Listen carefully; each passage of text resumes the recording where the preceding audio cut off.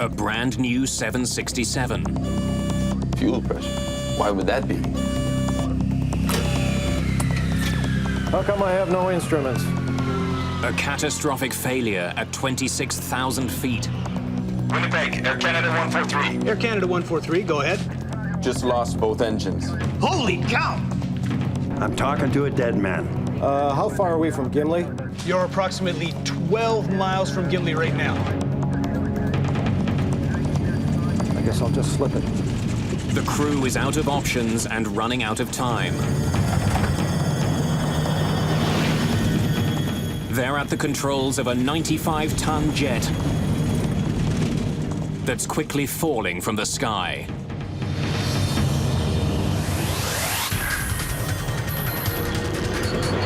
Mayday, Mayday.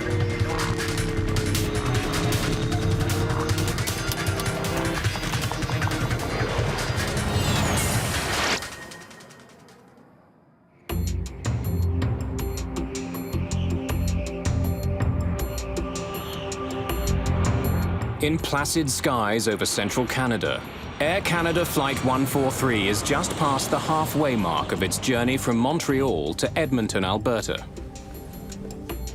Good evening, ladies and gentlemen. This is your first officer. The plane is carrying 61 passengers and 8 crew members. Beautiful day. Clear, temperature of 24 degrees Celsius. It's July the 23rd, 1983. There, that's coming along, huh? Rick Dion is an Air Canada maintenance engineer. I was going to Edmonton with my wife Pearl and my young son Chris, who was 4 years old, and this was the beginning of a 2-week vacation for us, and we were all pretty excited about going on this new airplane. Compliment of the captain. Oh, hey, Rob, thanks. Whenever you want to come up to the flight deck. This was my first flight on a modern 767, as the company had just acquired them. I'll be back in a minute, okay? I was interested in going to the cockpit to see all this new technology fit in with the work that I did on aircraft. The captain on this flight is Bob Pearson. He's 48 years old, and he's spent more than 15,000 hours in the air. His first officer is Maurice Quintel, who has more than 7,000 hours of flying time. Come on in. Pardon me, gentlemen? Rick. I knew Bob Pearson from the small flying club that I attended in St. Lazare, and he was actually one of the local pilots there that used to do some gliding, and he also flew the ultralight lasers. We had departed heading northwest, a nice clear sunny day in July. We're flight plan at 39,000 feet. There were a few airplanes that flew that high in 1983. And we requested 41,000 feet, which got us further above the jet stream out of the west. The crew may have accumulated a lot of hours in the air, but very few in this plane. It's Boeing's latest and most advanced wide-body jet, the 767. An army of microprocessors in the belly of the plane automates so many functions that the flight engineer's job has been eliminated. This is one of 4 767s that Air Canada has recently acquired. The plane itself has only 150 hours on it. Quite a difference here, huh? Oh, yeah. Reset on and start here. The cockpit is different in that all the old instrumentation that we're accustomed to, mostly that was all gone. It was all CRT display, like small TV screens. It was a new high-tech airplane, which involved quite a change for the crew and the maintenance personnel, people handling it. This was a new aircraft for both the captain and I. At the time, I had 75 hours on that airplane, so everything was new for me. Pilots and maintenance crews are both still getting to know this airliner. Well, then we get that same condition. Captain Pearson explains to Dion how he handled a small problem with the engines on an earlier flight. Comes back down to low stage, and we just carry on. You know, that brings up an interesting... Fuel pressure. Why would that be? Whoa. A warning alerts the crew to critically low pressure at one of the plane's fuel pumps. Something's wrong with the fuel pump. The 767 has 3 main fuel tanks, 2 in the wings, which are always used, and 1 in the center, only used on long-distance flights. Electric fuel pumps draw fuel from each tank and feed it to the plane's 2 engines. The low-pressure warning could mean that one of the pumps needs maintenance, but it could also be a more serious issue, a lack of fuel to be pumped. Left forward fuel pump. It's just a bloody pump failing, I can tell you that. Another low fuel pressure warning sounds, this one from another fuel pump on the plane's left side. Pearson's flight management computer tells him he should have plenty of fuel for the remainder of the trip. The 767 also has separate digital fuel gauges, but on this flight those gauges are out of service. The warnings don't make sense. It got a little more interesting when the second fuel boost pump light came on for that tank, which was the left tank. This seemed quite abnormal, that 2 pumps would fail in a brand new airplane. We had some kind of a problem that we didn't understand. What would your assessment of that be? My own personal thoughts? You might be low on the left tank. I used to be involved with transferring fuel, and I know that when you're trying to empty a tank, it'll start flashing periodically, and then the pump will reprime, and then the light will go out. In this case, it appeared to do exactly the same thing. Captain Pearson knows that if the left tank is running low, the right tank may be low as well. Let's head for Winnipeg. Now. Pearson wants to land as soon as possible in case he is running out of fuel. The crew is still more than 700 miles away from their original destination, Edmonton, Alberta. The nearest major airport is Winnipeg, Manitoba, a mere 120 miles away. We're showing lots of fuel on board our flight management computer and 3 normal fuel checks, cross-checked with our fuel on our flight plan. So we elected to divert the flight to Winnipeg, where Air Canada has a main maintenance base. Winnipeg Center. Air Canada 143. Air Canada 143, go ahead. Ron Hewitt has 20 years' experience as a radar controller. Yes, sir, we have a problem. We're going to requesting direct Winnipeg. Air Canada 143 cleared. Take position, direct Winnipeg. You are cleared to maintain 6,000, descent, your discretion. Send to 6,000 his discretion, and that was it. He didn't tell us what the problem was, and it's none of my business. Give him what he wants, get everybody out of his way. That's about what we do. Okay, we're out of 410. Pearson now begins to descend from 41,000 feet. Oh, man. They're all going out, eh? The low-pressure warnings are spreading to more and more of the fuel pumps.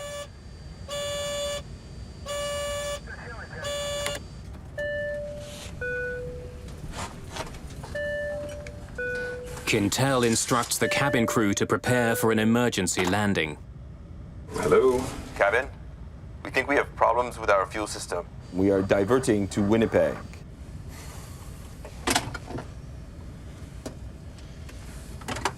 All flight attendants to front galley, please. I hope this is just false warnings. Rick, can you think of anything we haven't done? No, I can't, Bob.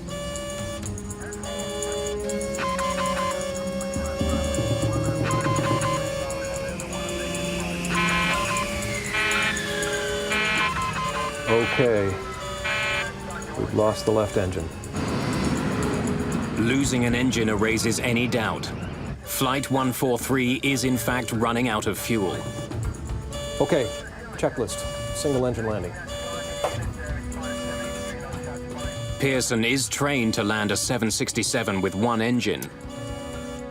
No one has ever tried landing with none. He scrambles to get his plane down so that he doesn't become the first. With only 1 engine powering Air Canada Flight 143, and with the possibility of the other engine shutting down, the crew prepares the passengers for the worst.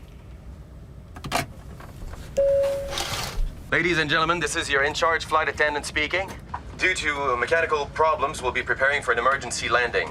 Please return to your seats and fasten your seat belts. Your crew is fully trained to deal with the situation, and as you may have noticed, some crew members have already started to prepare the aircraft. I had no idea, like the rest of my crew members, that there was a problem with fuel. I had no idea why we were going to Winnipeg. Approach and landing. Flaps will be 20. Right. Ground flap override. As they're doing that drill, the right-hand fuel pump low pressure light was flashing as well, much like it did on the left. They were quite busy carrying out the first engine out, not watching the pump lights, which was right at my eyebrow, so I kind of knew that that one there was going to shut down too. What was that?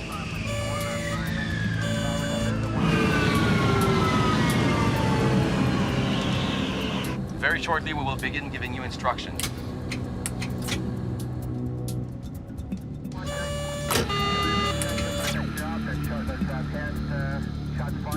How come I have no instruments? Our beautiful colored engine and flight instrument displays simply went black. Ladies and gentlemen, please remain calm. Please follow our instructions. Refrain from smoking and put your chair back in the upright position. Secure your seatbelt tightly against your hip. It's exactly what Pearson had feared. He's lost both engines. At 26,500 feet, still 75 miles from the nearest major airport, he's out of fuel. Winnipeg, Air Canada 143. Air Canada 143, go ahead. Just lost both engines. When both engines shut off, I think he said, "Holy, I'm talking to a dead man." We were trained in the simulator to handle a single engine failure. We had never practiced, and I don't believe most pilots ever get the chance to practice total engine failures. 143 just lost their engines. It's highly unlikely that anybody's going to survive this, because I could see them trying to make a turn and spinning in. An airplane's engines not only provide thrust, they also generate the power needed to manipulate the plane. It would be completely uncontrollable, but modern airliners are like a Swiss Army knife with one last blade hidden away. In the event of a loss of power, they automatically deploy the RAT, or ram air turbine. It's spring-loaded, and the propeller that drives this small hydraulic pump is about the size of a propeller you would see like on a little Cessna 150. And this arm catapults down into the slipstream. This propeller starts to turn, drives this hydraulic pump, and it gives you basic systems. I was pretty quiet, flying without motors. Pearson knows that time is running out. He needs directions to the closest landing strip. 143, this is a Mayday, and we require a vector arm to the closest available runway. 143, we copy that all okay. But the loss of the plane's engines has had an unexpected consequence at air traffic control. They're gone. They were right here. We've lost him. He's dropped off the screen. I need primary radar.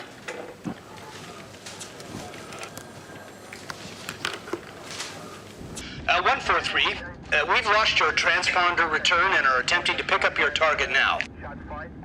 We work on transponder, it's called secondary radar. We take the pilot signal to paint the aircraft.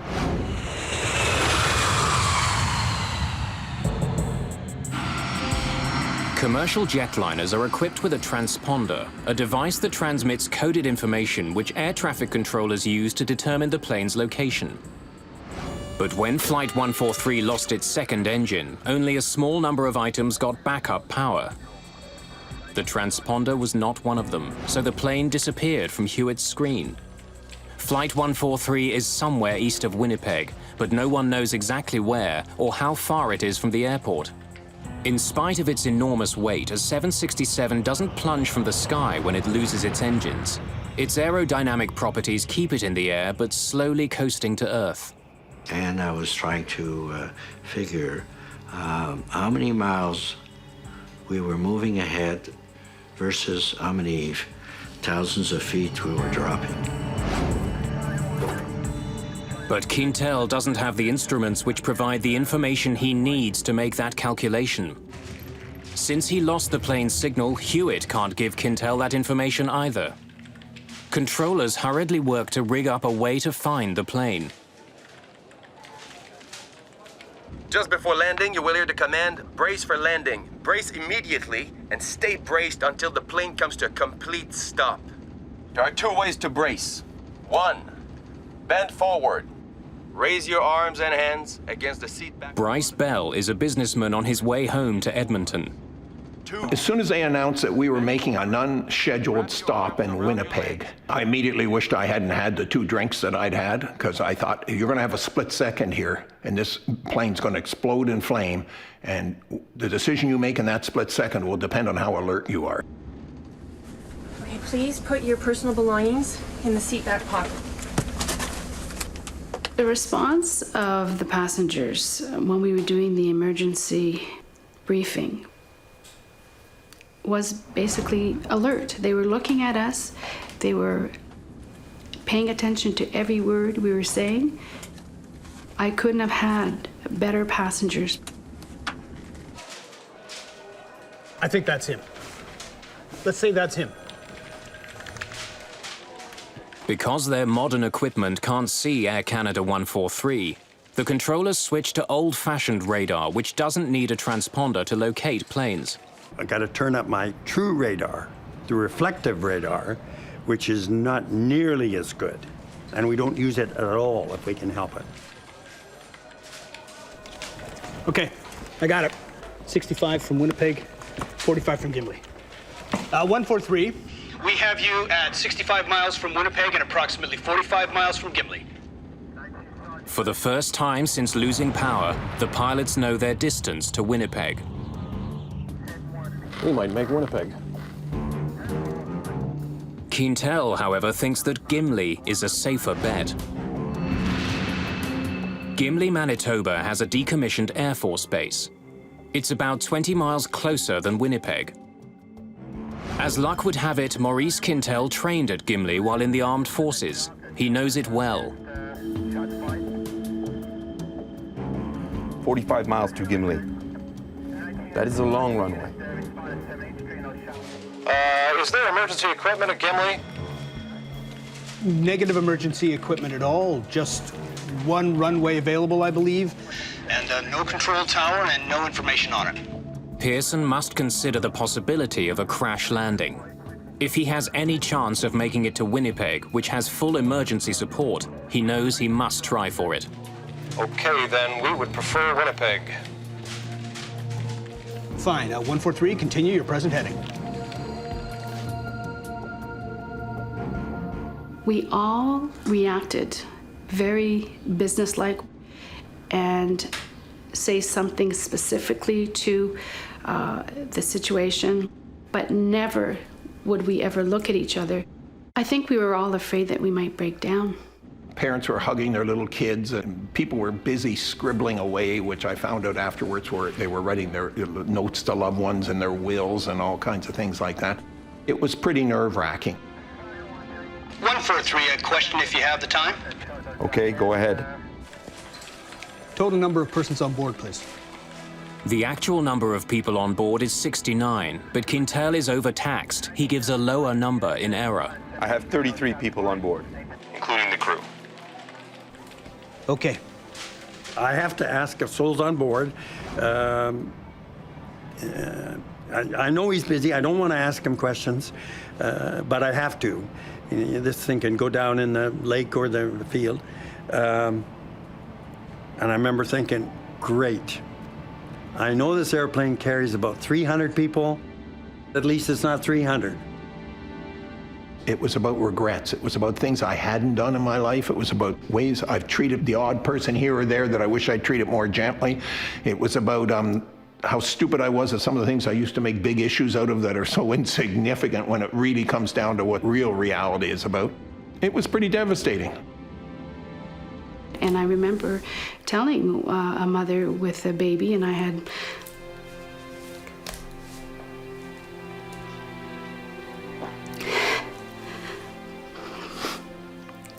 my daughter Victoria, and telling this woman that it was going to be okay. And I did it.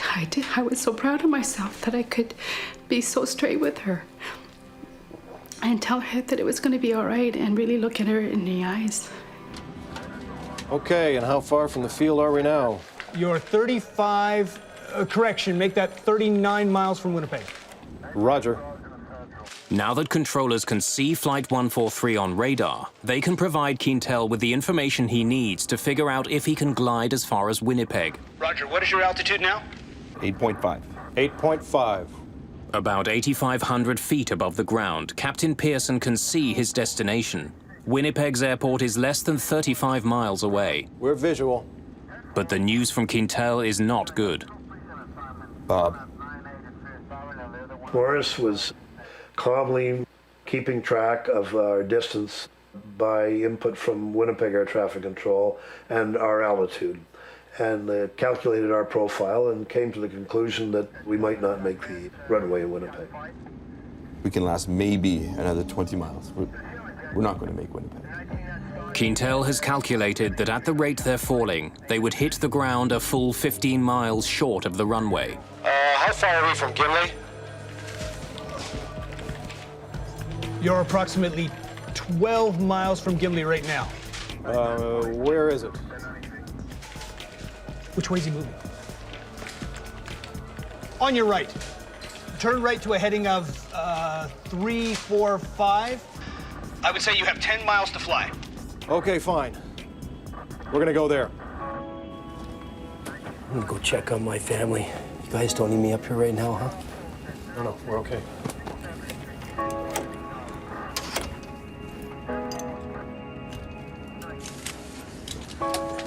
Don't worry about it. It's okay. They got it under control.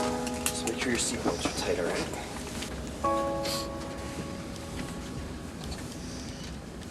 When I went finally to sit down in my seat, this is where I thought, wow, you know, this is it.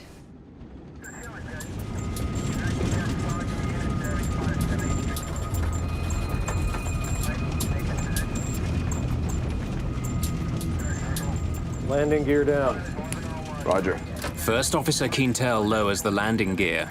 Because there's no hydraulic power, Quintel does what's known as a gravity drop, letting the gear's own weight drop and lock it into place. The two main gear are heavy, they fall immediately, and two green lights confirm they've locked. But the nose gear is lighter, it doesn't lock. We could hear the main gear clearly, falling and locking. I was not aware that the nose gear was not down and locked. It was sort of a last minute, and if it's something that you cannot control, you don't talk about it, you don't mention it, you know. The main thing was bring the aircraft on the runway. 5 miles to touchdown. Roger. We have the field in sight. 5 miles from Gimli, Pearson and Quintel finally see a runway they can land on. But there's a problem. We're too close, huh? It's going to be too steep, too fast. Yeah, I know. Pearson is almost at the runway, but he's much too high above it. If he comes down at a normal descent rate, he'll miss the landing strip. But if he comes down steeply, his plane will gather a dangerous amount of speed. He won't be able to stop before the end of the runway. The normal approach, we have leading edge and trailing edge flaps, which allow us to slow the airplane down and fly at a slower speed safely. We did not have those flaps as they run off the main hydraulic system. So what are we gonna do? So we discussed, we had two possibilities. One of them was to do a 360-degree turn and lose the excess of altitude. On the other hand, I thought it would take about 3 minutes, and we were already descending at the rate of 2,500 feet a minute. Only about 3,000 feet above the ground, the plane doesn't have enough altitude to make a full circle. It would hit the ground before making it back to the landing strip. Pearson chooses a second option. Well, I guess I'll just slip it. Pearson decides to try a maneuver called a side slip, practically unheard of on commercial airliners, but sometimes used by glider pilots. And Bob Pearson has a lot of experience flying gliders. I'm just going to slip it down till we're almost down at the runway, then I'll straighten it out. Okay. Side slipping involves what's known as crossing the controls. Here we go. Pearson plans to force the aircraft into a sideways freefall, allowing it to drop quickly without increasing its forward airspeed. Pearson has never actually performed a side slip in a glider, but he's attempting one now in a Boeing 767. The only way that I could control our speed and our descent profile with the runway was to induce drag in the fuselage by cross-controlling the rudder and the elevators on the tail and the ailerons and the wingtips, and cause the aircraft into a crab configuration. Then I can vary that to increase or decrease our speed or increase or decrease our descent rate. Pearson controls the plane's descent by using his rudders and ailerons to change the angle of the plane. Crossing the controls involves tipping the wings in one direction, but turning the aircraft in the opposite direction, pushing it sideways into the oncoming air. As Flight 143 begins to drop towards the Earth, Quintel is about to discover something he did not expect.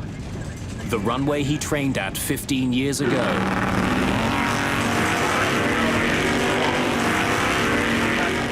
is no longer a runway.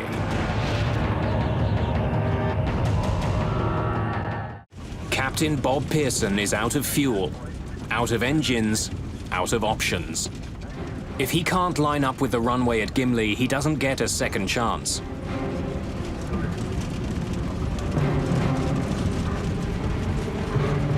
Pearson turns the yoke left and pushes the rudders to the right. The plane slips to its left. We're sitting in the center, which is the heart of the airplane where it starts, so it's pretty solid there. I thought there's a real good chance here that we'll be all right.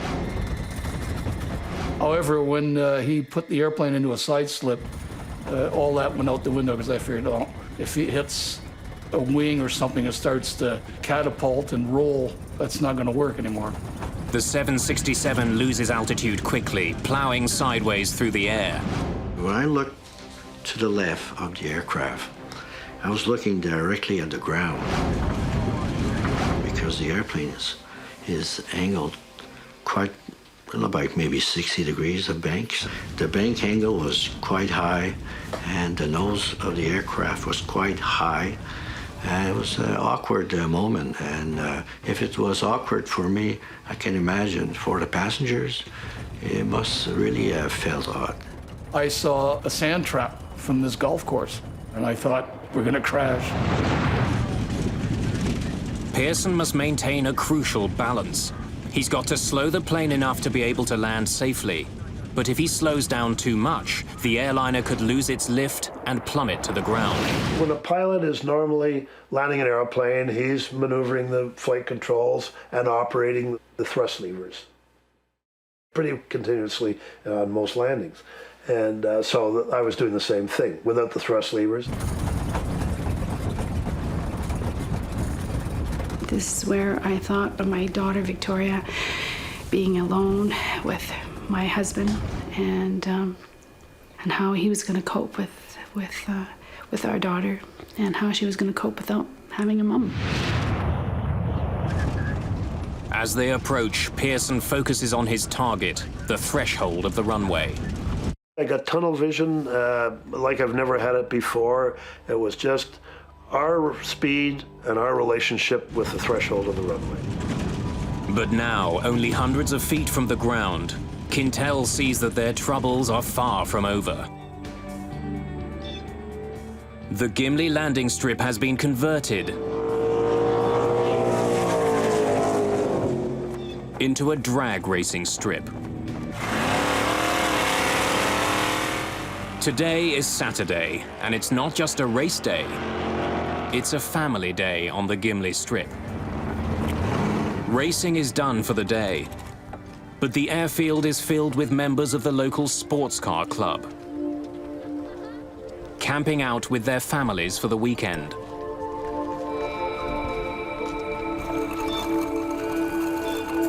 Two children have decided to pedal the length of the runway. They don't hear the plane coming for them. Without engines, it's silent. And one thing the 767 doesn't have is a horn. Brace! Brace for landing!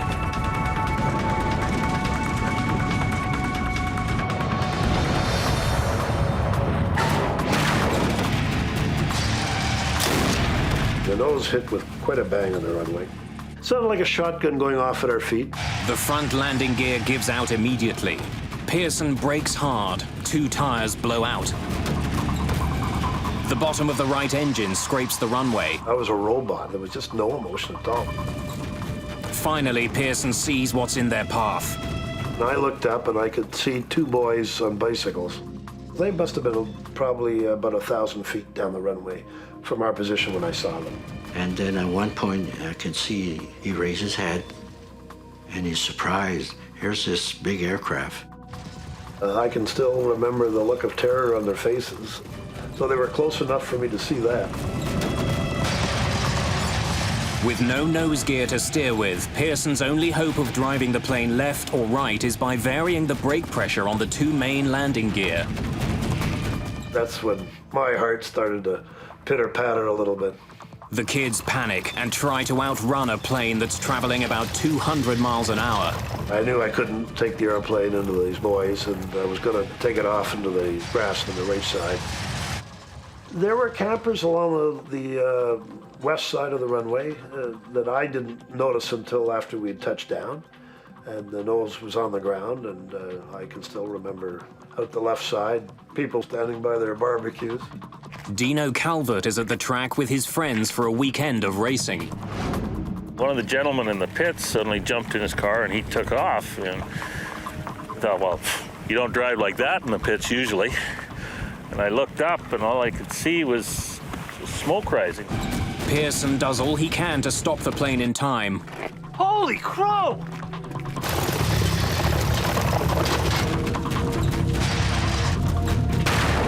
The plane plows into a guardrail installed down the middle of the runway. Smoke, Bob.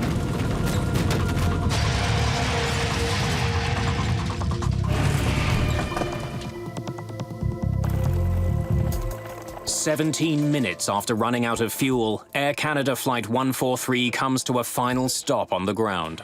Yeah? You okay? Somebody yelled, Yahoo! Or something, and then people started applauding. And we were so grateful. We made it.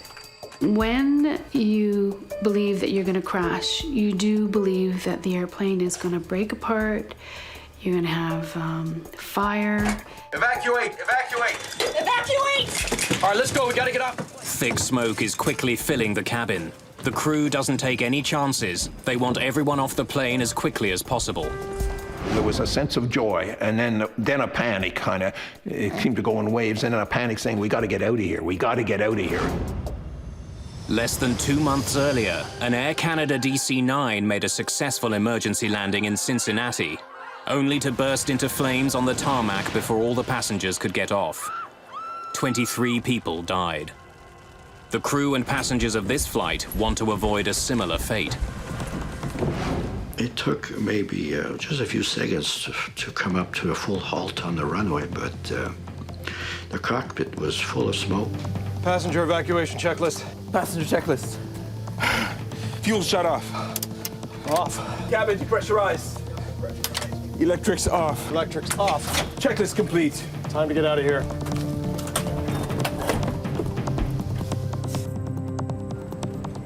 Come on, guys, get some fire extinguishers. We grabbed the fire extinguishers on our way, and you never go to a fire at a racetrack without having a fire extinguisher with you. And we ran up towards it. The doors open up, and you see the chutes come out, sort of like a spider growing legs. The plane ended up eventually standing almost what appeared to me to be almost on its nose. When I opened my door and I saw that the chute was so steep, I thought, oh my goodness, how do I get these passengers to go down? Due to the nose-down angle of the plane, the two rear slides don't reach the ground. 10 people are slightly injured during the evacuation, most of them coming down the steep rear slides. I heard on the west radar frequency, he said, one of the 767 says, he's down okay, he's in one piece, and that's when our cheer went up. I said, okay, because all of these people were going to sleep in their own bed that night.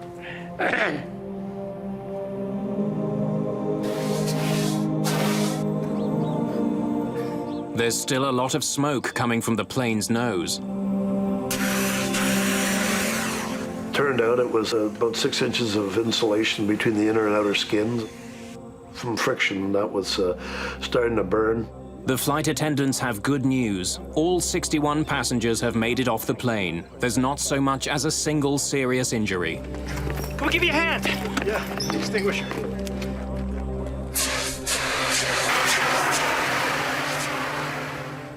Bob Pearson has done what no one has done before. He's safely landed a 767 with no engines, gliding to safety for more than 26,000 feet.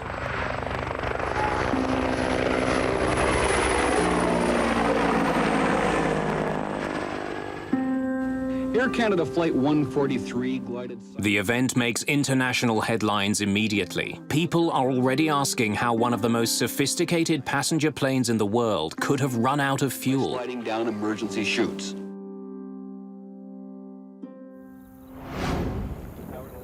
By the next day, the investigation has already begun. Bill Taylor and Diane Rochelot of Canada's Aviation Safety Bureau are among the first investigators at the scene. I was a junior mechanical engineering at the time. I had been working for Transport Canada for a year. Going to the field for the first time was very exciting. It was new. It was a major aircraft. Once we got into the fuel quantity indicating system, I actually left Diane to deal with the specifics of the computer system. First, Bill Taylor needs to confirm what everyone has been telling him, that the plane is out of fuel. Investigators drained the tanks, collecting less than 17 gallons of fuel. The 767 can hold almost 24,000 gallons. It's like having 5 tablespoons of fuel in a mid-sized car. Taylor next needs to examine the possibility that the fuel leaked out during the flight. The other checks involve looking for any evidence of fuel having been lost. I even went so far as to go into what they call the dry bay of the aircraft. I'm a bit claustrophobic, so I really wasn't too enthused about going up in there, but I crawled up and had a look around with the flashlight and confirmed that there was no evidence of fuel having been lost in there. That leaves Taylor with only one conclusion. Flight 143 took off without enough fuel. Now investigators need to find out why. It's in one piece. Diane Rochelot begins looking for the answer to that question in the plane's sophisticated electronics bay, located beneath the cabin. The 767 was a newer type aircraft, and it did have a lot of computerized system, and I guess back in 1982, these were coming onto the market at a fast rate, and they were newer types of electronic system. Rochelot confirms that a computerized unit, the digital fuel gauge processor, had been malfunctioning on this plane. There was no spare in Montreal, so it couldn't be replaced. Rochelot takes the component for testing. It was decided early on that the unit, the fuel processing unit, would be taken to the manufacturer, Honeywell, in Indianapolis for testing. And I was tasked with taking the unit. So we went through all the testing procedure. And then at one point, we did discover that there was a malfunction with the unit. During the testing, we went more and more in depth, and we found out that one of the circuit, it's called an inductor coil. It was a very, very small part, and it was encapsulated at manufacture, and encapsulated means it's covered with plastic. You cannot visually see it because it's now covered with plastic, and you can't see the inductor coil itself.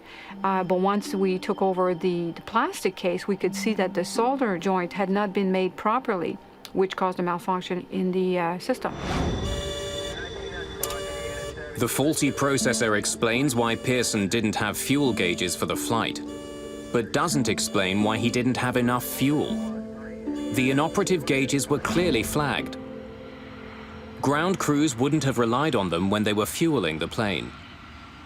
Investigators confirmed that the ground crew did perform a manual check of the fuel before takeoff. We just need to know what you did next.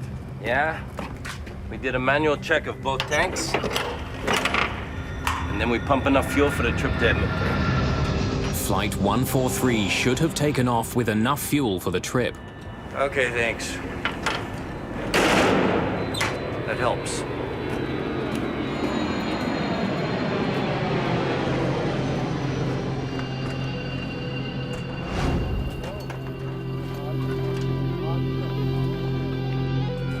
Investigators now have to figure out how one of the world's most advanced jetliners took off with half the fuel necessary for its flight.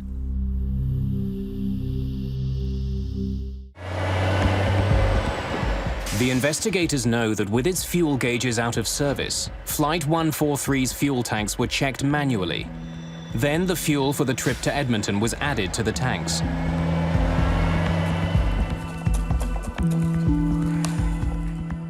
But before the plane could be given more fuel, a crucial calculation had to be carried out. Pilots need to know the weight of the fuel on their plane. But fuel trucks pump jet fuel by volume.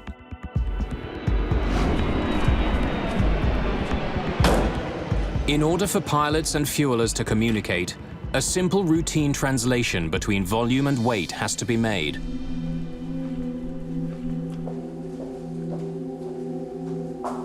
Thank you.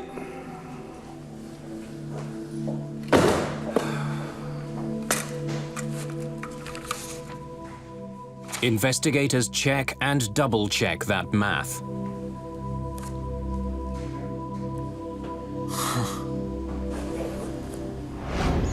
The fueling records from the day of the accident provide the answers they've been looking for.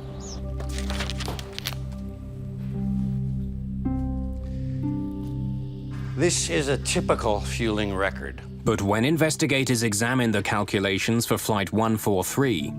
And this is from Flight 143. They look anything but straightforward. The document clearly shows the amount of fuel in the right and left tanks, but investigators are troubled by two particular numbers. One converts volume to kilograms. The other converts it to pounds. He shouldn't have been using both. So did you convert to pounds or to kilograms? To pound? Oh, to kilo. Can I see that again? Further interviews with the technicians and crew reveal that the events on Flight 143 now I don't know what I did. Were caused by human error involving poor calculations and ultimately inadequate training.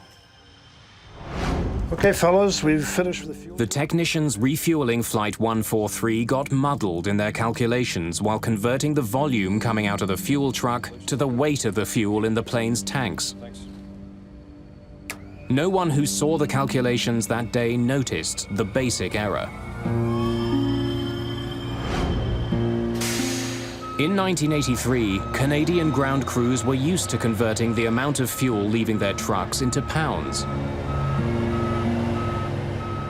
The 767 was the first plane in Air Canada's fleet to have metric fuel gauges.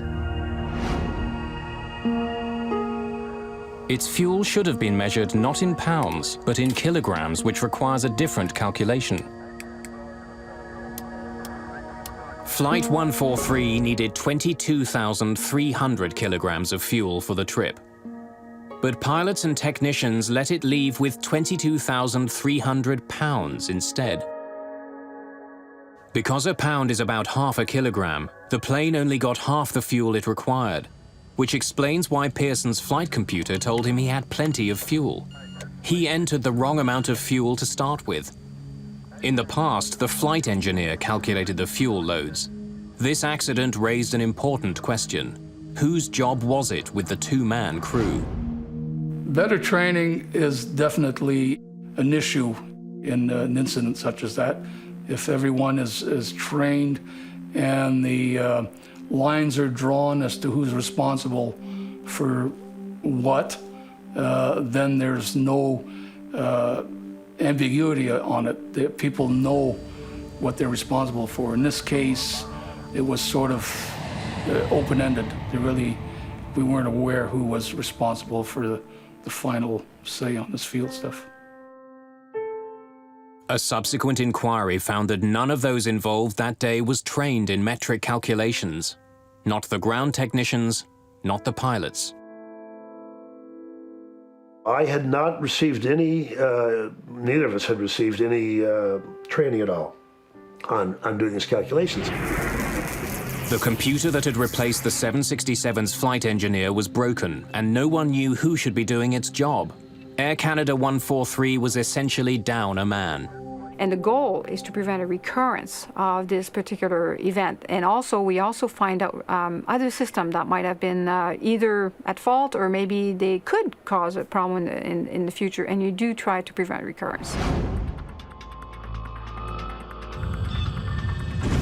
All right. It took a string of mechanical and human failures for Flight 143 to run out of fuel. But another failure that day may have saved some lives. If the plane's nose gear had not collapsed, it would have taken Pearson much longer to stop. The plane could have slid into the people who were at the strip that day, which would have had catastrophic results. There could have been more injuries or even loss of life.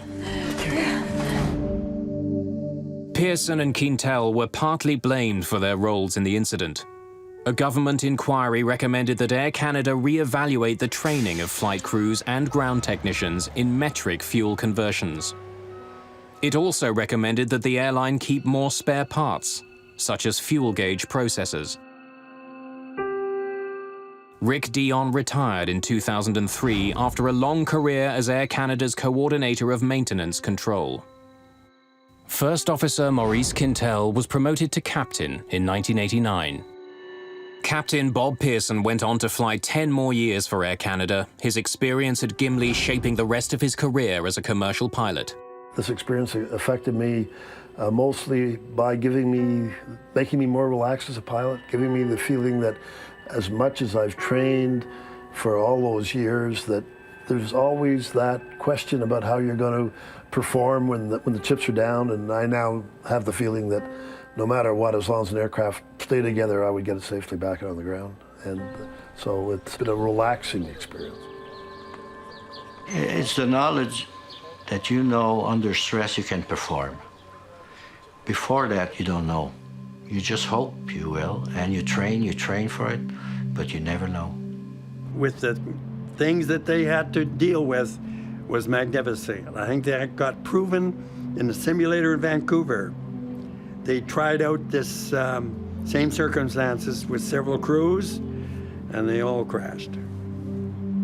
Probably the most important thing that came out of it was a realization that when something new is introduced, special attention and training needs to be accomplished for people to be aware what they're dealing with. When we had landed and the airplane was all in one piece, I thought, wow, I got another chance to fly again.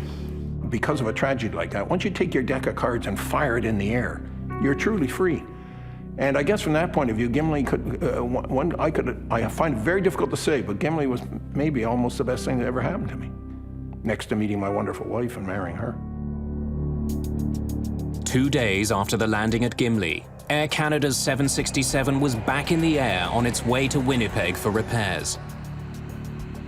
A quarter century later, that same plane is still in service, and it still carries the nickname that Bob Pearson earned it, the Gimli Glider.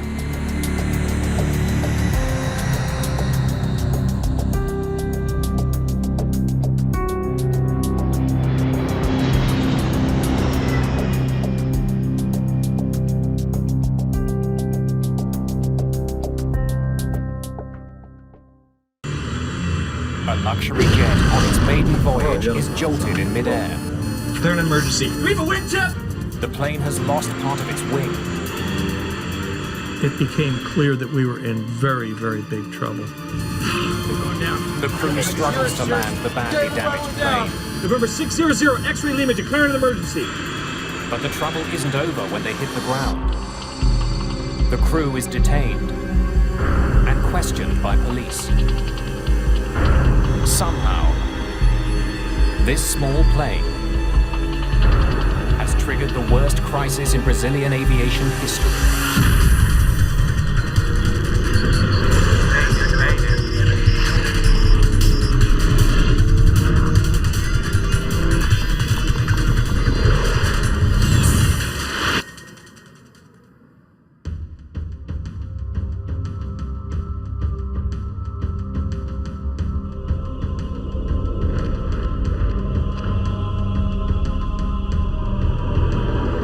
September the 29th, 2006, in São José dos Campos, Brazil.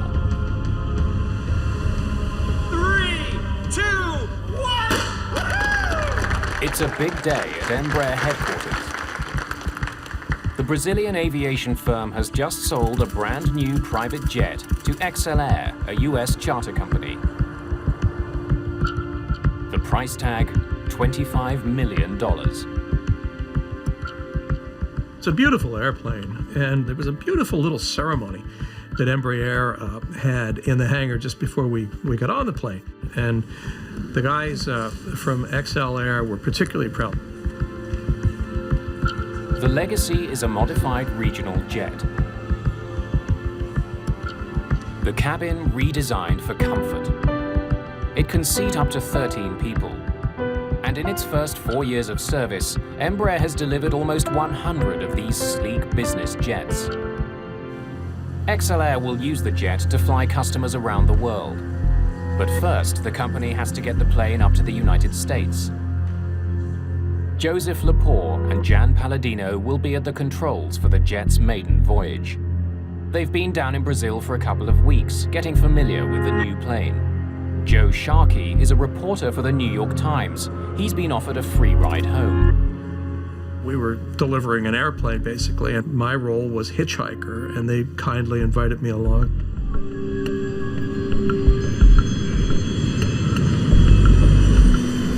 The Legacy jet is heading to Manaus in northern Brazil, a stopover on its way to New York. Half an hour after takeoff, the Legacy is flying over the heart of Brazil. The countryside stretches out below. The view out of the window is spectacular. I glanced out and I was amazed. Just to the horizon, nothing but treetops. And I just remember how pretty it seemed. At 10 minutes to 4 in the afternoon, the Legacy jet makes contact with controllers at the Brasilia Area Control Center, still nearly 100 kilometers away. Brasilia, November 600 X-ray Lima, flight level 370, good afternoon. Race altitude 3952, race altitude 329. Yes, Roger. 75% of the country's air traffic is handled by the controllers in this room. The traffic volume is larger than in any other control center in the country. One of the many planes they'll be dealing with today is the Legacy jet. Every flight that's handled by Brasilia ACC appears on computer screens as a small circle moving in the direction of the plane. The computer also displays the plane's actual and planned altitudes. November 600 X-ray Lima. Squawk ident. Roger. Palladino sends out a November signal. 600 Controllers use it to confirm that the data on their screen is coming from the plane they Radar think it is. surveillance. Radar surveillance.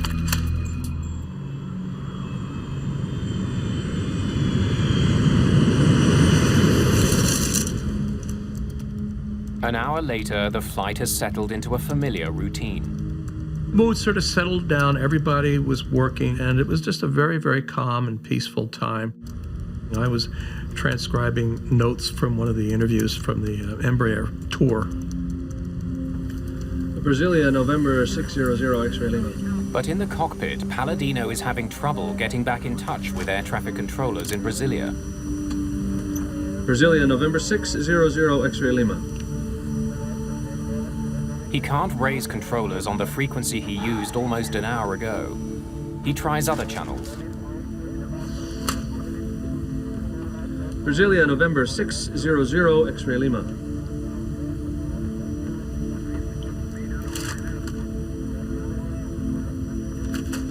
Brasilia, November 600 X-ray Lima. November 600 X-ray Lima. After 12 attempts, Palladino finally gets in touch with Brasilia ACC, this time with a different controller who provides radio frequencies for future contact. Contact 123.32. 26.5. I'm sorry, I didn't get the last two. Sorry, say frequency one more time for November 600 X-ray Lima. The Legacy loses radio contact again. Brasilia, November 600 X-ray Lima. As the pilots try to restore communication with Brasilia, the plane continues to power through the sky. It's just minutes before 5 o'clock.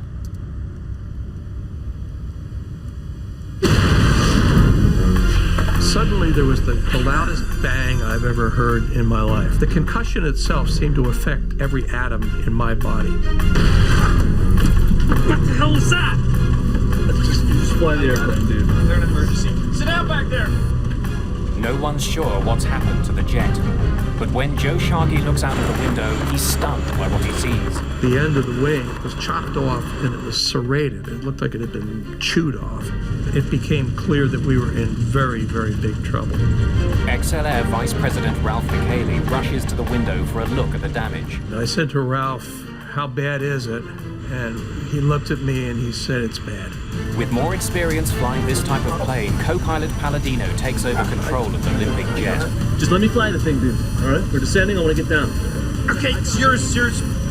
The crew still can't make contact with controllers. November 600 X-ray Lima, declaring an emergency. Do we have a wingtip? No. The entire tip of the Legacy's wing is breaking up. That affects airflow and is making the plane hard to control. Yeah, doing okay? As the plane begins to descend, passengers in the back are worried that the damaged wing is getting worse.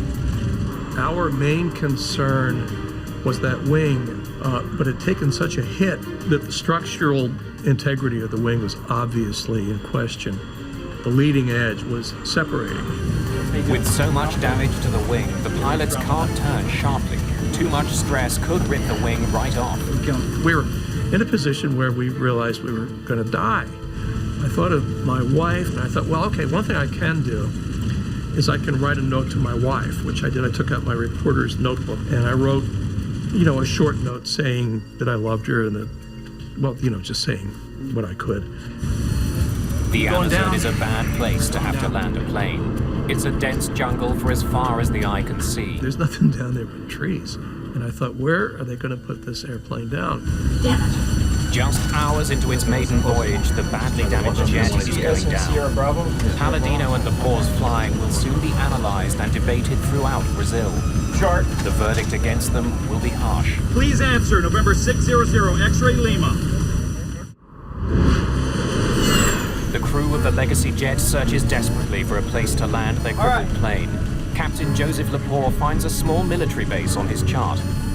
November 600 X-ray Lima, we have an emergency. State your emergency. November 600 X-ray Lima, declared an emergency. We need to land at Sierra Bravo Charlie Charlie. Is that your airport? Affirmative. Do you know how long your runway is? 2600 meters. Stand by. 2600, that's good, right? 8,000 feet? Okay, we're coming in. We're declaring an emergency. This is November 600 X-ray Lima. Did you see something? Something hit us. 2,600 meters is more than long enough to land the Legacy, but the crew doesn't know how the plane will respond when it touches down. The canopy of green, there was a slash of brown, 2 miles away. I heard Joe say, "There's an airport." Sierra Bravo, we see you. We're coming in. Finding an airport was a stroke of luck, but the crew's troubles are far from over. Now they have to get the damaged jet safely on the ground. Palladino and Lepore can't configure their plane for a routine landing. Hold it, let's dump the flaps at the top of the flare, right? So give me 9 on the flare. 9. Extending flaps increases the size of the wing. Since a bigger wing can generate more lift, pilots can slow down to land. You good? Yeah, I'm good. With all the damage they've sustained, the crew doesn't want to put too much pressure on their wing. They won't be able to extend their flaps until the last moment. They'll have to land faster than usual. Yes, everyone sit down back there. When you land under those sort of circumstances, you're landing faster than you normally would. And you get a real appreciation of just how fast an airplane is actually moving, because you're coming down like gangbusters. I see these trees now, at ground level, just sort of, they look almost like a movie with one of those moving backgrounds. And I'm thinking, I hope this runway doesn't run out. You got it. Palladino hits the brakes hard. Good. Good. You got it. Hold it. Then finally the plane begins to slow.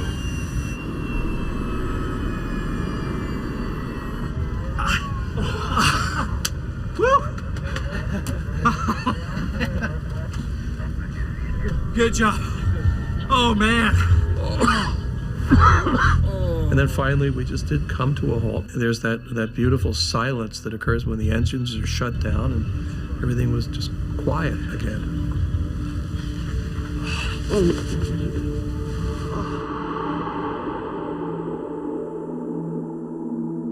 For more than 25 minutes, the business jet had flown with part of its wing torn off. There's also damage to the plane's tail. Somehow, high over the rainforest, something tore into the plane.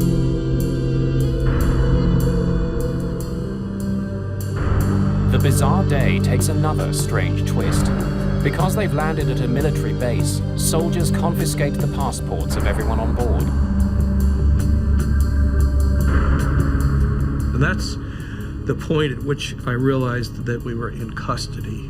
I don't think the others on the airplane had the immediate sense that this was a custodial situation. Along with the two pilots, the jet's passengers are taken to the nearby airbase.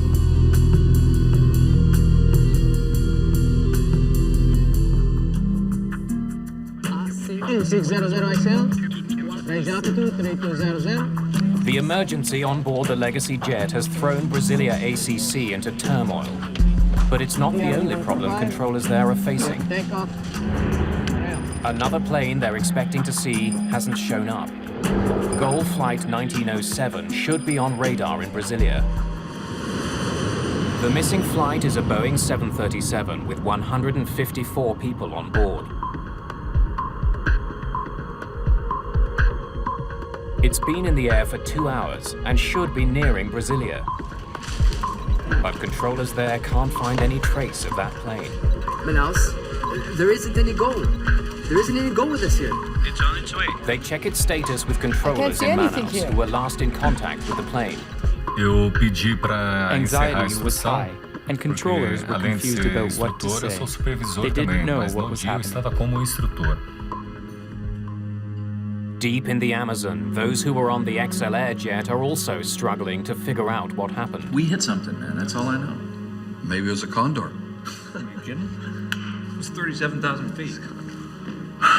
Well, maybe it was a military jet. No, I think the plane must have exploded and we flew through the debris field. There would have been more impact. As they're trying to piece together the day's strange events, the group gets some shocking news.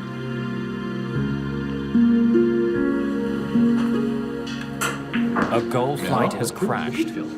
It's the plane that's been missing. I just heard the 737 went down in the Amazon right where we were.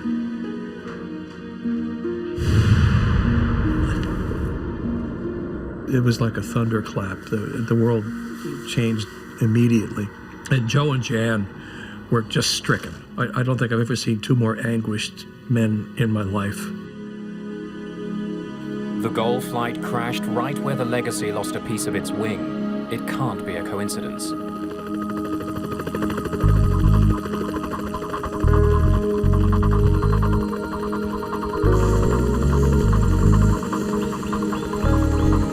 Approximately 100 kilometers from the military base, the wreckage of Gull Flight 1907 has been found. The greatest difficulty involved the fact that the plane fell straight down. When it hit the ground, the trees covered it up, making it hard to get to. The shattered remains of the plane litter the jungle floor.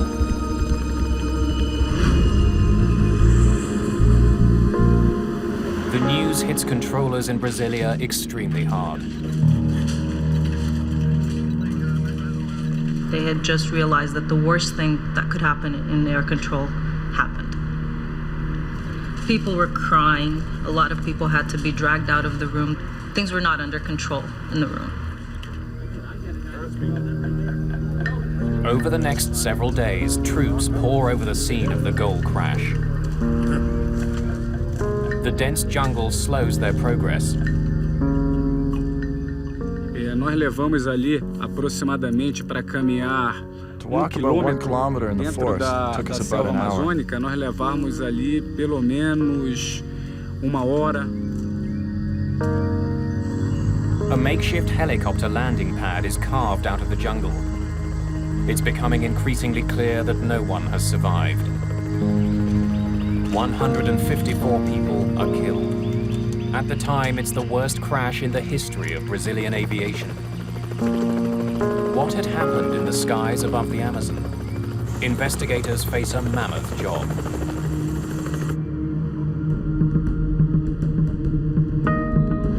Colonel Rufino Ferreira is in charge of the investigation into the Gull crash. An investigator always has to keep an open mind. You can't start with any preconceived ideas. When we arrived at the location of the accident, the only thing we knew for sure was that we had found the plane that was missing. The wreckage of the Gull jet is spread over more than 2 kilometers. The widespread debris tells investigators that the plane ripped apart before crashing to the ground. A aeronave, ela se desintegrou durante a queda. The aircraft disintegrated during the fall. It hit the ground in pieces.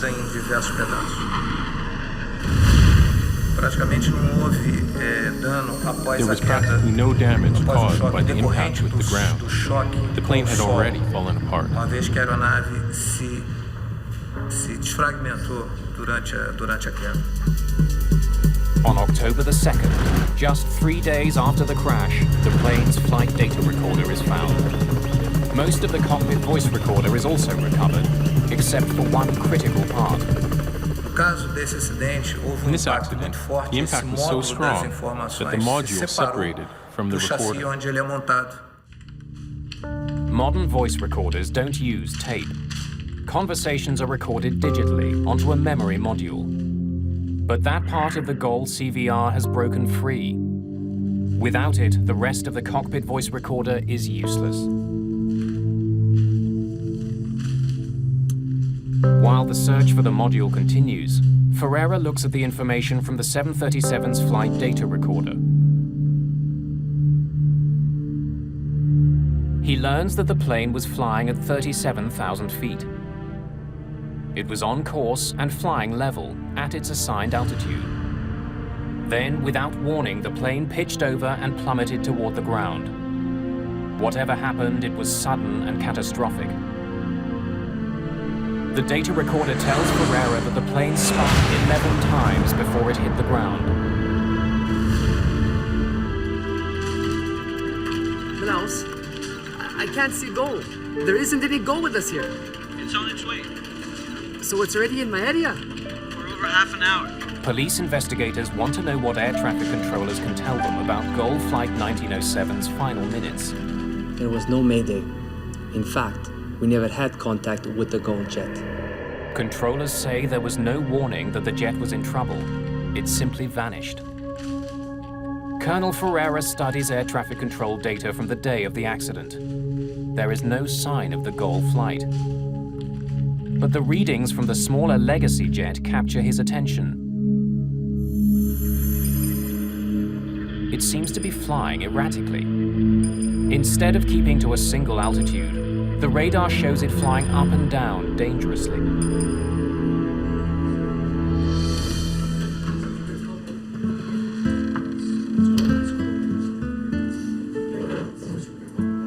Perhaps the private jet pilots were testing out their new plane by climbing and descending quickly. They may have collided with the Gold jet as a result of their reckless flying. When that information leaks out to the country's newspapers, it makes front-page news. The population thought it was unjust that a smaller aircraft was able to make an emergency landing while the larger aircraft with 154 people just fell into the Amazon and everyone died. Neither Lepore nor Palladino are officially charged, but they are confined to a hotel room in Brazil while the investigation continues.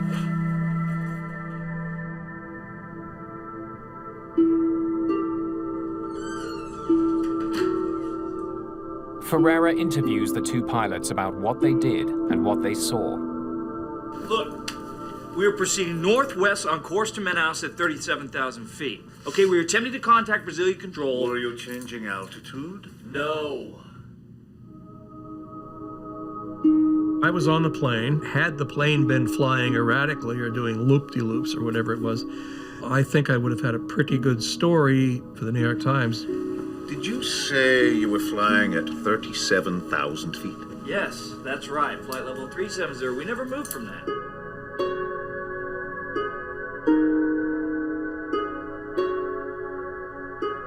When he reviews the information from the Legacy's flight data recorder, Ferreira confirms the pilot's story. Although the ground radar shows the Legacy flying wildly, the data from the plane shows that it didn't change altitude at all. But there is something shocking about the Legacy's path. The business jet was flying north to Manaus, the Gold flight south from Manaus.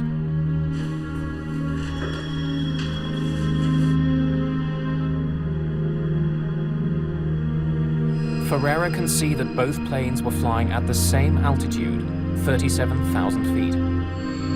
He makes a horrifying discovery. For some reason, the two planes were on a collision course. Air traffic is typically routed along specific corridors through the sky, essentially highways in the air. But planes traveling in opposite directions are supposed to be separated by at least 1,000 feet. The airway system, for instance, between Brasilia and Manaus is very simple. It makes airplanes fly northbound, maintaining even levels, and airplanes flying southbound, maintaining odd levels. But somehow, the Legacy jet and the Gold 737 were traveling down the same aerial highway in opposite directions. For long minutes, they were heading straight for each other. It seems more and more likely that the two planes collided.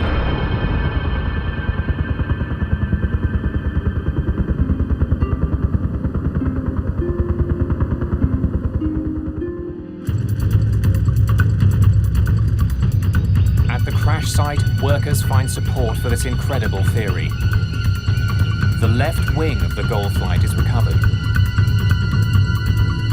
Investigators discover that about halfway along the wing, it's sliced clean through. None of the other wreckage is sliced this way. The precise nature of the cut tells Ferreira that this is not damage that was caused by impact with the ground. The damage on the left wing clearly shows that it was caused by a collision with another plane. The badly damaged wing would have sent the 737 into a spiral dive. The pilots would have had no way of controlling it.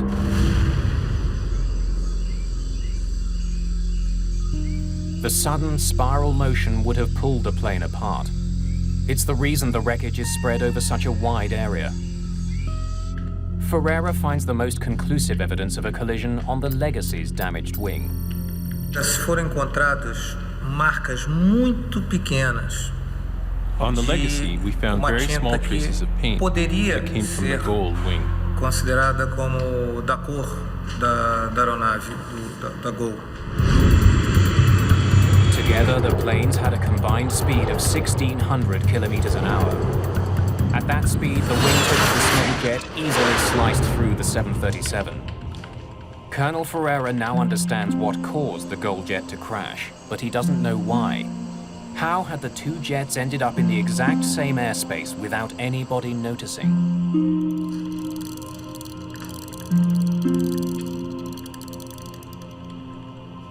Investigators in Brazil now realize that they are dealing with something very unusual.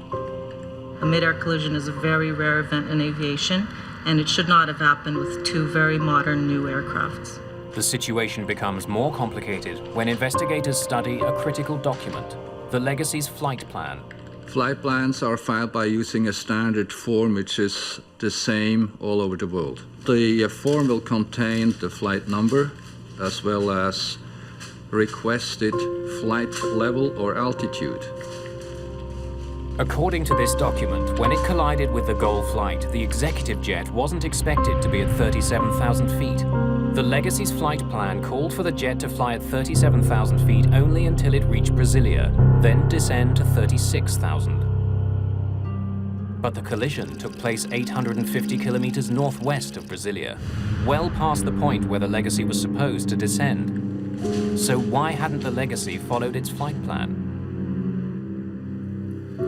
The flight plan calls for you to descend to 360 at Brasilia. Why didn't you? We weren't told to. Before we took off, we were cleared for 370 all the way to Manaus. That's what we did, sir. I don't know where you're getting the information from. Yeah, we followed the rules. We were not told to descend, and we did not descend.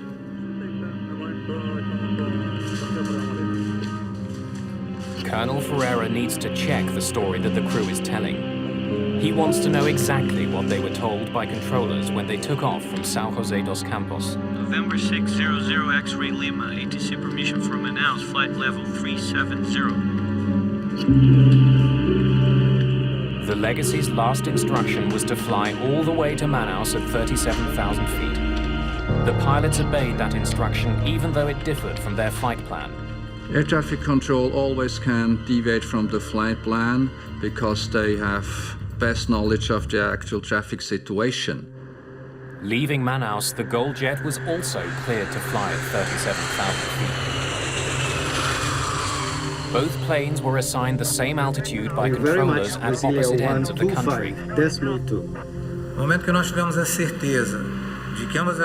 Once we were certain that both planes were flying at the same altitude, we knew for sure there would be a lot to investigate on the side of air traffic control. Ferreira turns his attention to conversations between controllers in Brasilia and the Legacy jet. The cockpit voice recorder from the Legacy gives investigators a remarkably detailed look into what happened on the private jet. The brand new Legacy jet has a state-of-the-art recorder that captures 2 hours of conversation. The CVR was probably the most important component in the investigation. November 600 X-ray At 10 minutes to 4, the crew is told to change radio frequencies and get in touch with the controller monitoring their flight. Change frequency to 125050. Decimal 1, I'm sorry, 12505, good day. Good day. At this point, the Legacy jet is approaching Brasilia, but the crew never receives any instructions regarding their altitude. Brasilia, November 600 X-ray Lima, level 370, good afternoon. November 600 X-ray Lima. When the Legacy overflew Brasilia at flight level 370, according to the flight plan, it should have been descending to 360, but air traffic controllers simply forgot to give the order to the Legacy to descend to 360. The pilots would have assumed they were meant to stay at 370, 37,000 feet. No airplane should ever change altitude without receiving instructions from air traffic control. To discover why controllers didn't give that crucial instruction, Colonel Ferreira takes a closer look at the technology used to monitor the traffic over Brazil. So, can you call up the Legacy jet screen for us? Na tela radar, nós recebemos a informação On de the radar velocidade, screen, we see the altitude altitude, speed, e o and the transponder transponder, que é o information of each módulo plane. alfa que nós chamamos, que é o código transponder da aeronave para a identificação de cada aeronave. Each flight has an individual code assigned to it that helps controllers track it. Underneath that, there are two separate numbers.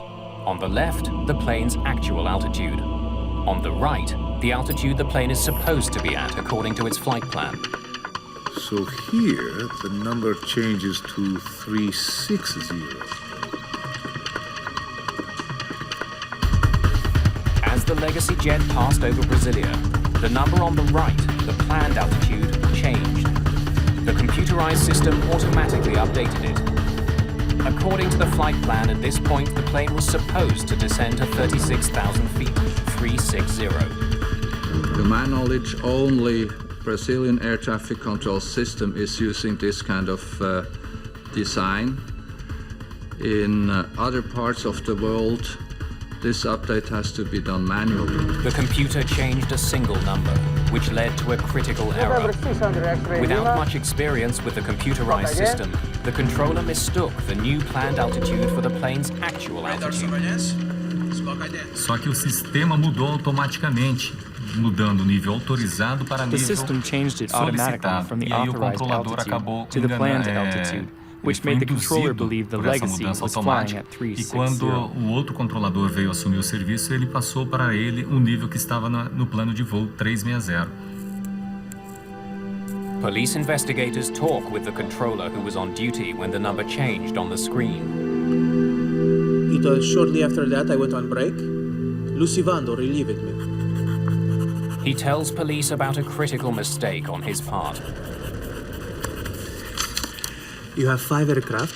The Legacy is at 360. Before leaving, he handed his flights off to another controller, telling him where he thought the Legacy was flying. I believe it was at 360, and that's what I told him. When the new controller took over, the one being relieved gave him the Legacy's altitude information according to the flight plan, 360. But the jet was actually flying 1,000 feet higher, right in the path of the goal flight. Colonel Ferreira studies transcripts of conversations on board the Legacy and finds that the crew was having their own difficulties during the flight. How much longer, guys? That's a good question, Ralph. The crew seems unfamiliar with some of the jet's advanced systems. Still working out the kinks on how to work this flight management system. Where's the one that gives us total time? My impression is that the pilots were trying to learn their aircraft systems during the flight. Investigators also uncover a breakdown in communications. Brasilia, November 600 X-ray Lima, flight level 370, good afternoon. November 600 X-ray Lima. After a brief conversation between the Legacy jet and Brasilia November ACC, 600 Colonel Ferreira Lima, notices Squawk something Ident. extremely unusual. Radar surveillance. Radar surveillance.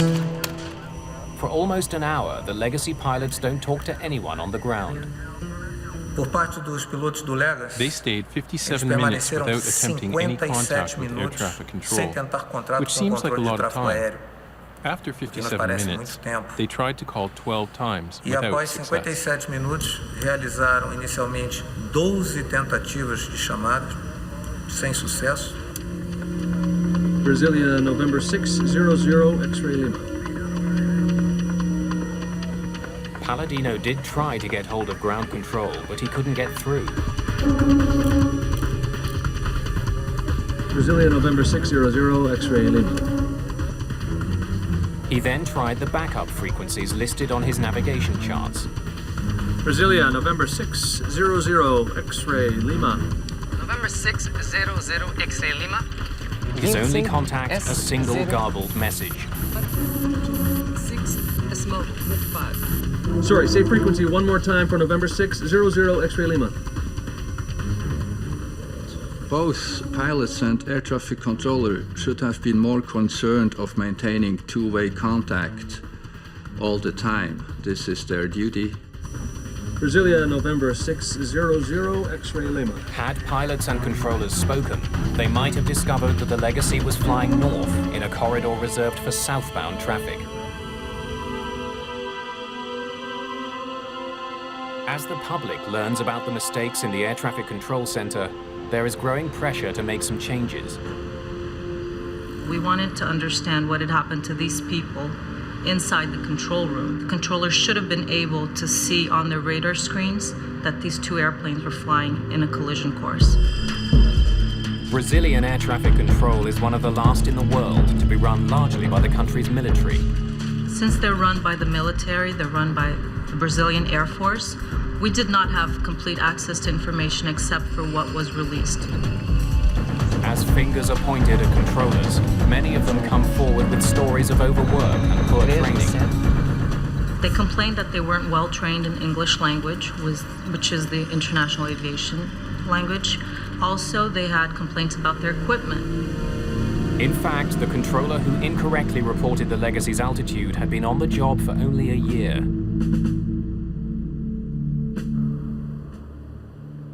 A valuable piece of the puzzle is still missing. Investigators still don't know what happened during the final minutes of the GOL flight. Soldiers have been scouring the Amazon jungle with metal detectors looking for the plane's missing memory module.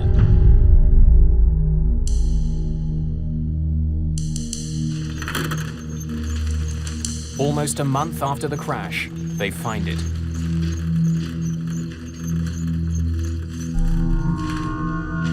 Colonel Ferreira hopes to hear some reason why the GOL crew wasn't able to avoid colliding with an oncoming jet.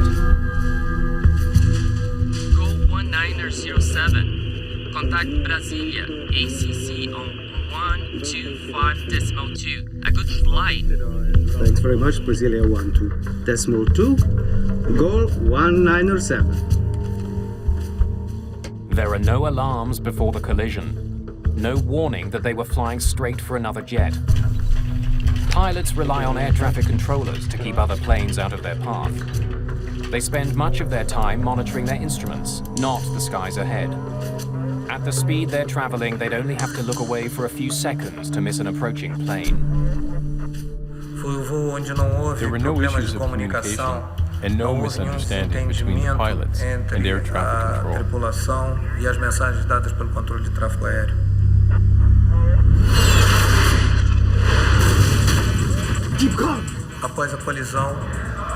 They had no idea what had just happened to their plane and fought until the end to regain control.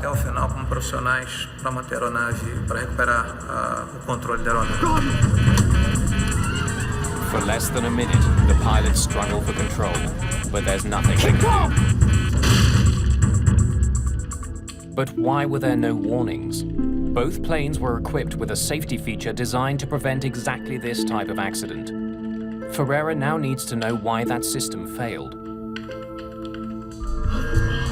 Earlier in the investigation, strange radar images suggested that the Legacy pilots were flying wildly over the Amazon. Now those suspicions have vanished, but Ferreira revisits the fluctuating radar data to understand why neither plane knew the other was coming. You see, the altitude is varying significantly. To try to understand this last piece of the puzzle, Colonel Ferreira returns to the radar display that air traffic controllers saw the day of the crash. Instead of displaying just the expected altitude and the actual altitude, the letter Z appears between them. The Z on the air traffic controller screens indicates that the airplane he's looking at has lost its transponder. Modern commercial aircraft are equipped with transponders. Like small radio stations, they broadcast information on the plane's altitude and flight number. This information is received by computers on the ground and instantly displayed on the screens of air traffic controllers. In Brasilia, if the transponder fails, so-called primary radar takes over automatically. Signals are sent out from the ground that hit the target and return. Those readings are wildly inaccurate. Primary radar only is a passive indication of anything that is flying through the airspace. The difference of the actual altitude in the primary radar system might differ several thousand feet. The inaccuracy of the radar tracking the Legacy jet explains why its altitude appeared to be rising and falling. Investigators discover that the transponder wasn't sending out signals for more than 50 minutes before the crash. But controllers didn't notify the pilots. That may be because they didn't notice the subtle change. A forma como é apresentado para o controlador não é nenhum sinal de alerta. Não existe algo que chame a atenção visual para o controlador, como se piscasse ou algo que chamasse realmente a atenção do controlador para que, naquele momento, aquela aeronave perdeu. There's an even more critical role played by the transponder. It doesn't just beam information to controllers on the ground, but to other planes as well. All commercial aircraft are equipped with a warning system called TCAS, the Traffic Collision Avoidance System. TCAS gives relative position of other airplanes within range of your own airplane. TCAS picks up a signal from an oncoming plane's transponder and issues a warning if it's too close. If either plane's transponder is off, the system won't work. What the hell was that? Ferreira discovers that the Legacy's transponder was working early in the flight and after the collision. But for more than 50 critical minutes, it was silent.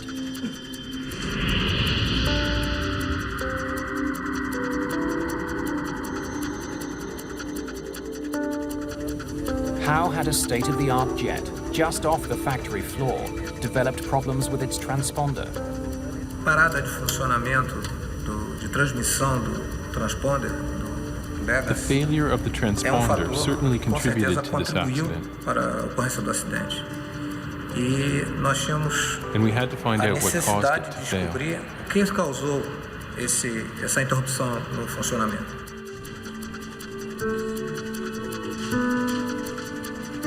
Investigators examine the Legacy jet's transponder unit. They discover that the system which controls it had a troubled history. It had been installed on a different plane, but removed because it wasn't working. It was repaired and then placed on the jet that was sold to XL Air. Investigators have the system tested. But even with its suspicious past, after the crash they can find no obvious problems with the plane's transponder.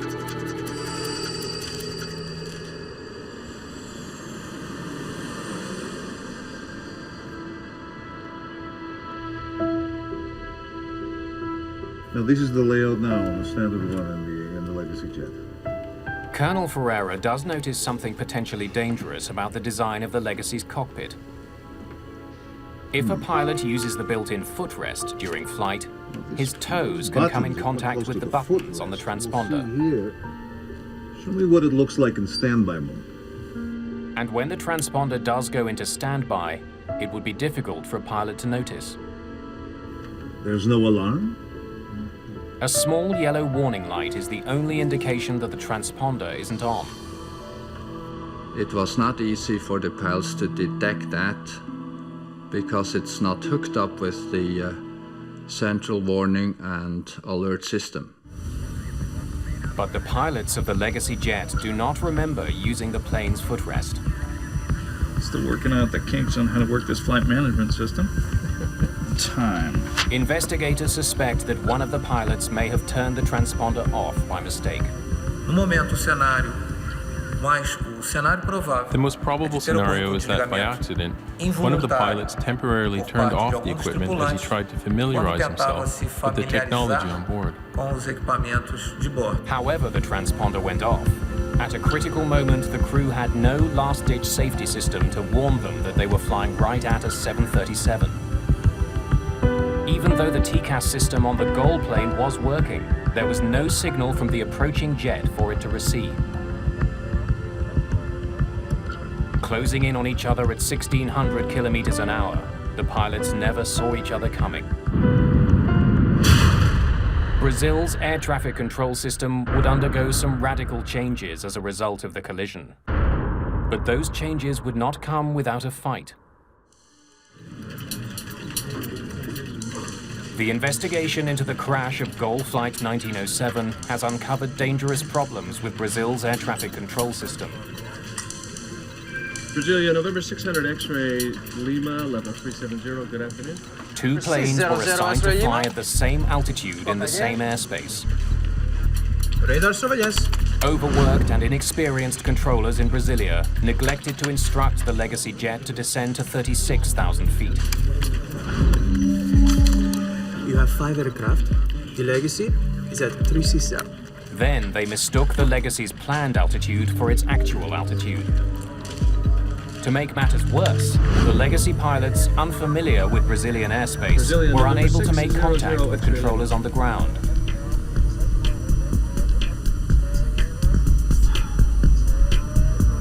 And somehow the transponder, which broadcasts their location in the sky, went silent, which controllers in Brasilia failed to notice.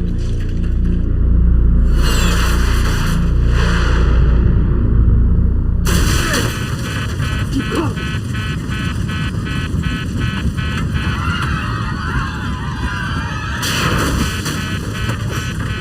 Keep going.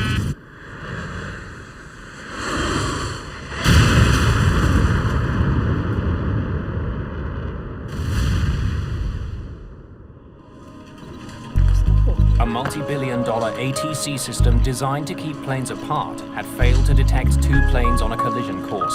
Uma série de erros, de falhas humanas ocorreram e onde as defesas, one by one, a series of human errors occurred, tudo and na all of the aviação defense systems that exist to avoid these errors para were defeated. evitar esses erros foram sendo uma a uma vencidas. A month after the crash of the Gol passenger plane, controllers begin a work to rule campaign. They want to draw attention to problems with the system. Once they did start working to the rules and not stretching them anymore, this triggered what we called the aviation crisis in Brazil. At a certain point, maybe 40% of flights in all of Brazil had over an hour delays. Following the crash and the work slowdown, changes start being made. There has been a lot of changes in Brazilian aviation after the accident, specifically with regards to air traffic control. The Air Force had to admit that they had a shortage of controllers, and also there's a higher degree of accountability. In the United States, the Federal Aviation Administration issues two recommendations as a result of the tragedy. Pilots flying Legacy jets are warned of the possibility that putting their feet up in the cockpit could accidentally turn off the transponder. And manufacturers are told that an alarm should sound if the TCAS system shuts off. The controllers who were involved in the crash are charged with varying degrees of manslaughter.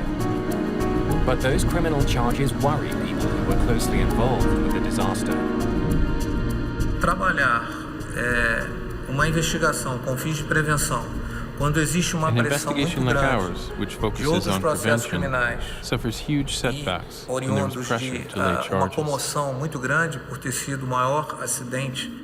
By blaming people, we might be creating a culture where people will not come forth and be honest about failures and mistakes.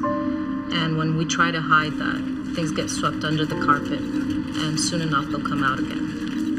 Nenhum controlador sai de casa hoje No controller pensando que leaves his vai home in the bater o morning avião thinking ou he's ele going to quebra crash a o avião. plane. And so the Então, a criminalização criminalization só only atrapalha a interferes with investigação investigations that que can pode, prevent no further futuro pode vir accidents. a evitar novos acidentes. More than 2 months after the crash, the crew of the Legacy jet is finally allowed to return to the United States. Joe and Jan barely got out of the country.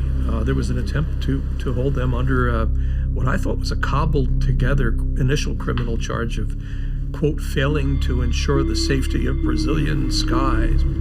While we are all grateful for the safe return of Joe and Jan and everyone aboard the Legacy, we are all saddened by this tragedy which took many innocent lives. More than a year after the accident, the Legacy jet that survived a mid-air collision was still at the airfield in the Amazon. Its maiden voyage cut short by a tragic series of technological and human errors.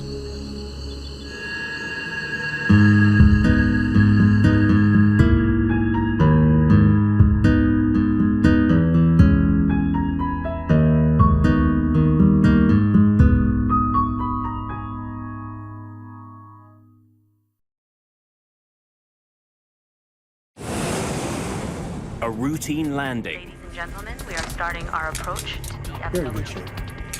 Turns into a sudden fight to the death. You're gonna lose it all of a sudden. There it is. A passenger jet mysteriously falls from the sky and rockets towards a busy highway. Push it up.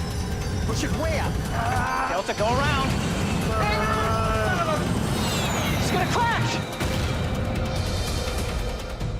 A mysterious force brings down a plane claiming 137 lives.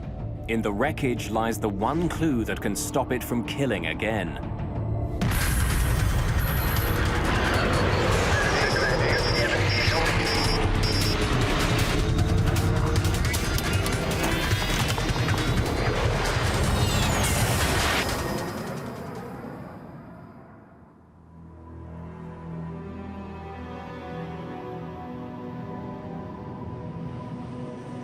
August the 2nd, 1985.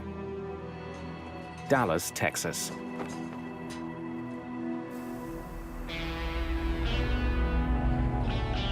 It's a very hot day, even by Texas standards. See y'all tomorrow. Temperatures soar to 101 degrees. Rain coming. Should cool things down a bit. In the late afternoon, William Maybury is heading home from work. The day's heat and humidity are having an effect on traffic at Dallas-Fort Worth International Airport, DFW. Roughly the size of Manhattan, DFW is the biggest airport in the world. It's also one of the busiest.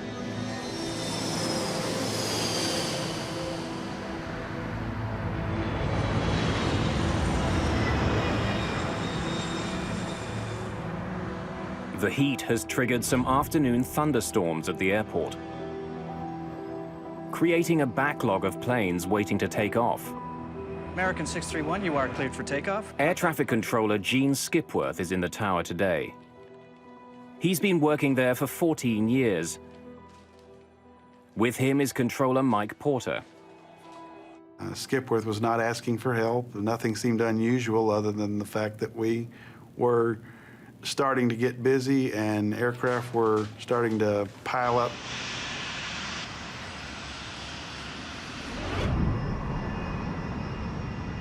One of the many planes heading towards Skipworth's control is Delta Airlines Flight 191. Weather 6,000 scattered to 1,000 scattered. Visibility 10, temperature 101, wind calm.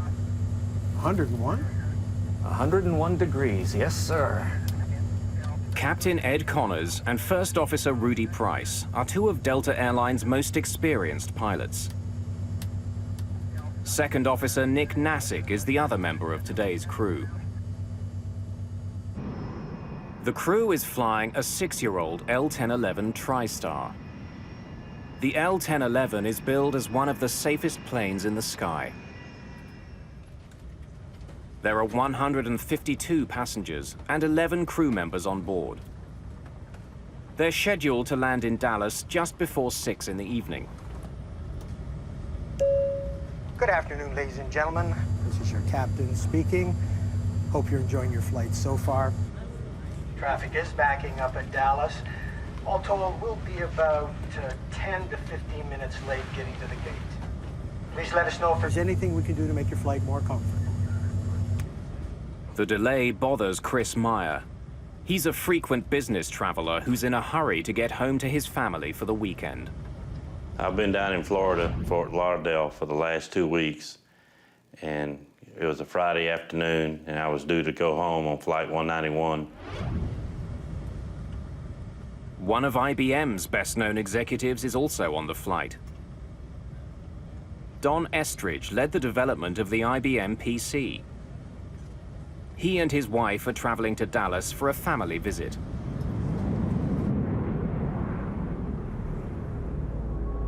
"963, turn right, heading 620. En route from Florida to Texas, Delta 191 will be in communication with several controllers. I'll turn you into Blue Ridge. It'll be about 0. Every aircraft is guided along its flight path by a series of regional air route traffic control centers. They direct each plane's speed and altitude. 191, descend and maintain 10,000. Join the Blue Ridge 010 radial and inbound. We have a good area there to go through. Captain Connors has some concerns about the route he's been given. He sees a storm cell along that path, and he doesn't want to fly through it. Well, I'm looking at a cell at about a heading of 255. It's a pretty good sized cell, and I'd rather not go through it. I'd rather go around it one way or the other. I've had about 60 aircraft go through this area out here, 10 to 12 miles wide. They're getting a good ride, no problem. Well, I can see a cell now about heading 240. When I can, I'll turn you into Blue Ridge. It'll be about the 010 radial. 010, roger. We're going to hold you to that. Captain Connors gets his way.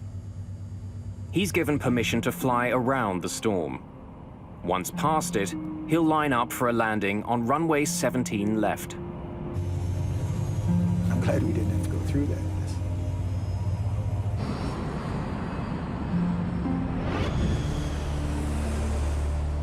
Friday afternoons are a busy time at airports. The afternoon rain is making this Friday even busier. 23-9er down to 618.96. The main priority for the controller on duty is to keep the incoming planes a safe distance apart. He wants them at least 4.5 kilometers from each other. That distance allows enough time for the violent air turbulence behind one plane to die down before the next plane touches down. Right now, Connors and Price are getting too close to the plane just ahead of them, a corporate Learjet. Delta 191 heavy. Turn left 10 degrees, reduce speed to 180. To put some distance between the two planes, the controller asks the Delta crew to slow to 180 knots. Delta 191. 330 kilometers an hour. Wilco. 10-degree flaps, please. You're listening to Dallas 105 FM. It's a wet one out there, folks, so drive careful. Heading home along Highway 114, William Maybury will soon be passing DFW.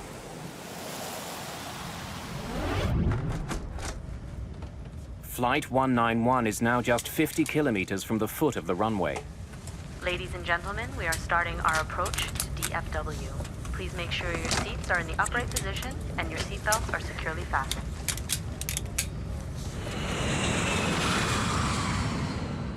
The crew begins their final descent into the Dallas-Fort Worth area. Attention all aircraft listening. There's a little rain shower just north of the airport. Connors now switches radio frequencies and contacts a local DFW airport traffic controller for approach instructions. As the passengers and crew of Flight 191 prepare for their landing, a deadly force takes shape in their path. Critical decisions and missed information conspire against them. The crew will soon be engaged in a 47-second struggle, which will become one of the most important moments in the history of modern aviation. August the 2nd, 1985. The crew of Delta Airlines Flight 191 has been skirting a line of heavy storms between Florida and their destination, Texas.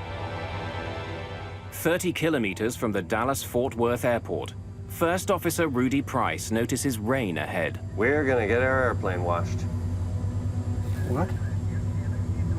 We're gonna get our airplane washed. It seemed like the closer we got into DFW, the worse the weather got. And we was turning it into the rain instead of going around it. And the pilots never said anything about the bad weather. Delta 191 is still closing in on the Learjet ahead of it. Price and Connors need to slow down even further to put some distance between the two planes. Delta 191 heavy, reduce speed to 150. Speed to 150. 9 kilometers from runway 17 left, Delta 191 is handed over to another controller, Gene Skipworth, for final approach and landing.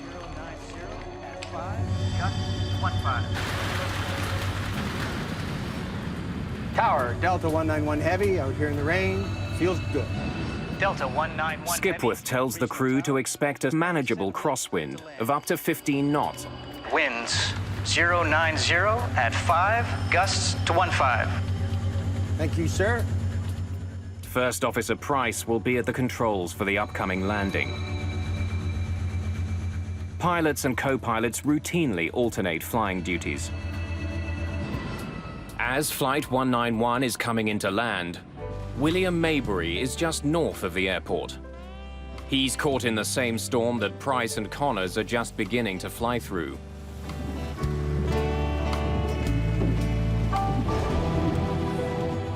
Before landing check. Landing gear. Down, 3 green. Flaps, slats.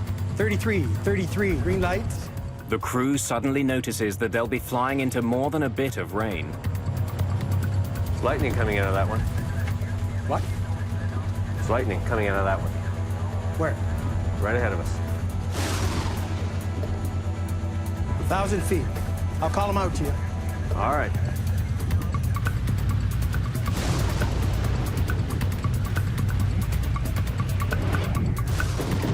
We're not getting any bad warnings from the weather or from other pilots, which we rely on as they come through it. They need to report to us, and they do if they have turbulence or they have trouble on final or ran into anything abnormal. The Learjet ahead of Flight 191 lands safely. Connors and Price are now less than a minute behind. Without warning, the intensity of the storm increases. The L-1011 is being pounded by a driving rain. I knew we was getting ready to land, but at the same time, you felt the surge, like the pilot was revving up the engine for something. The plane's airspeed is increasing for no apparent reason. What's your speed? Price pulls back on the throttles to slow the plane down and maintain it at the requested 150 knots. The plane is just 180 meters from the ground. You're gonna lose it all of a sudden. There it is. Then the plane drops rapidly. It's as though an invisible force is pushing it to the ground. Push it up. Push it way up. Way up! Way up! Way up! The crew is pushing the plane's jet engines to their full power, but can't get more speed or get the plane to climb. So I pulled my seatbelt tight as I could, but at the same time, you could hear a pin drop. Nobody was talking. But I mean, it got dead silence. As suddenly as it began, the crisis seems to end. The plane stops falling and begins to pick up some of the speed Connors and Price have been fighting for. That's it. But before the crew can take another breath, the plane drops again, rocking violently from side to side. And then it dips wildly to the right. And I just knew we shouldn't be that close to the ground that soon. Hang on to the son of a... About 2 kilometers from the runway, it plows into a field and rockets towards Highway 114. When we hit the ground, it felt like you was in a car running over railroad ties. It was real bumpy. The crew somehow manages to get the plane back in the air. At that moment, Gene Skipworth catches sight of Delta 191. He's gonna crash! Delta, go around! But it's too late. The plane's engines slam into William Maybury's car on Highway 114. He is killed instantly. The plane hits the ground again, north of the runway. It's traveling more than 350 kilometers an hour.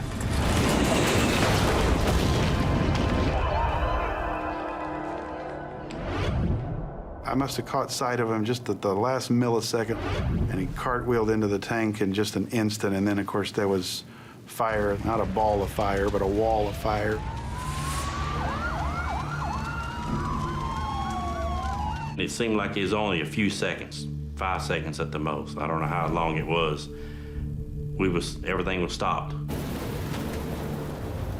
The resulting explosion is so powerful that the rear section of the plane is blasted backwards, away from the fireball.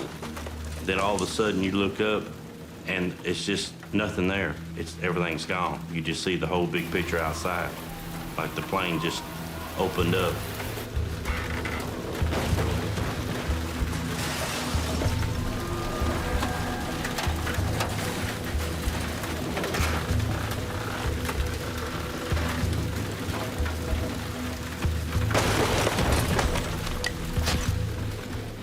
Remarkably, the tail section containing the last 10 rows of seats is relatively intact.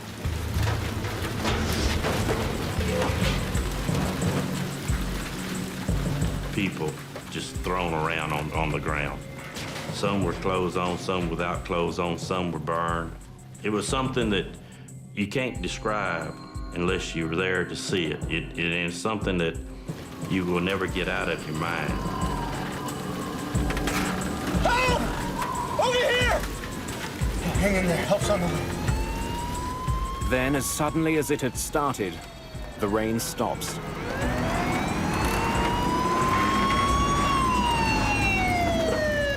It takes firefighters less than a minute to get to the crash. And when I arrived on the scene, I truly believed that there wasn't anybody that had survived this plane crash because there was just devastation everywhere.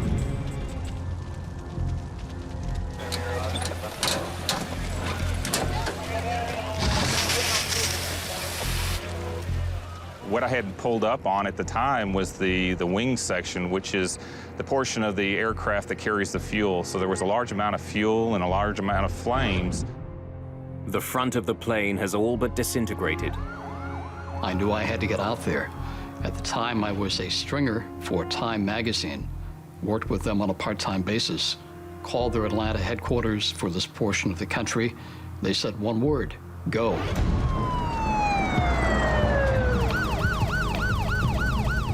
Firefighters need only a few minutes to get the raging fire under control. They then turn their attention to pulling survivors from the plane. It wasn't until the fire started to subside a little bit that I saw the tail section where there was some hope of some people surviving. There were these two women that were walking through the smoke. Ladies, clear the area! Get out of the way, clear the area! And it kind of surprised me, so I knew that there was hope and that there were people out there. Only 27 people survived the crash. I had seen death before as a medic in Vietnam, but it had never been aimed at civilians, and certainly not on a mass casualty situation, and certainly not this suddenly. I could tell how bad it was. You could see and smell and feel the death.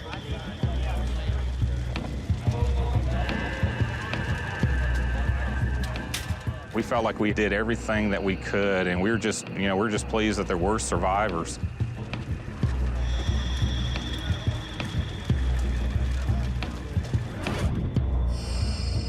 I was scheduled to sit on off seat 15A, and I told them that wouldn't be no good because that was a non-smoking section. I was a smoker, so I had to be in back.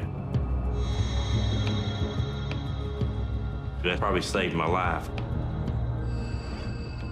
Captain Connors, First Officer Price, and Second Officer Nassick are killed. So are 5 other crew members and 128 passengers. IBM's Don Estridge and his wife are among the dead. In the tower, there was silence for probably 1 to 2 minutes, except for just an occasional transmission. But basically, it's just quiet, and you just sit there stunned and wishing you could do anything to take it back.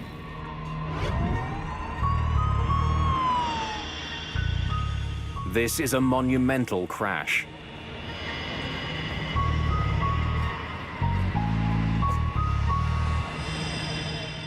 Investigators from the National Transportation Safety Board arrive at DFW, determined to find the cause.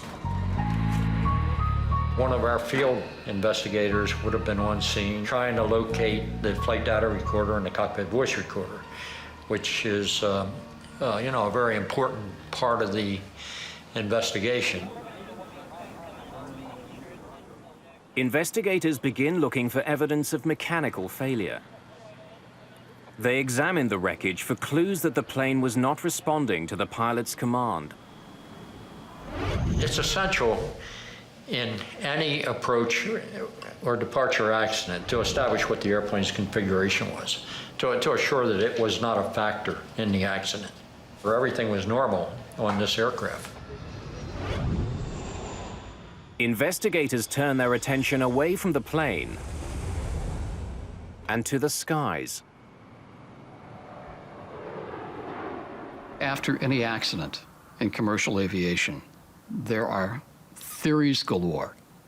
A couple of them prevalent that evening. First, that lightning had struck the airplane. Secondly, that it had been hit by a mini tornado.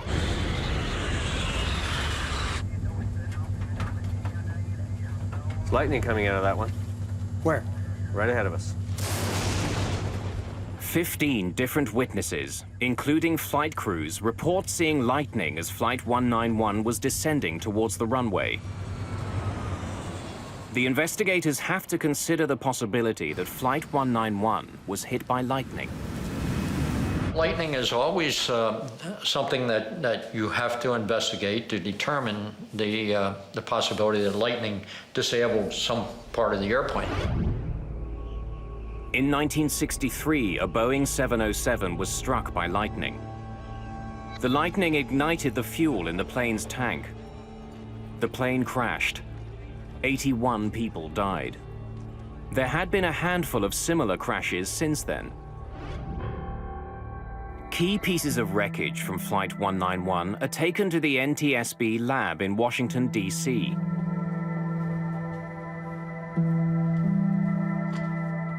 Bud Lehner is the investigator in charge of examining the wreckage, as well as the data from the plane's cockpit voice recorder. But sometimes it might be very difficult to find to determine where the airplane might have been struck by lightning and where the exit point was. Lightning coming out of that one. Where? Right ahead of us. If the plane was hit by lightning, there would be evidence left behind. A device called a static discharge wick is attached to the trailing edge of an airplane's wings. It redirects static electricity into the outside air instead of into the plane, where the charge could cause a fire.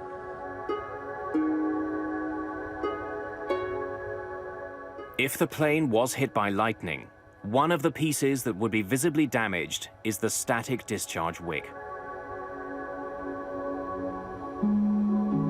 Nothing there. With lightning ruled out, investigators go looking elsewhere.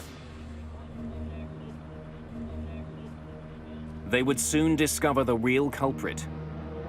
It had actually been caught on tape. A Delta Airlines L-1011 crashes after entering a storm near Dallas.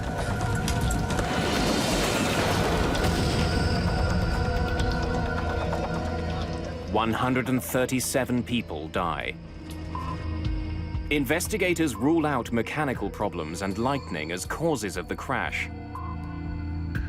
Nothing there. The NTSB's Bud Lehner turns his attention to the plane just ahead of Delta 191, the corporate Learjet.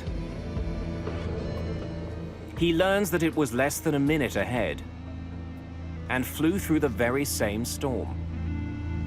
After we had passed about 5 miles from the end of the runway, we entered a rain shower, what we thought was a light rain shower, and it turned out to be the heaviest rain I've ever seen before or since. In spite of the rain, Rufus Lewis managed to land his plane safely on runway 17 left. When we broke out of the clouds, we were high and hot. So we had to use all of the runway at DFW Airport. We landed, were able to turn off at the end of the runway. So why was the much larger L-1011 unable to land just moments later?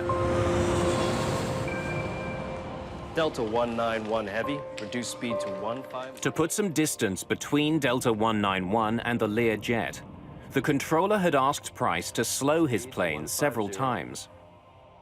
When Lehner plots the bigger plane's speed, then down to 150. He finds that it was coming in to land at 150 knots.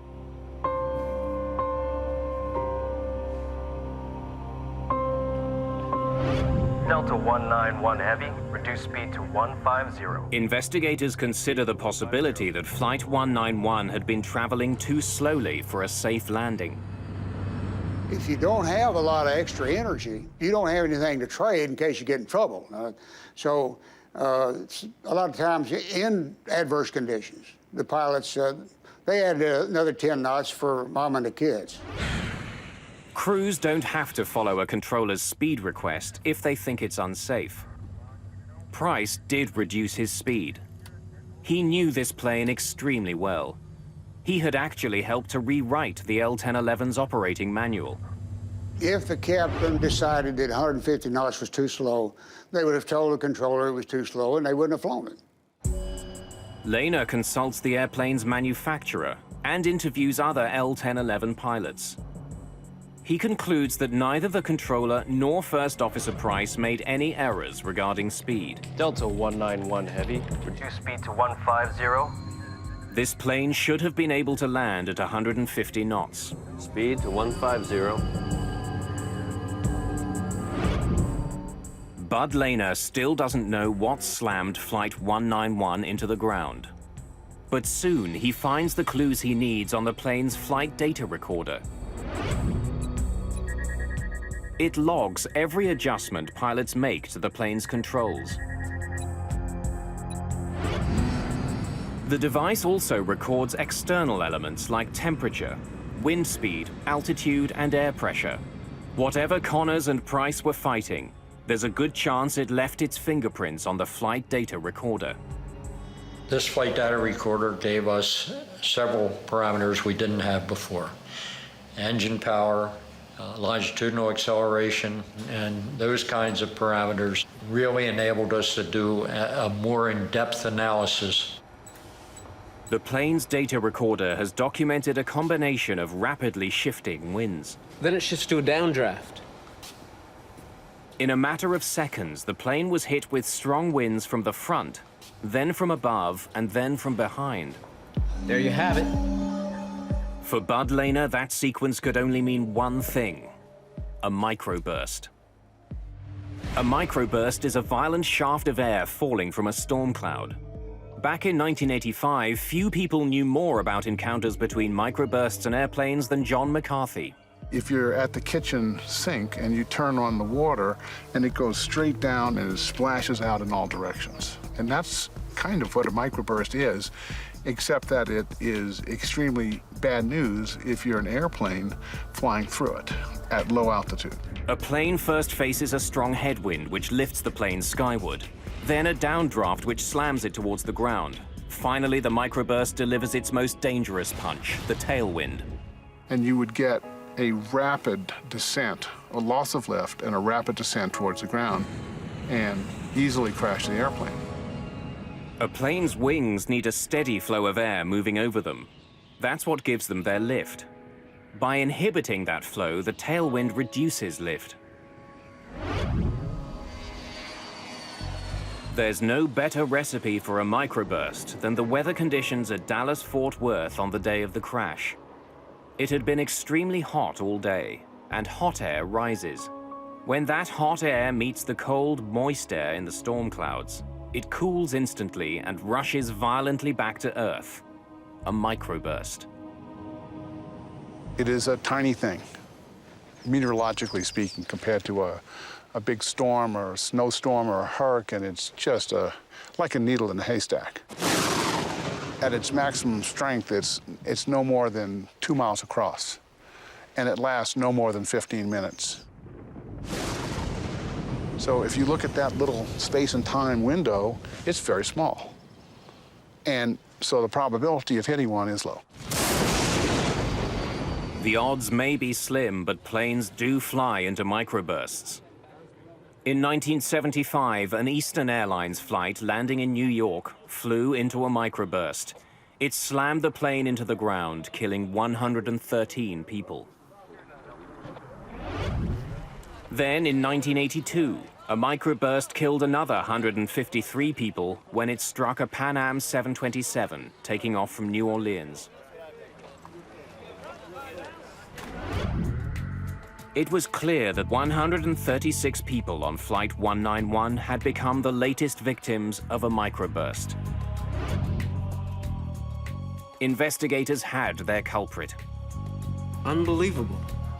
And thanks to Flight 191's advanced data recorder, they could paint a remarkably accurate picture of it. The killer had essentially been caught on tape. But what the flight data recorder doesn't explain is how such an experienced crew fell victim to a killer You're in good shape. they were all trained to overcome. When Lehner compares the pilot's actions to the actions of the microburst, What's your speed? he uncovers details of a fight to the death. A fight that the Delta pilots almost won. Lose it all of a sudden. There it is. He seemed to know what he was going to hit. What's your speed? The increase in airspeed prompted First Officer Price to reduce power to his engines. Power that he would desperately need in just a few seconds. You're gonna lose it all of a sudden. There it is. When Price and Connors entered the downdraft, Push it up. they were less than 250 meters from the ground. The captain knew the characteristics of a microburst. He'd obviously been given an introduction to wind shear and microburst characteristics in his flight training. When Connors and Price encountered the microburst's tailwind, there was very little they could do. They had insufficient speed and altitude with which to maneuver. If a pilot encounters a strong tailwind at 3,000 meters, he can point his nose down and dive to pick up speed and generate lift. It's called trading altitude for airspeed. But that trade wasn't available to Price and Connors. They were just 150 meters off the ground when the tailwind struck. The only way for them to gain airspeed was from their engines. Push it up. Way up. Co-pilot responds, airplane stabilizes. I can see that most pilots would say, well, we're through with that, and rain's gonna stop, we're gonna land. Momentarily, their efforts seem to pay off. Their airspeed increases, their plunge is halted. But with Flight 191 less than 150 meters from the ground, this particular microburst delivered the ultimate blow. A fierce crosswind that forces their plane to bank dangerously to the right. Combined with the microburst's other winds, the crew was defenseless.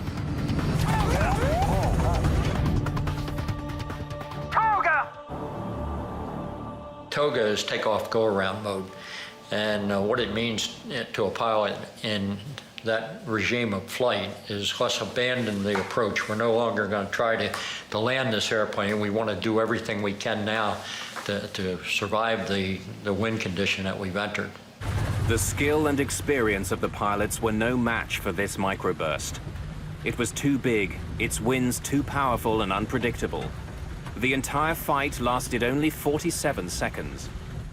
The pilots of Delta Flight 191 did their very best to recover from this situation, and it didn't work out. Investigators were left with one perplexing question. Why had Connors flown into the storm in the first place? Prior to 1985, the radars on board the aircraft were built to detect thunderstorms, essentially heavy areas of precipitation. They were not effective. They were not even designed to detect the microburst. So those radars were essentially useless at low altitudes for looking at the microburst phenomena. Microbursts are invisible, but they generally emerge from storm clouds. That's why pilots are trained not to fly into storms if they see lightning. It's a pretty good sized cell, and I'd rather not go through it. I'd rather go around it one way or the other. When I can, I'll turn you into Blue Ridge. It'll be about 010 radial. 010. Oh, roger. Captain Connors was not a risk taker. He was known as a cautious pilot. I'm glad we didn't have to go through that mess. It's hard to blame the aircrew. Their job is to avoid thunderstorms, and there's probably a forecast for thunderstorms every day at Dallas in the summertime. Which ones do you avoid? And it's a very difficult problem. Earlier in the flight, Connors had flown around bad weather. Investigators can only conclude that he underestimated the storm in his path at the foot of runway 17 left. When you're in a landing sequence at an airport like Dallas or Atlanta or Chicago, and you see other airplanes ahead that are landing uneventfully, you might get the impression that there's a thunderstorm there, but I'm going to pass through it very quickly, and it's not going to be a factor for me. Airports like DFW have sophisticated systems in place to provide weather information to pilots. A thunderstorm at the end of a runway is the kind of threat they were designed to identify. But this deadly storm managed to foil those systems. As Flight 191 was approaching the airport, the weather at DFW was changing very quickly. Attention all aircraft listening. There's a little rain shower just north of the airport. Captain Connors heard that part of the message, but then he switched his radio frequency for his final landing instructions. The Delta crew never heard the last part of this message about weather ahead. There's a little bitty thunderstorm sitting right on the final. There was an observation 2 minutes before the accident that there was a wall of water at the threshold of the runway. It's been my contention that that information would have been very important to the flight crew. Radar readouts from the day of the crash indicate that the storm cell Connors and Price flew into grew out of nothing in a matter of minutes. This is 2 minutes before the accident. The readout shows the beginnings of a weather cell at the foot of runway 17 left. This is 3 minutes after the accident. We have a new cell right at the threshold of the runway that wasn't evident in the previous pictures. This explains why Rufus Lewis was able to land his Learjet. The microburst was just beginning to form when he was approaching the runway. Many people think that there was a huge vertical development that the pilots recognized and they just decided to go fly through it anyway. And I maintain, and I think the evidence proves it, that that was not the case. They didn't recognize this new developing cell. They did get into the storm beneath the cell, but it was heavy rain. They weren't worried about that. Then the hammer fell. It was too late. It's small. It's the length of a runway, roughly, and it doesn't last very long. So it's something that can happen so quickly that many accidents have occurred because nobody knew it was there. The storm arrived at the foot of runway 17 left virtually unannounced. But once there, it attracted a lot of attention. Pilots on the ground, as well as trained weather observers, saw the worsening storm. But they all saw it too late to warn the crew of Delta 191. The storm did show up on a radar screen at the Fort Worth Air Traffic Control Center. But at the time of the crash, the meteorologist on duty was in the cafeteria on a meal break.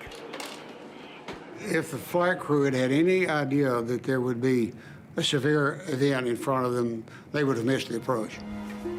Investigators conclude that the Delta crash was caused by the pilot's decision to continue their approach into the storm. A decision that was made because the crew wasn't warned about the hazard.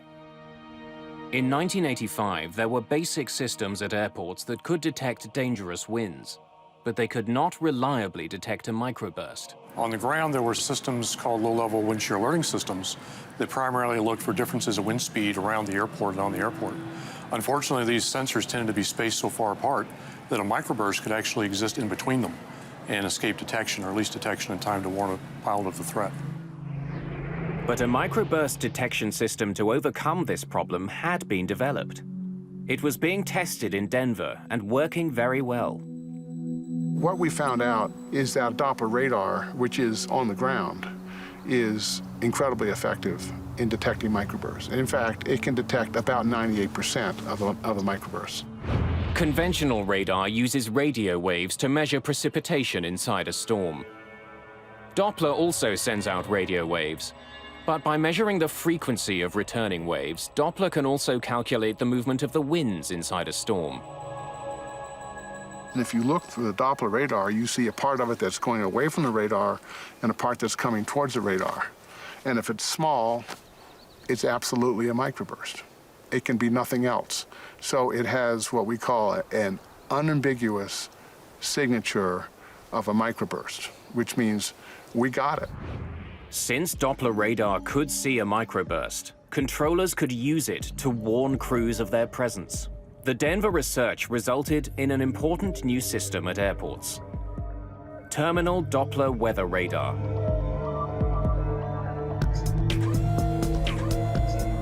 When the system detects dangerous conditions, it relays a warning to air traffic controllers, who can then alert pilots. Flight 236, microburst alert. 50 knot lost. 1 mile final. Stay in tension. After the crash of Delta 191, the Federal Aviation Authority, the FAA, hurried to install terminal Doppler weather radar at high-risk airports.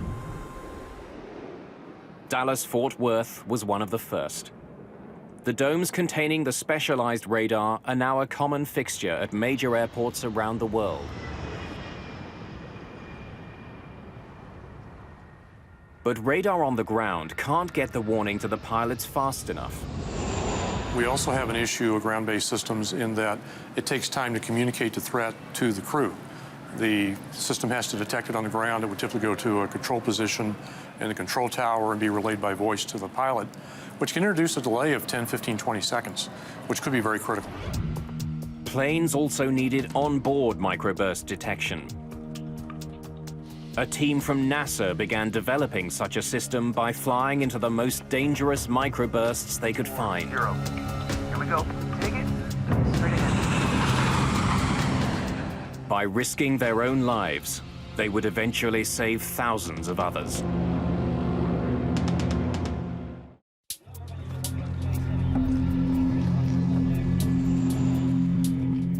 Delta Airlines Flight 191 is the latest in a string of crashes attributed to a microburst.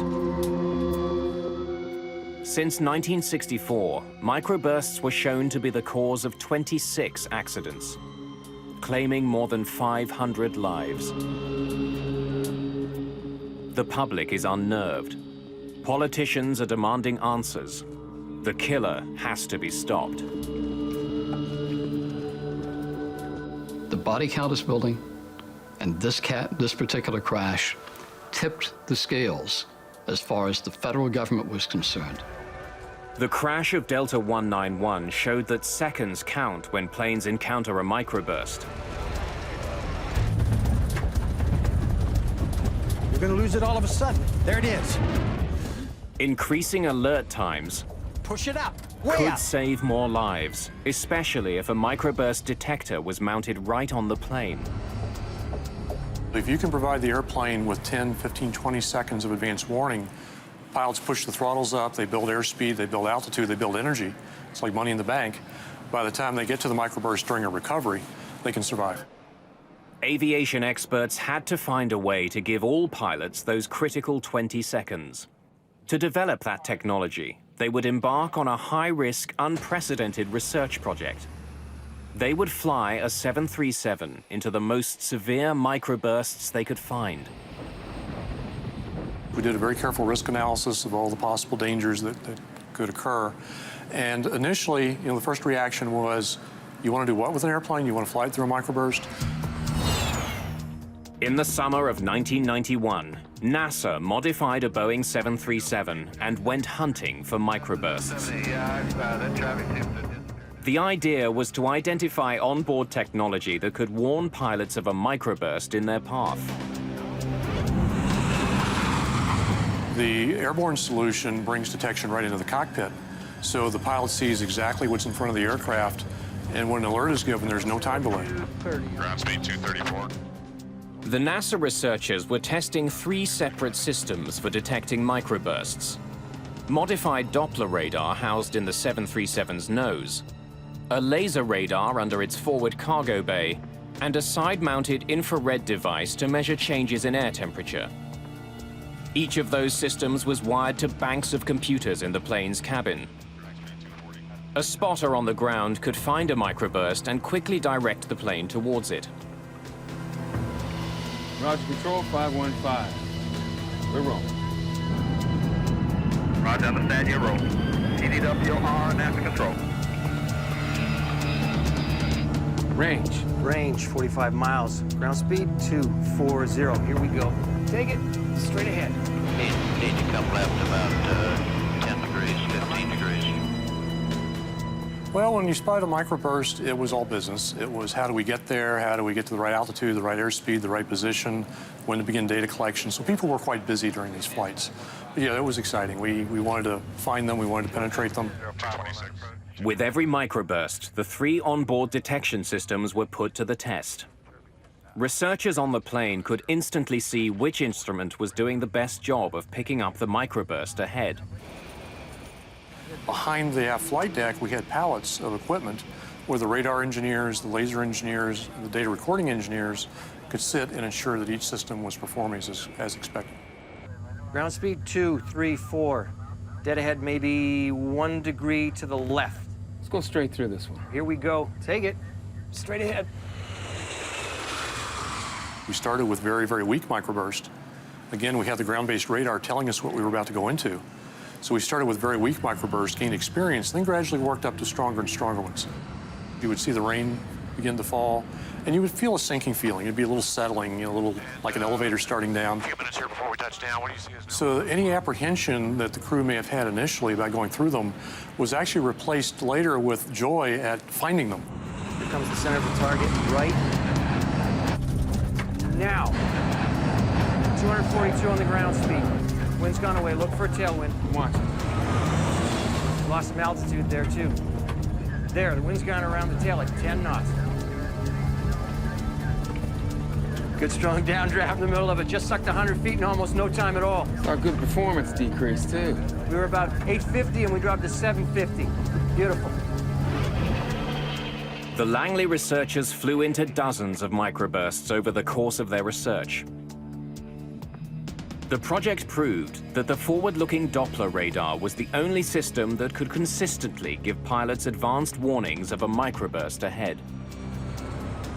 What we found was that the Doppler radars could detect an extremely wide variety of microbursts. There's lightning coming out of that one. If the crew of Delta 191 had a system to warn them of microbursts, they could have boosted power to their engines and started climbing before they encountered it. That might have given them the speed and the altitude which they sorely lacked when they began their battle with the storm. The Langley flight tests had, in effect, tamed the microburst menace. After the NASA tests, the FAA certified a Doppler-based warning system for planes. Today, forward-looking Doppler radar is standard equipment on commercial flights around the world. The good news out of all of this tragedy is so many things have now happened, from radar to ground-based systems to airborne systems, and especially to training for pilots. We think that microburst accidents are a thing of the past. If there is one crash that we can look back on now and say, this made things safer because we learned from it, it was Delta 191. The changes made after the crash of Delta 191 have saved countless lives. Captain Connors and First Officer Price lost their fight against a microburst, but their struggle did manage to expose and disarm an invisible killer.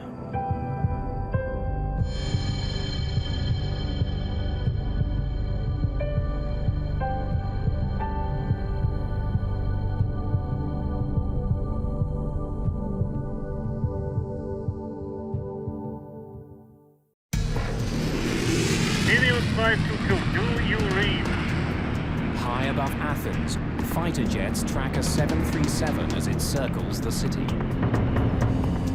522, do you read? Over. There's no answer from the passenger plane, but there is someone at the controls. More than 100 people are on board. Everybody's mind was going to a hijack or terrorist. There is one person moving in the cockpit. Repeat, there is one What person. happened to the crew and passengers? 522, do you read? Over. And who is flying the plane? Helios 522, do you read? Over.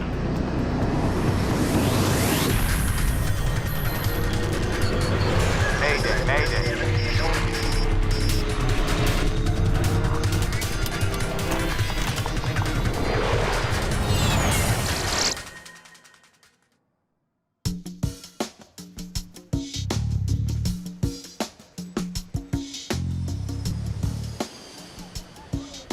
Early morning, August the 14th, 2005. The cabin crew of Helios Airways Flight 522 are preparing for their trip from the island of Cyprus to Athens, Greece. Sure is a beautiful day. Maybe I shouldn't have come in. Andreas Prodromou is 25. He isn't supposed to be working today, but he's taken the flight to spend some time with his girlfriend, who also works for Helios. It's the sort of day I'd like to be out flying. You will, Andreas. Prodromou is a flight attendant now, but he has bigger plans. One day, he wants to fly for Helios. Το όνειρο του ήταν να γίνει επαγγελματίας πιλότος. His dream was to become a professional Για pilot. πολλούς λόγους.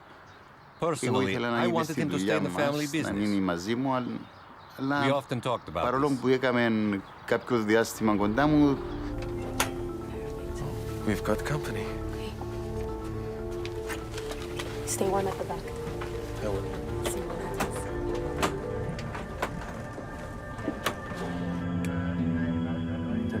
In the cockpit, the flight crew is occupied with the daily routine of preparing their jet for takeoff. Right today. Captain Hans Merten is an East German, a contract pilot hired by Helios for the busy holiday season. Are you almost through? Pardon? You almost done. Nearly. Body overheat lights. His co-pilot is from Cyprus. Pambos Charalambous has been working exclusively for Helios for the last 5 years. Before beginning any flight, crews are required to perform dozens of checks on various pieces of onboard equipment. Oxygen mask stowed. It's a routine but necessary procedure. Doors closed. Sorry, could you store trays? Pull your seat back. Helios is a charter airline with low-cost fares to Greece. It's a summer weekend and the plane is filled with families. In all, there are 115 passengers on the morning flight. If you need any more help, let me know. We're just about to take off. They are low fare, no frills. They don't even serve you refreshments during small sorts of flights. But they offer another possibility for the budget-minded traveler. Paros Dimitriou and Maria Rikou are traveling to the Greek island of Patros. They've just got engaged. They booked this holiday a month or more than a month ago. It was like a honeymoon for them. Flight attendants, please take your seats. Prepare to take off.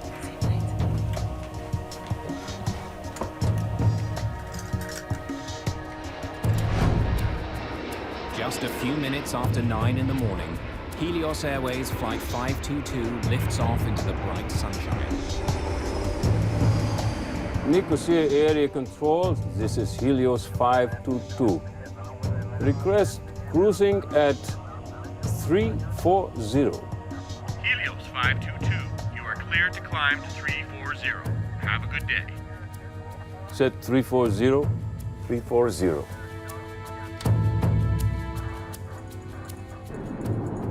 Minutes into the flight, the plane is still climbing towards its cruising altitude. Suddenly, an alarm blares in the cockpit. What is it? The takeoff config warning? The flight crew is confused. The takeoff configuration alarm normally only sounds on the ground. It tells pilots their jet isn't ready for takeoff. The crew doesn't know why it's sounding now. Uncertain what the problem is, the captain radios the Helios Operations Center at Larnaca Airport back in Cyprus. Operations, this is Flight 522, over. Flight 522, what can I do for you? We have a takeoff config warning on. Pardon? Our takeoff config warning is on. I'm sure it's nothing. I'll let you know when we level off. With the first alarm still beeping in the cockpit, things become even more confusing. Their master caution alarm goes off. It could indicate that some systems on board are overheating. We now have a master caution. I'll get you an engineer. 522, just a minute.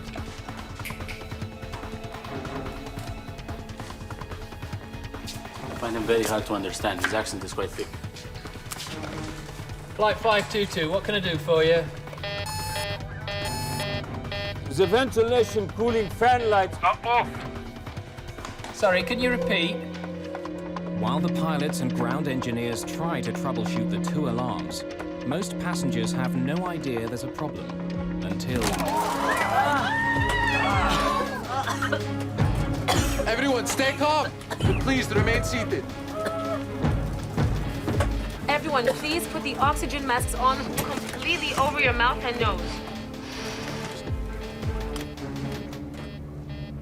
The protocol was immediately to secure yourself, grab an oxygen mask, stay in your seat. If you can help passengers without getting up, you could help them, and you should help them, but you would not risk the safety of any cabin crew member to go and help a passenger which is 5 or 6 rows further up. Their procedure would be to grab their mask, don it, and wait for the aircraft to level off or commence with a descent. No one in the cabin knows what the problem is. They're waiting for information from the cockpit. The pilots are unaware that the oxygen masks in the cabin have dropped, and they still don't know why their takeoff configuration warning is on, or why their systems are overheating. Both of my equipment cooling lights are off. This is normal. Can you please confirm your problem? But the engineer on the ground is struggling to get a clear picture of what's happening in the air. They are not switched off. Can you confirm that the pressurization panel is set to auto? Where are my equipment cooling circuit breakers? Behind the captain's seat. Can you see them? What's going on? There's something wrong with the electrics on 522.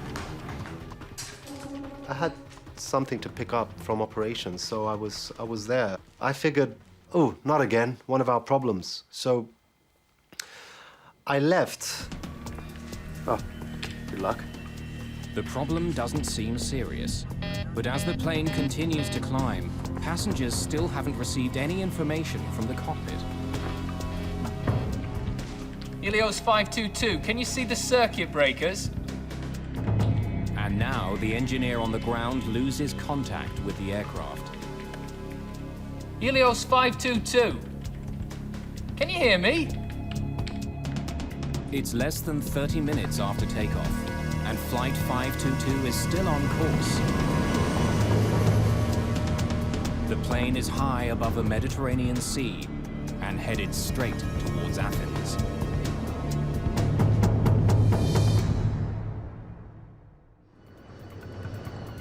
August the 14th, 2005. A Helios Airways 737 with 121 people on board is circling in the sky near Athens. Helios 522, can you hear me? Shortly after leaving the island of Cyprus, 2 different alarms had been triggered on the plane. The flight crew was trying to solve the problem with the help of ground engineers. But now radio contact with the plane has been lost. Air traffic control can't get any response from the captain or co-pilot. The flight to Greece normally takes an hour and a half. But the passenger jet has been in the air for over 2 hours, circling in a holding pattern. We heard that there was an airplane which was flying into the Greek territory and had no communication. Everybody's mind was going to a hijack or to terrorists. More than 3 million people live in Athens. A plane slamming into the city could cause an incredible loss of life. This is a runaway aircraft. It's a possible hijacking or it's a possible terrorist act, so let's involve the military. The Greek Air Force scrambles 2 of its most sophisticated fighter jets to investigate the Helios plane. Helios 522, do you read? Over. But the pilots aren't getting any response. One of the jets flies closer to the cockpit. Someone is in the co-pilot's seat, slumped over the controls. But there's no sign of the captain at all. The fighter pilot radios air traffic control in Athens. Athens ACC, there is one figure in the cockpit of Helios 522. He appears non-responsive. Athens ACC, checking the cabin. He can see passengers in their seats, but none of them reacts to the presence of the jet.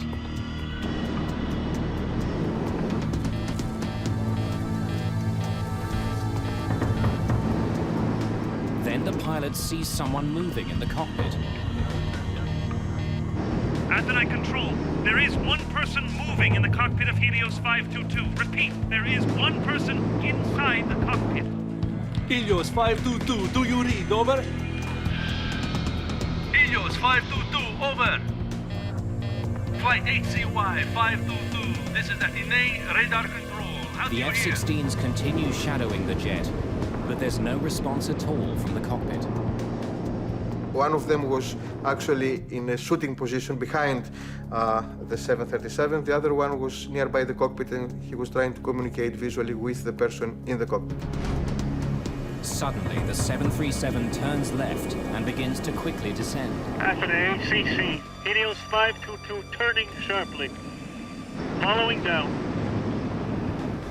From more than 10,000 meters, the plane drops towards the ground. There is no structural failure, there is no fire, there is no problem, obvious problem from the external view with the plane. Helios 522, over. Do you read? Helios 522. Do you read? Over. Then, 2,100 meters above the ground, the person in the captain's seat acknowledges the fighter jet for the very first time. But no words are exchanged. Neither the fighter pilot nor local air traffic control can make radio contact with the jet. Just after 12 o'clock, almost 3 hours after it took off from the island of Cyprus, Helios Flight 522 slams into the ground.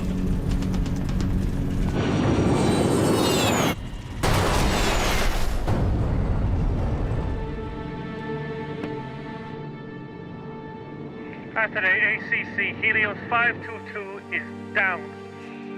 Repeat, Helios 522 is down on Grammatico Hill. Over.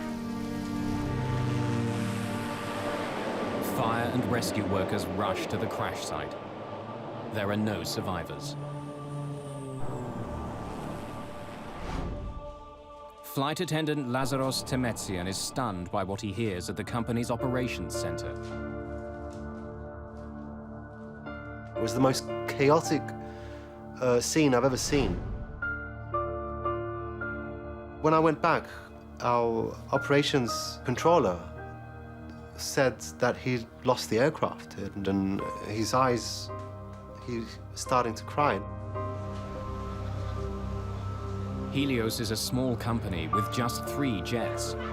Members of the cabin crew have been working together for years. For Paul Simeonides, news of the crash is particularly terrifying. He's a flight attendant for the airline, and so is his fiancée. I think that must have been the worst 30 minutes of my life following that first image, because Victoria was flying that morning to Glasgow. I had everyone and his brother, every person we knew was calling me up to find out if I'm alive, if Victoria is alive, what happened, why it happened. At first we said it takes 1 hour and a half to go to Greece, so probably it's not that plane. And it took about 2 or 3 hours later to know that Paris and Maria was on the plane that crashed. Andreas Prodromu's father didn't know his son had been called to fill in on Flight 522. I was told that Helios aircraft was lost by radar, and air controllers couldn't contact. I got worried. I called Andreas' phone. He always had it on. And unfortunately, he wouldn't answer. After that phone call, I felt as if the ground was pulled out from under my feet. It's the worst air crash in the history of Greece. Most of the 121 victims are from Cyprus. The small island nation declares 3 days of mourning following the crash. It's an eerie disaster. For over an hour, air traffic controllers watched the passenger jet fly in radio silence closer and closer to Athens, with no idea what was happening inside the jet. Now, piece by piece, investigators are trying to find out. So we climbed over the hill, and there we were, facing this situation, which was beyond any description. I saw a great area in front of me, which was burning. It was black. Burning, people spread, pieces of the airplane. Είναι πράγματι μια εφιαλτικό τοπίο. I hope that I never experience it again. Εύχομαι να μην τη ξαναζήσω. It was terrible. Δεν είναι κακή στιγμή, πάρα πολύ κακή στιγμή. Investigators immediately start looking for the cause of the crash. In the early days, their efforts take a frustrating turn. They recover the box containing the cockpit voice recorder, but the recorder itself has been thrown clear. It was difficult for us because we first found the case of the CVR very badly damaged, and we could not find the machine itself. Investigators need to know what happened to the pilots. Without the cockpit voice recorder, they have little to go on. So keep looking. Let's hope we can find it.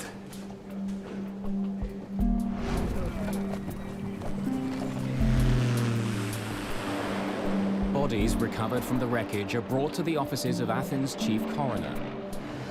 Autopsies add more mystery to the case. Everyone on board the plane was alive at the time of the crash. Υπήρχαν σενάρια There were scenarios at the time that they had all died in ότι ήταν midair. όλοι νεκροί στον But the αέρα. truth, Η αιτία they θανάτου did είναι not die from σαφής, inhaling a toxic substance in the airplane. που την From an επανέλαβα πιο πάνω. explosion. Δεν people υπάρχει died on καμία impact. απολύτως αμφιβολία. Οι άνθρωποι σκοτώθηκαν. But if the passengers were alive the entire flight, why didn't the pilot of the fighter jet see any activity inside the cabin? And who was at the controls as the jet circled over Athens?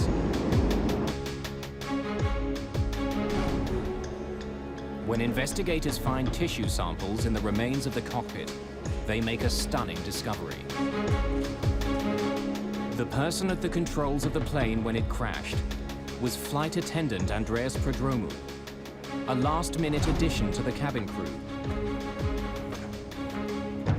But why was he in the cockpit? Was he trying to save the plane? Or did he deliberately fly it into the ground? Several days after finding the outer case of the cockpit voice recorder, investigators find the recording itself.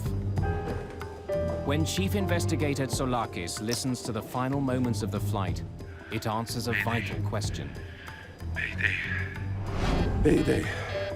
This was no terrorist act. Flight 522. Prodromou was calling for help. Mayday. Tsoulakis hears 5 separate Maydays on the tape, even though none of them were heard by the air traffic controllers. Από την πρώτη στιγμή που άκουσα ότι κάποιον πρόσωπο ήταν στο From the first πληροφορείο, moment that they saw someone in the cockpit, δεν ήταν δηλός believe me, I was άνθρωπος. certain it was Andreas. Ήταν γνώστης του αντικειμένου, wasn't a coward. του αεροπλάνου. Και πίστευα ότι θα είχε τη He knew δύναμη να something μπορούσε about να planes, κάνει and οτιδήποτε he had αν the capacity to do έμπαινε something. πιο νωρίς για να μπορέσουν να σωθούν οι άνθρωποι μέσα στο αεροπλάνο. In fact, Prodromou had his commercial pilot's license. It was the first step towards his goal of becoming a captain for Helios. It's the sort of day I'd like to be out flying. Oh, you will, Andreas. But all of his training wouldn't have helped save the jet. When he was seen at the controls, Flight 522 had been in the air for almost 3 hours. And the reason the Helios plane seemed to veer away from the F-16s following it was because its left engine was out of fuel. No matter what caused the alarms to sound, the ultimate reason for the crash was simple. The DFDR and the CVR gave us absolute proof that the plane ran out of fuel. And this was the cause of the crash. Scheduled as a 90-minute flight, the plane didn't have enough fuel to stay in the air for over 3 hours.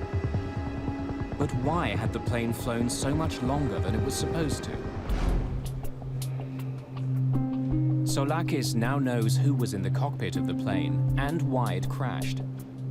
But to fully understand the mystery, he needs more information.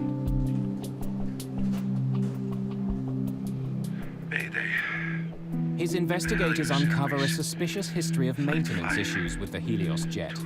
Issues that could help explain what happened on Flight 522. Less than a year before the crash, the same aircraft had suffered a rapid decompression.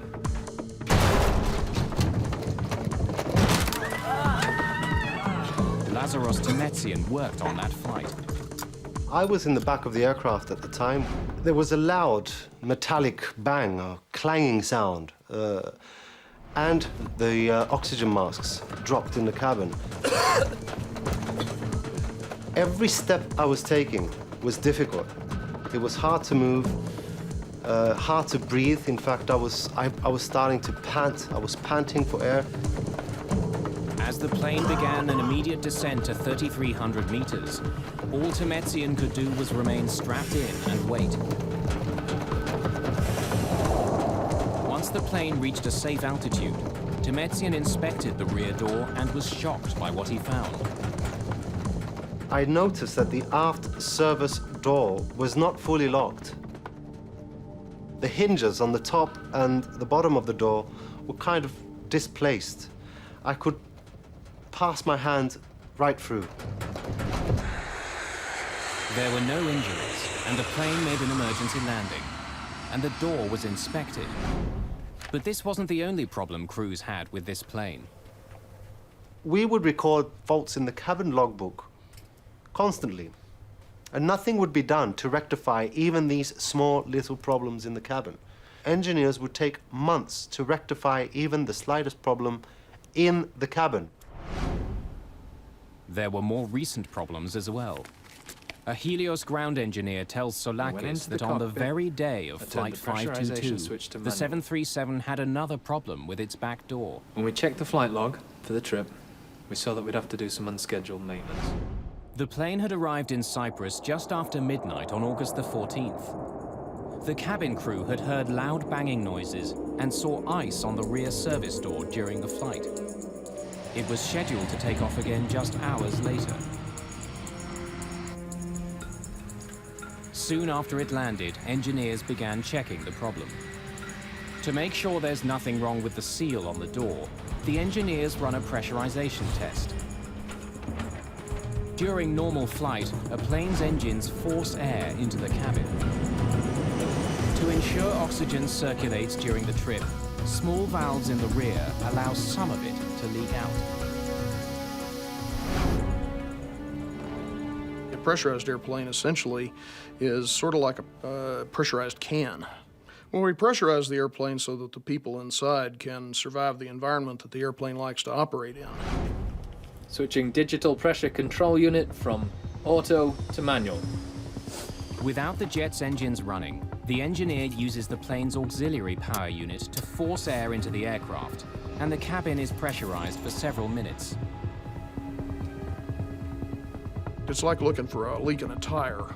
In this case, what you're having to do is pressurize the aircraft, use a barometer essentially to monitor the pressure inside, and look for leaks that way. But there's no indication any air is escaping through the back door. In this case, they felt that it was all right and they completed the test. The entire jet seems to be in good working order.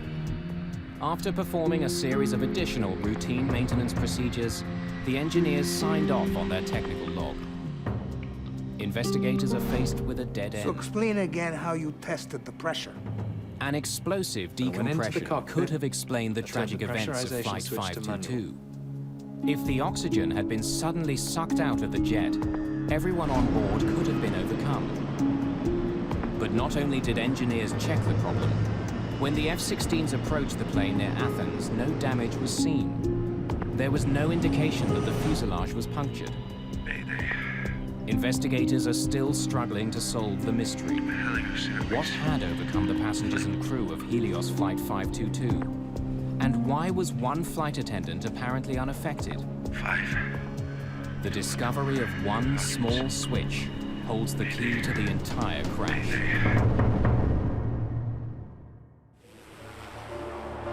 The crash of Helios Flight 522 is one of the most mysterious air disasters ever. Helios 522, do you read? Over? All investigators know for sure is that shortly after takeoff, the crew stopped communicating with air traffic controllers. Helios 522, over. Mayday. Then, after 2.5 hours in the air, one of the plane's flight attendants was seen at the controls. Eventually, the plane ran out of fuel and crashed, killing 121 people. But investigators are stumped. They still don't know what had happened to the plane's captain or the rest of the crew. Tell me about what happened the day of the flight. They concentrate on the conversation between the pilot and the Helios engineer shortly after takeoff.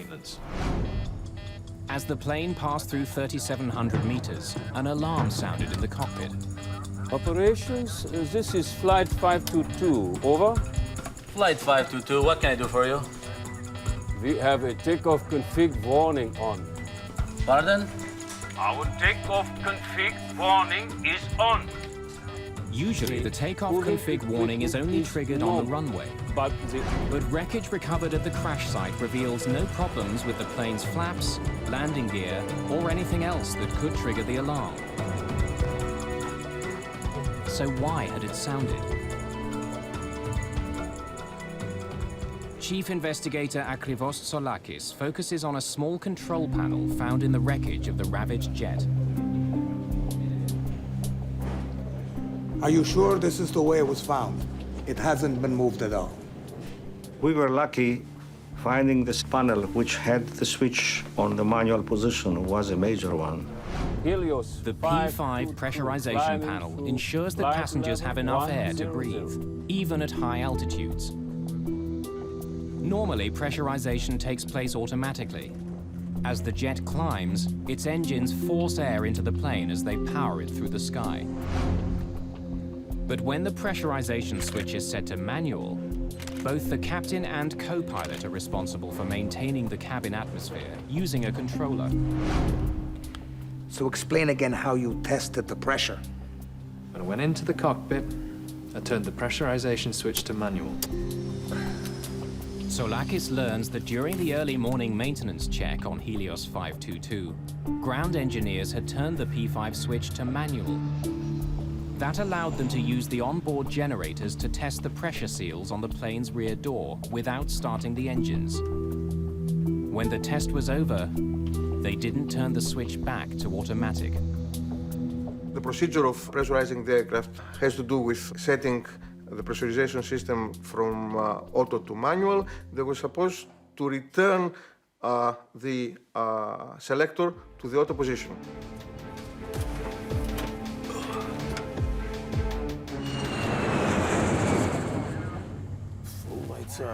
Several hours later, when the flight crew entered the cockpit, the pressurization switch was still set to manual. Lead air switches. It's bright today. Are you almost through? Pardon? But neither the pilot nor co-pilot saw it. As a result, after takeoff, the cabin would not pressurize automatically. And the higher Flight 522 climbed, the thinner the atmosphere became. Not turning the switch back to automatic was a deadly hidden danger. Are you sure this is the way it was found? It hasn't been moved at all. Soulakis believes this panel could be the key to the disaster. Leaving one switch on manual could have led to all the other problems the plane faced.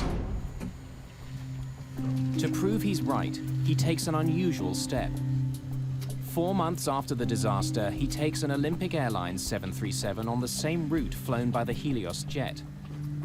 If he's right about what caused the crash, this plane should react exactly like the doomed airliner did. Are we ready to go?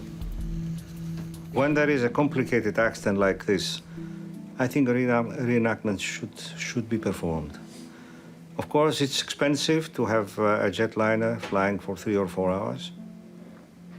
But it is worthy if you have to come with some results which benefit to the overall investigation.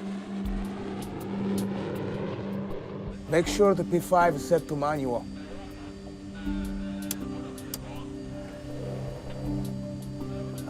It's hard to see.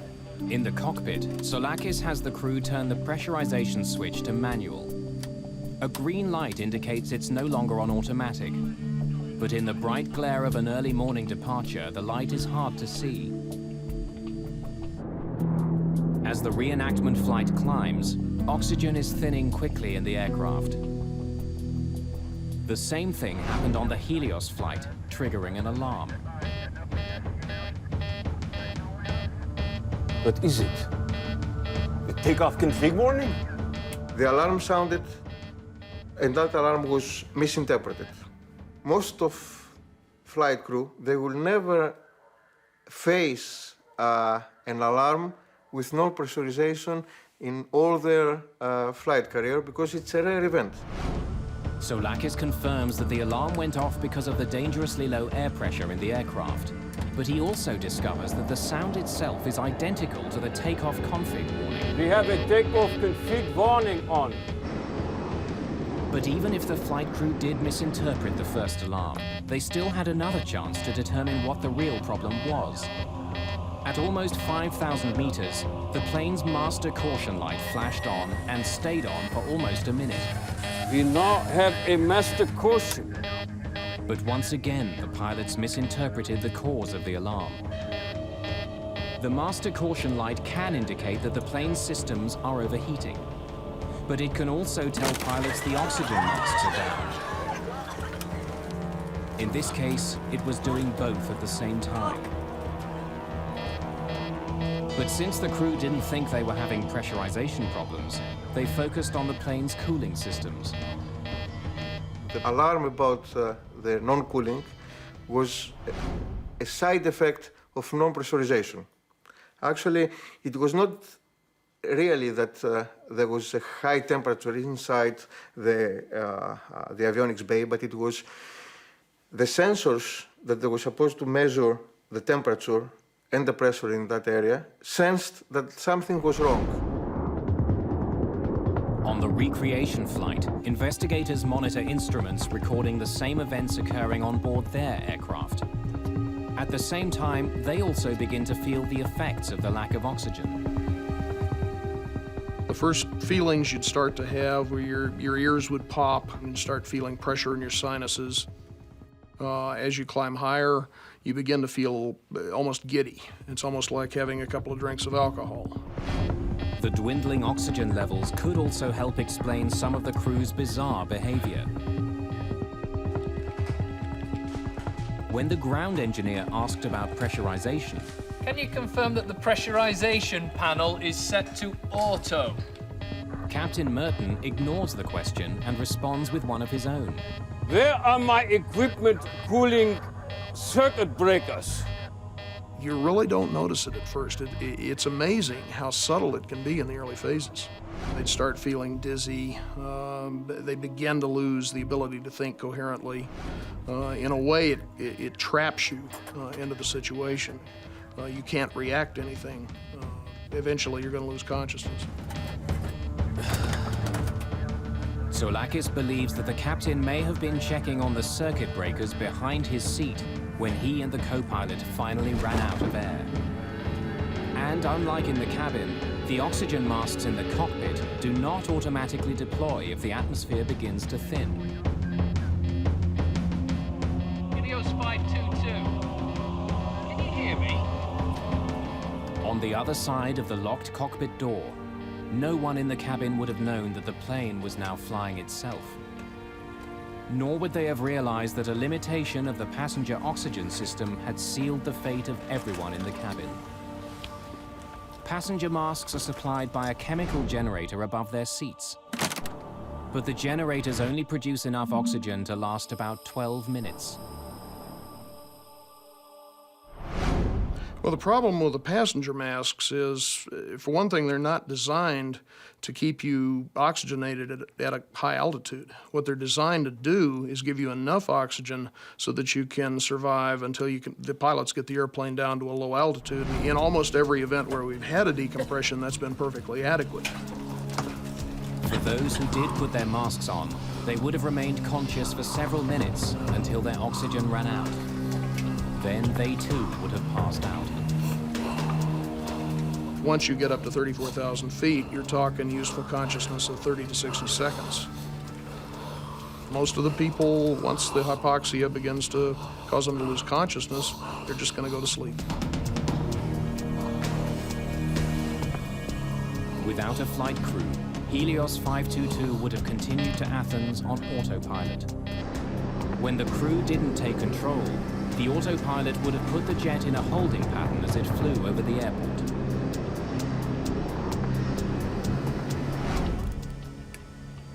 Exactly the same thing will happen on the reconstruction flight if cabin pressure isn't restored.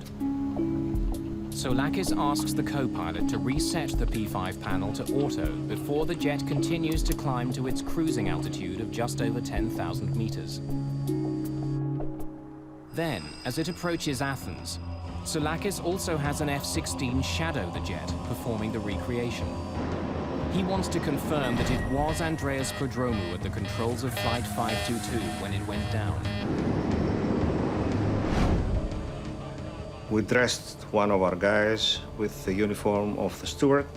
And he came in, he sat on the captain's chair, and the F-16 was looking at him. He was confirming that it was exactly what he saw on the accident plane. The reconstruction also answers another question about the tragic fate of Helios Flight 522. The cockpit voice recorder picked up several strange noises. They're heard just before Prodromou enters the cockpit. Soulakis confirms that these sounds were made by Prodromou using the electronic keypad to unlock the cockpit door. We confirmed all those items and during the reenactment flight, and it was very, very useful. It filled a lot of gaps we had. Okay, take it down. For Chief Investigator Tsolakis, the reenactment flight has been convincing. There was no dramatic cabin failure. Instead, a series of small mistakes and misunderstandings had led to the worst air disaster in Greek history.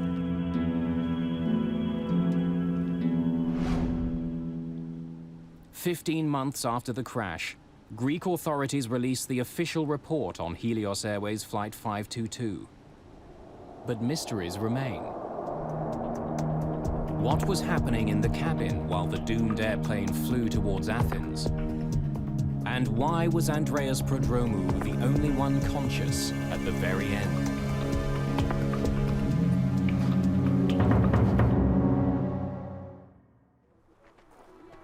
The crash of Helios Flight 522 was the worst disaster in the history of Greek aviation. Like many crashes, it was a fatal combination of mechanical problems and human error. The final accident report details a tragic series of oversights and false assumptions made by the flight crew. Problems that could have been easily prevented turned deadly for all 121 people on board. Where are my equipment cooling circuit breakers? Behind the captain's seat. Can you see them?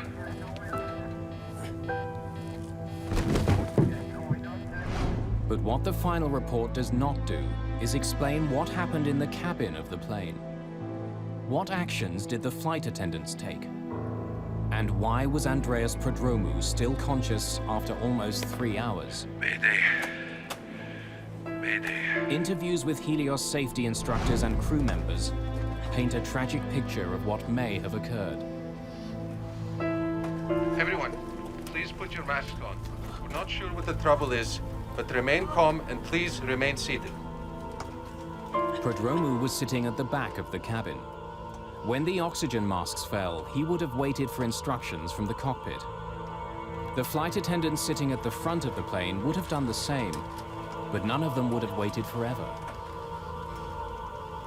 We made it an issue at Helios to emphasize that cabin crew should not entirely depend on their procedures, but to think on their feet and to adapt to any impending situation. In most depressurizations, the plane descends quickly. But as minutes passed on the Helios flight, the plane continued to climb. Unsure of what was going on, Prodromou would have tried to contact the flight crew. Captain Merton. But he gets no response. Can you give us an update, please? Captain Merton. With no word from the cockpit, he would have soon realized that this was not a typical depressurization. When there was no call out from the cockpit and the aircraft didn't start an emergency descent, there was absolutely no protocol. They would be winging it. By now, Prodromou must have felt that something was terribly wrong. But to find out what the problem was, he had to leave his seat. The oxygen available on the 737 is, of course, the dropout oxygen. 10% of those masks are available for the crew in case of a depressurization incident. There are extra masks per every seat row. Taking advantage of the extra passenger masks, he could have made his way to the front of the plane, a process cabin crew called monkey swinging. But if more than 12 minutes had passed, his girlfriend and the other flight attendant may have still been in their seats, and like the passengers, overcome by hypoxia. But Prodromou was a scuba diver and a former soldier in the Cypriot Special Forces. His training may have helped him to stay alert a little longer. Ο Ανδρέας δεν ήταν δηλός, δεν ήταν πολύ θεραλέος γενικά σε ό,τι ήθελε να κάνει. Δεν φοβήθηκε για οτιδήποτε. Είχε πολύ θάρρος. But to survive after the passenger oxygen system stopped working, he needed another solution. The 737 had 4 portable oxygen bottles. Each one could last more than an hour. All 4 bottles were found at the crash site. 3 of them appeared to have been used. While the F-16 pilot saw Prodromou in the cockpit just before the crash, it may not have been the first time he had gone in. As he did at the end of the flight, he could have used the security code to unlock the door earlier.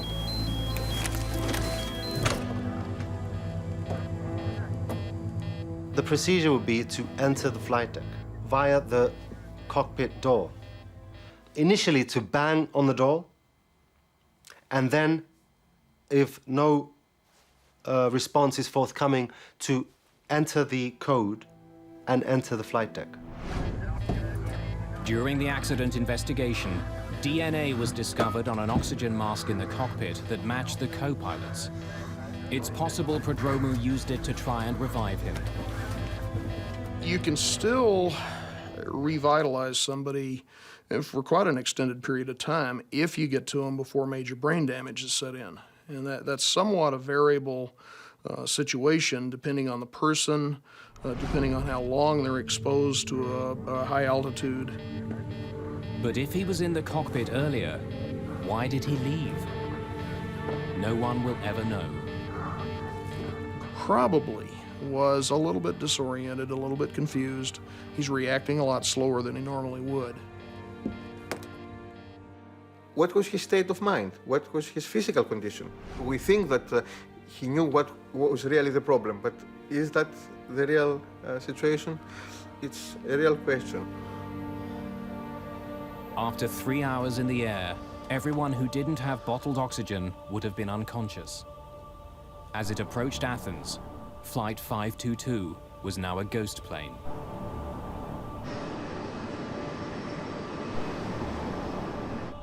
Most of the victims, they probably still had heartbeats when the airplane crashed, but almost certainly were in an irreversible coma. Hypoxia is no more painful than falling asleep. But for Andreas Prodromou, the flight must have been a nightmare. As the F-16s roared to meet the jet, and with his oxygen running out, he must have known that he too was almost out of time. Yet to the very end, he didn't give up. Prodromou made one last attempt to save the plane.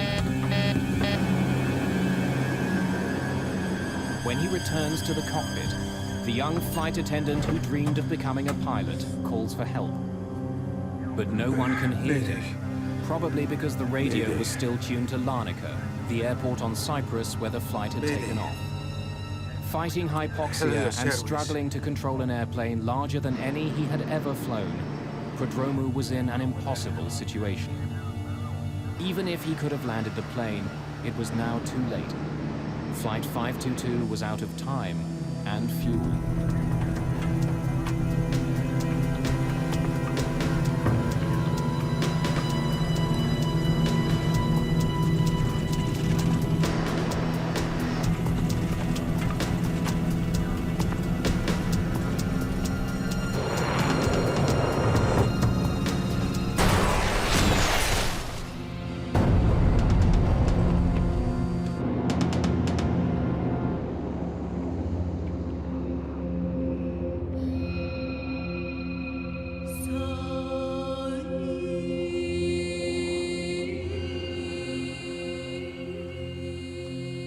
There are pictures of Andreas in Cyprus, in the cemetery where he and his girlfriend Charis are buried side by side. Σαν πατέρας προς θυμούμαι το γιο μου. As his father, my son is in front of me. Wherever I go, he's always there. Σ' άφησε ένα μεγάλο κενό. He left a very big gap. Δυστυχώς, δεν θα ξεπεραστεί ποτέ. We will never get over it. There are pictures in Greece, too.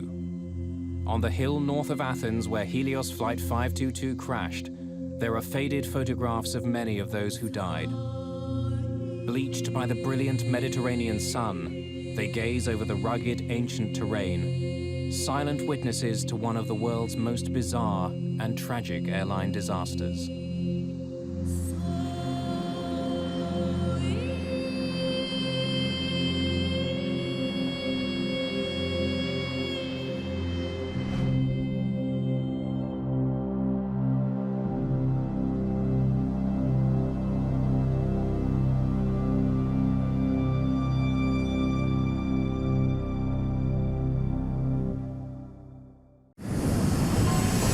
In the dark of night, over the Red Sea, a pilot struggles to control his passenger jet.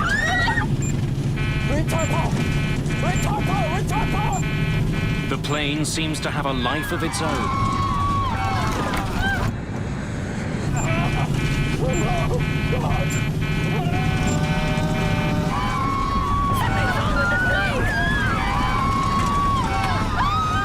I heard a scream, a noise.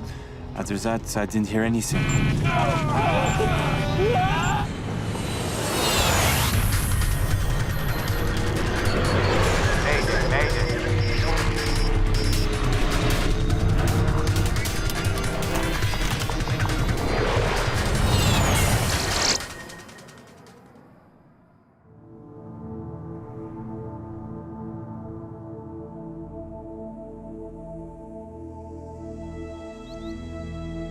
The sands of Egypt hide thousands of years of history. Monuments to ancient civilizations dominate the landscape.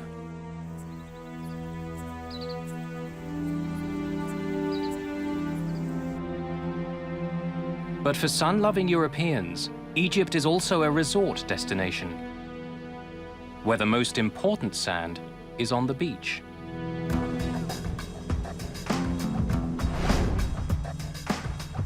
The town of Sharm el-Sheikh is several hundred kilometers southeast of Cairo.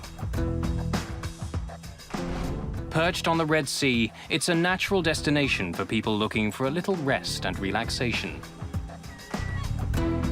Sharm el-Sheikh is quite popular with Europeans, but the reason is, where can you get very warm sea with a 5-hour flight? And you have the Red Sea, which is crystal clear, beautiful mountains. It's just extraordinary. The city's popularity is growing. More than 4 million people a year use Sharm el-Sheikh's airport.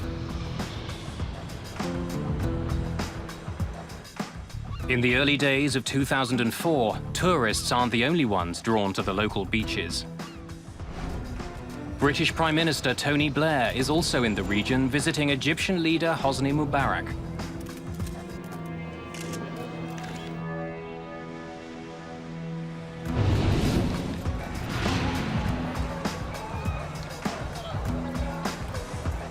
Just after 2 in the morning on January the 3rd, many vacationers are still out on the town. But 53-year-old Captain Kader Abdullah is just starting his day. He's renowned for his punctuality. A former officer in the Egyptian Air Force, Kader is now a highly respected captain with the charter company Flash Airlines.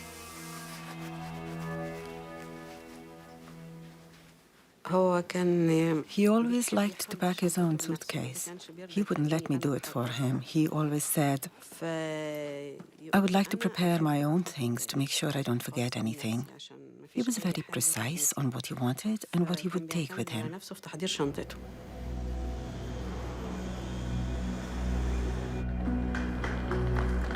Captain Kader meets up with his 25-year-old first officer, Amr el-Shafi. Together, they'll fly out of Sharm el-Sheikh heading for Paris. Good morning. Good morning, sir. El-Shafi is young enough to be the captain's son. The early morning flight isn't for everyone. Pascal Mercier and his family are supposed to be on the Flash jet, but changed their plans. I was booked on the Flash Island flight.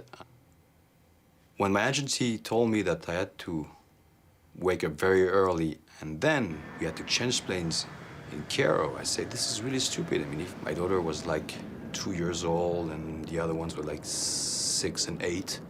So really, I didn't feel comfortable about changing planes and so on. For other tourists, the cheap tickets that Flash offers are worth the trouble of getting up early. France Toulier was able to bring his entire family to Egypt. They need the break. My brother-in-law had just lost his father, so he brought his children, his mother, and his wife there just to have a good time. Not to see the sights or anything, just to have a good time. That's what Sharm el-Sheikh is known for.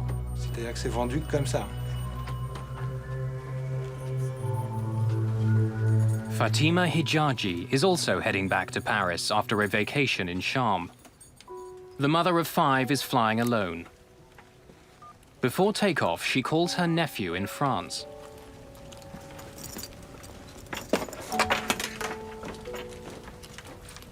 Hi. I was asleep when she called. I didn't really want to get into a conversation with her. She was someone who called you for everything.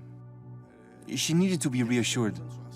So, even though she had the 5 or 6 hour flight ahead of her, she just wanted to make sure that I would be there to pick her up at the airport.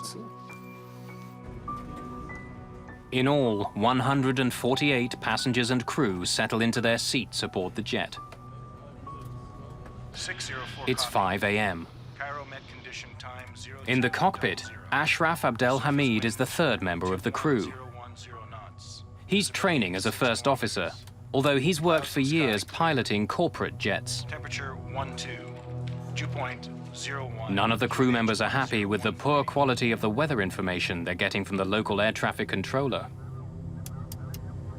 They didn't say sky clear, they said clouds and sky clear. How? The two are opposite. Ask him about ceiling. No ceiling and clouds and sky clear. Maybe it's scattered. Maybe he means scatter. Good morning. The captain is also frustrated that one of his instruments isn't working. Although the engineer agrees there's a problem, it's not serious enough to fix. Especially electrical. The men laugh it off at the expense of the first officer. Probably called by Ma, making a heavy landing.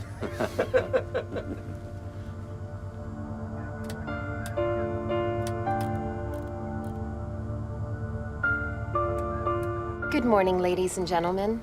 On behalf of Captain Kadir and his entire crew, we welcome you on board Flash Airlines Boeing 737-300.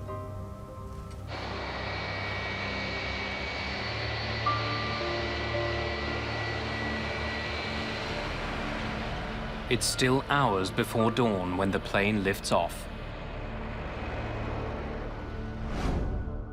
The Flash Airlines flight will head out over the Red Sea before turning towards Cairo.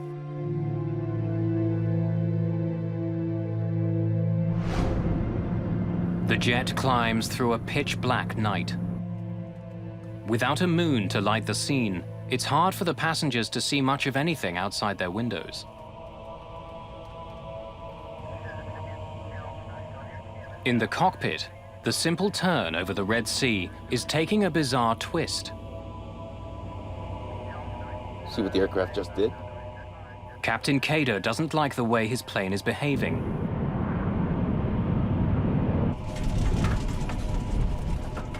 Turning right, sir. What? Aircraft is turning right. Turning right? How turning right? The plane is supposed to be turning left on its way to Cairo. Instead, it's turning in the opposite direction.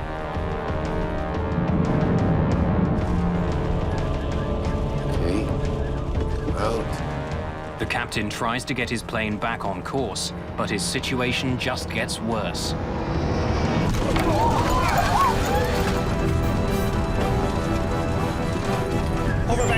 Knowing he's in trouble, the captain tells the first officer to engage the autopilot. Autopilot! Autopilot! But it doesn't work. No autopilot, Commander!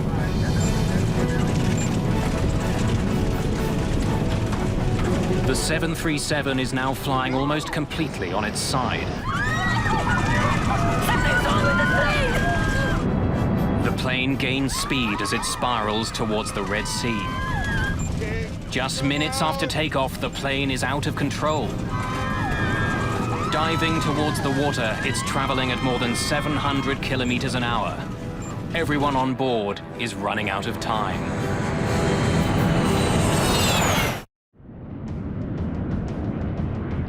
Just minutes after takeoff, an early morning flight has become a desperate battle for survival. A passenger jet filled with French families is plunging towards the Red Sea. Everyone on board can feel the tremendous speed and gut-wrenching turns.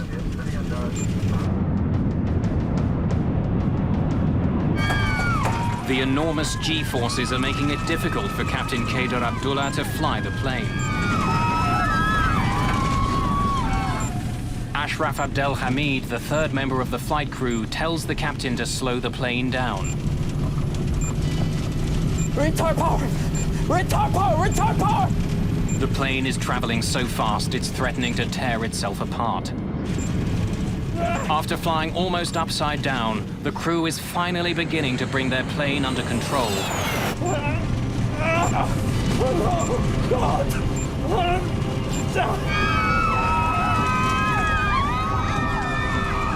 Then they hear the ground proximity warning. They're getting dangerously close to the Red Sea.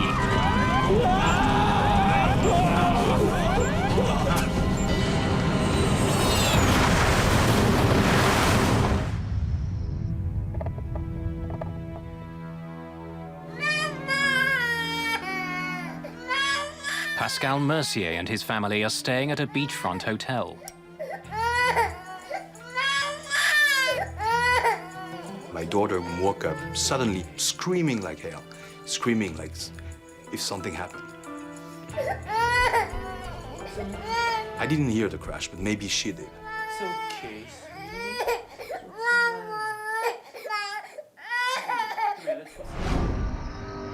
It's just before 5 in the morning, minutes after the plane took off from the airport.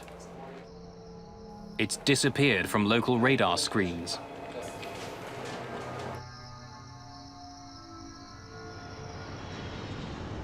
By the time the sun rises, the crash site is found, but there's little for rescuers to do. The plane shattered on impact. A postcard is found saying simply, "I think this card will arrive after me." Pieces of debris litter the surface, but most of the plane has sunk beneath the waves. There are no survivors. All 148 people on board the plane are dead. Flight 604 was to land at Charles de Gaulle Airport in Paris in the morning.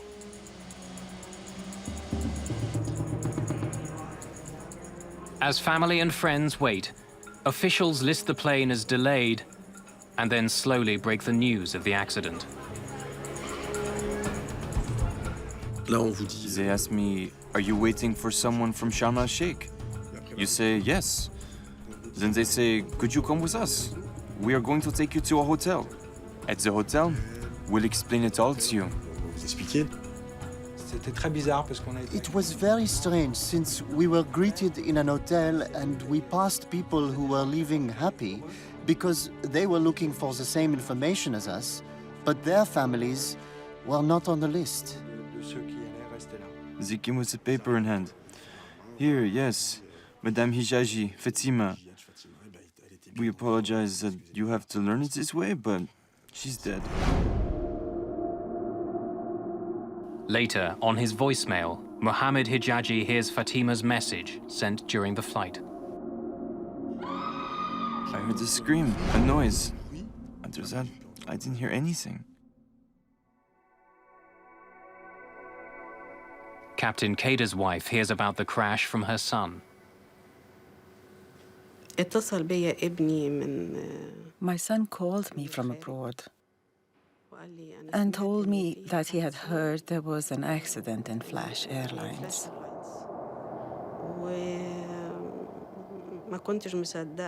I was in disbelief for a while until it became reality. It was a very big shock for me. In resort hotels, workers check the empty rooms of those who were on Flight 604. But one of the rooms is occupied. Mr. Mercer. This guy from the hotel staff, began to cry. He was really shocked, happily shocked to see us. He thought we were in the flight with everybody else. They're here. In my hotel, 82 people were on that flight. 82 people. It was really, really strange.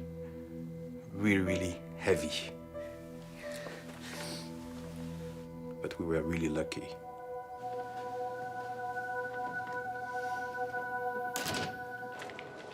There had been no Mayday call from the plane.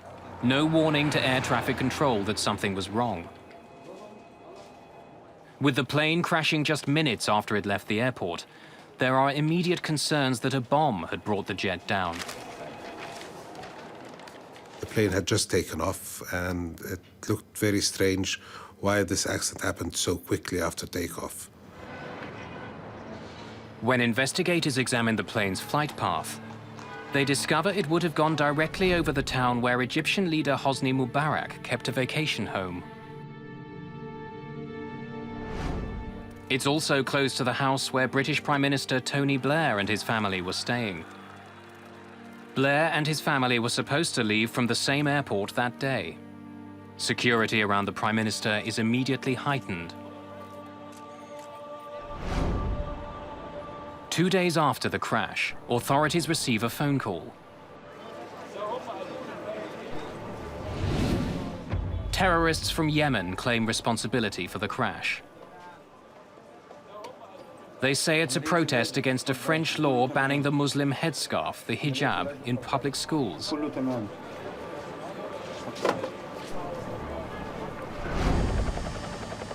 But in spite of the phone call and the rumors swirling around Egypt, investigators quickly rule out terrorism. If you have a wreckage distributed on a very large area, that means the plane was disintegrating in the air, and due to an explosion, it would be disintegrating on a wide area. In this case, there was very, very few pieces, and all located in a very small area. So this indicated that the plane was intact and went into the water intact. If it wasn't terrorism, what had ripped the plane from the sky so quickly? Investigators face an enormous challenge. The plane has sunk below the surface of the Red Sea. Divers have to fight off sharks that are drawn to the carnage. The rescue teams find few bodies intact. The aircraft and most of the 148 passengers and crew have sunk over 1,000 meters to the bottom of the Red Sea. The first task of investigators is to find the aircraft's flight data and cockpit voice recorders, the black boxes. If they survived the crash, they will now be on the seabed.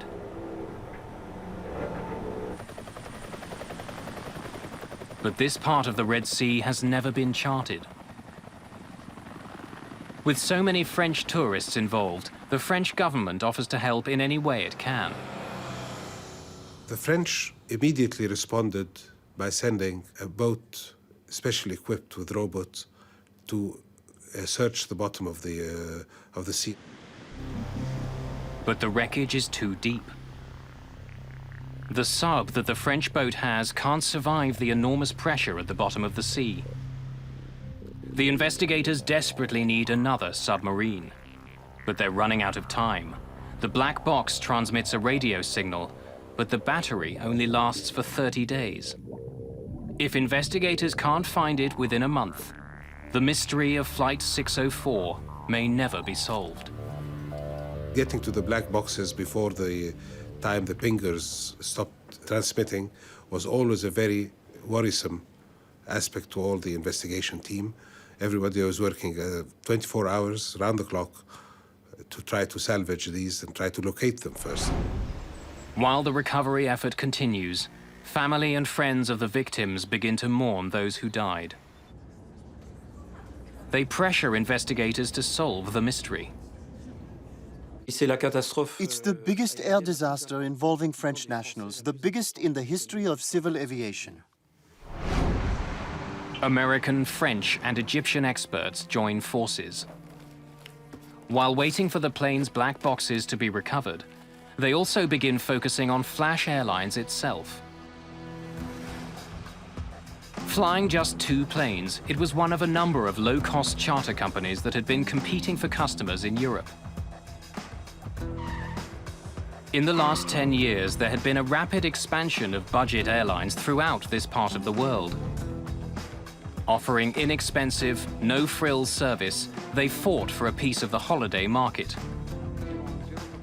Seaside resorts like Sharm el-Sheikh were one of the many destinations they serve.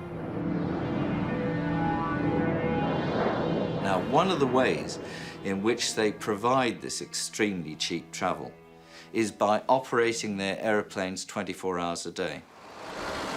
Operating on such tight schedules means the planes are flown constantly.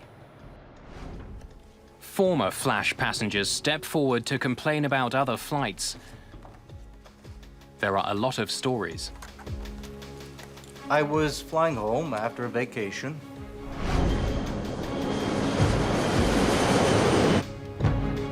A year before the crash, while flying from Sharm el-Sheikh to Bologna, one passenger recalls seeing flames pouring from a Flash Airlines jet. Hey! Hey! The engine's on fire! Look! Please! The flaming aircraft is forced to make an emergency landing. Investigators learned that in 2002, the Swiss Aviation Authority performed a surprise inspection on the same plane that would later crash. The pilot's oxygen masks are missing. There aren't enough oxygen tanks. Some of the cockpit instruments aren't working. It's enough for the Swiss to ground the flight for 8 hours until the company repairs the plane. A few days later, Flash Airlines was banned from flying in Switzerland. Another ban occurred in Poland. In Norway, tour operators stopped contracting with Flash. It's a rare event for an airline to be banned from operating into a country. They had to have done something dramatically wrong, especially when it comes to safety. With mounting concerns about the safety record of Flash Airlines, investigators combed through the company's paperwork. They discover that the most recent maintenance records for the plane that crashed were never duplicated. They've gone missing with the aircraft. The lack of having copies of the technical log and all of them being on board, of course, this is a violation. And civil aviation here issued very clear instructions that this should not happen. The French authorities agree that there are serious questions about Flash. They now ban the company from flying in France.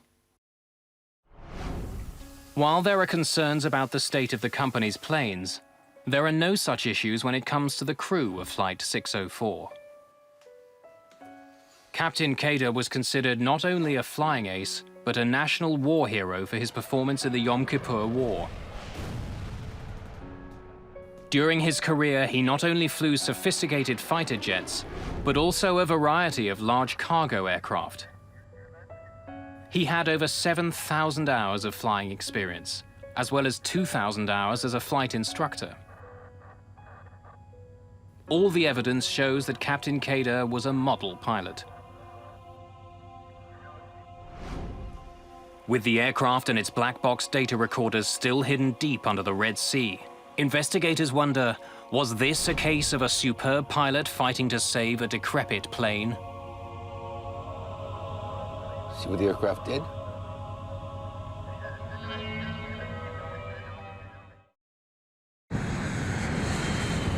On a moonless January night, a Flash Airlines 737 spiraled wildly into the Red Sea.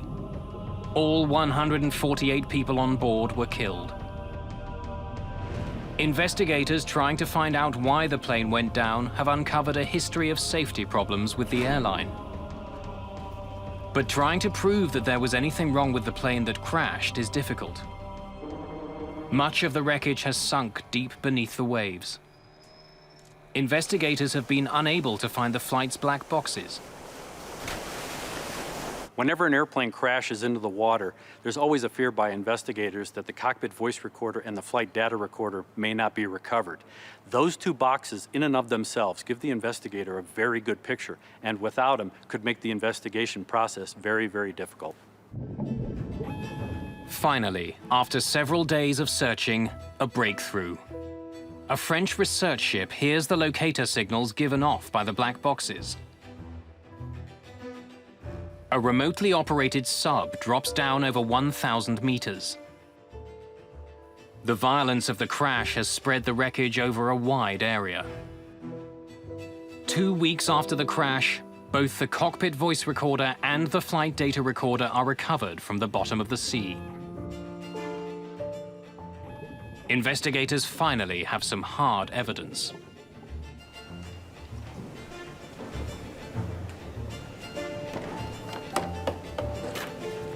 The Egyptian, French, and American team examines the critical devices in Cairo. After the two black boxes are found, the salvage effort wraps up.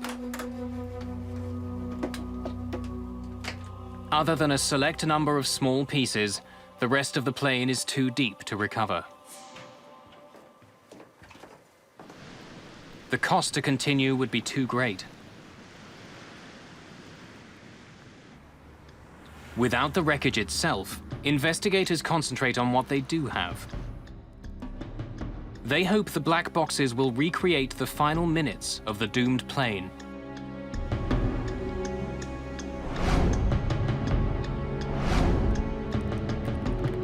One of the things we did to depict the path of the aircraft was we created an animation based on the data we got from the flight data recorder and from radar.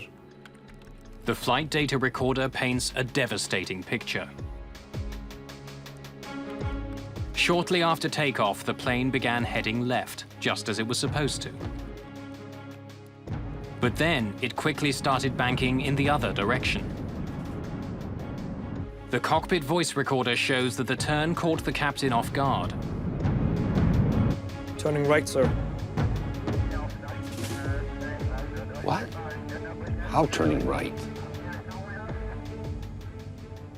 Analyzing the cockpit voice recorder showed that the pilots were experiencing definitely some kind of an abnormality, a problem that they could not understand. The investigators sift through the flight data to find some explanation for the jet's bizarre movement. Perhaps some mechanical fault was forcing the plane off course. And there is an indication that something was wrong with the flash jet before it took off. On the runway, the captain and the ground engineer discussed an electrical malfunction. But it's impossible to tell from the cockpit voice recorder exactly what the problem was. Especially electrical. On n'a pas de certitude sur le dispositif. We can't be sure which equipment was being referred to by the aircraft captain and the engineer when they were discussing faulty equipment. Not enough parts were brought up from the bottom of the sea to be able to determine that. Pour pouvoir dire. And tragically, the ground engineer was also on the flight.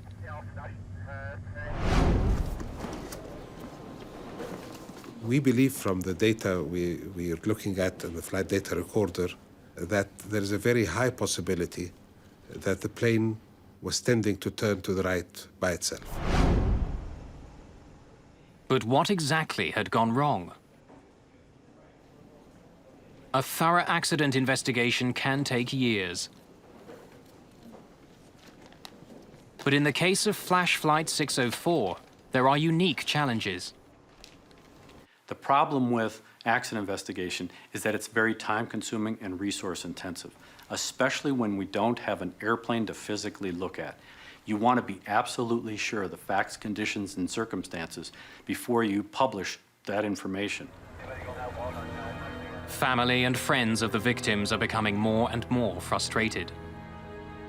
As the months pass, they demand answers. We were led to protest outside the Egyptian embassy because we had no news. 11 months after the disaster, we had no message, no information. Shortly after the protest, Egyptian investigators release a factual report. It contains all of the information from the black boxes, but the report does not reach any conclusions about why the jet crashed. Ladies and gentlemen, good evening. With a situation as complicated as this one, the investigators don't yet have any answers. The only thing they can do is to keep looking.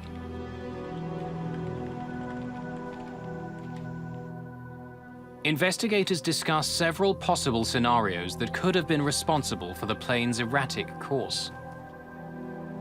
You look into every hypothetical scenario that would create a similar profile. And then you see if this profile fit the data that you have put together. 50 different theories are examined in minute detail. In the process of looking into all the possible hypothetical scenarios, we proceeded by eliminating those that did not fit the data. Investigators travel to the United States to test the most likely ideas in a sophisticated simulator.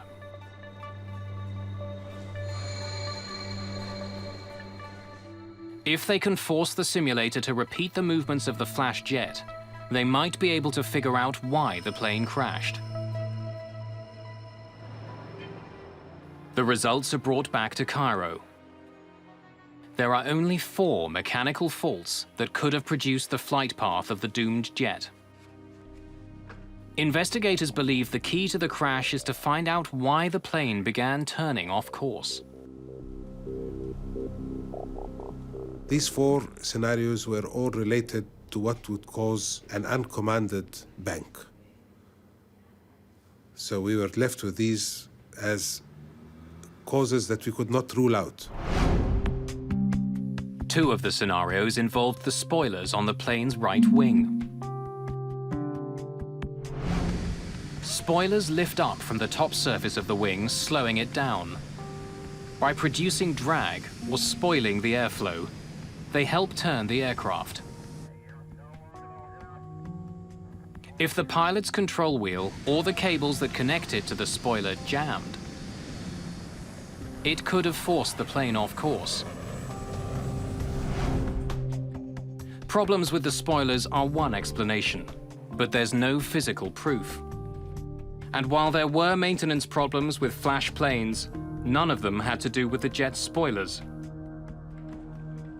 The team searches for another explanation. Another potential cause of the crash is the plane's ailerons. This part of a plane's wing controls the angle of a plane's turn. A malfunctioning aileron could have caused the plane to roll to the right. Again, if the crew couldn't fix the problem, the plane would have begun to spiral into the sea. While so-called aileron trim runaway would create a flight path like the one seen during the crash, once again, there's no physical proof to support the theory. And typically, aileron trim runaway can be physically overcome by pilots. All he would have had to do was overpower using more force to move the control wheel in an opposite direction. Overbanked. When they listen to the cockpit voice recorder, the investigators are puzzled by the constant discussion of the plane's autopilot. Autopilot. The captain asked for the autopilot to be turned on, but it had no effect and the plane began to plummet to the sea. And earlier in the cockpit recording, investigators uncover another curious exchange. Captain Kader began the initial turn over the Red Sea manually, but decided to let the autopilot take over. Autopilot? The flight data recorder shows that the autopilot was indeed turned on as the plane climbed. Not yet. But then the captain appears to change his mind.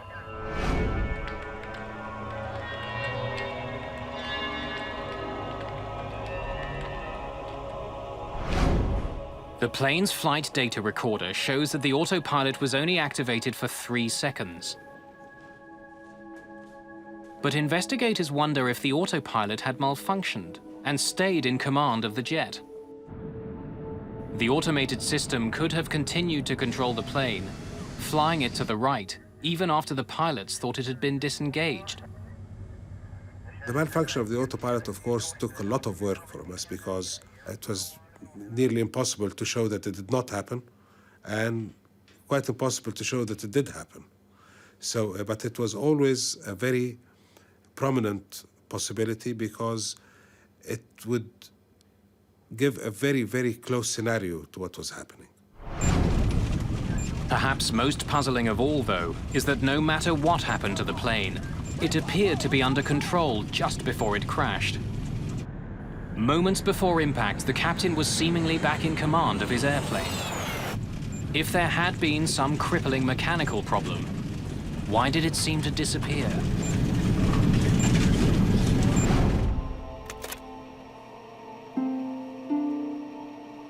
Some members of the team want to consider something besides mechanical fault: the pilots themselves. I think the major concern for the United States was that the human factors elements of this accident weren't thoroughly explored. Perhaps the high esteem given to Egyptian pilots was getting in the way. In Egypt, pilots are very respected, and in particular, Air Force pilots are very highly regarded. For the past 26 years, the country's president has been a highly decorated Air Force officer. In an environment like this, the pilot is somewhat immune to suspicion. When something goes wrong, the natural tendency is to blame the equipment. And on this flight, the pilot was a war hero with thousands of hours of experience. Studying the flight data recorders again, the investigators discover something peculiar. Even before the plane's bizarre turn to the right, 3 things all seem to happen at the same time. Instead of a smooth left turn, the plane begins to come out of its turn early. The nose starts to rise, and the plane's airspeed decreases noticeably. But during this time, the pilot says nothing. It seems that he's unaware of the changes to his flight path. I've flown out of Sharm el-Sheikh at nighttime and in the same type of aircraft. And in no way should the pilot allow the airspeed to drop by as much as 30 knots, or the bank angle to change beyond 5 degrees without clearly stating the reasons for the change in the flight path. Some investigators consider a provocative theory that might explain this seemingly bizarre behavior. Perhaps Captain Kader had been affected by vertigo.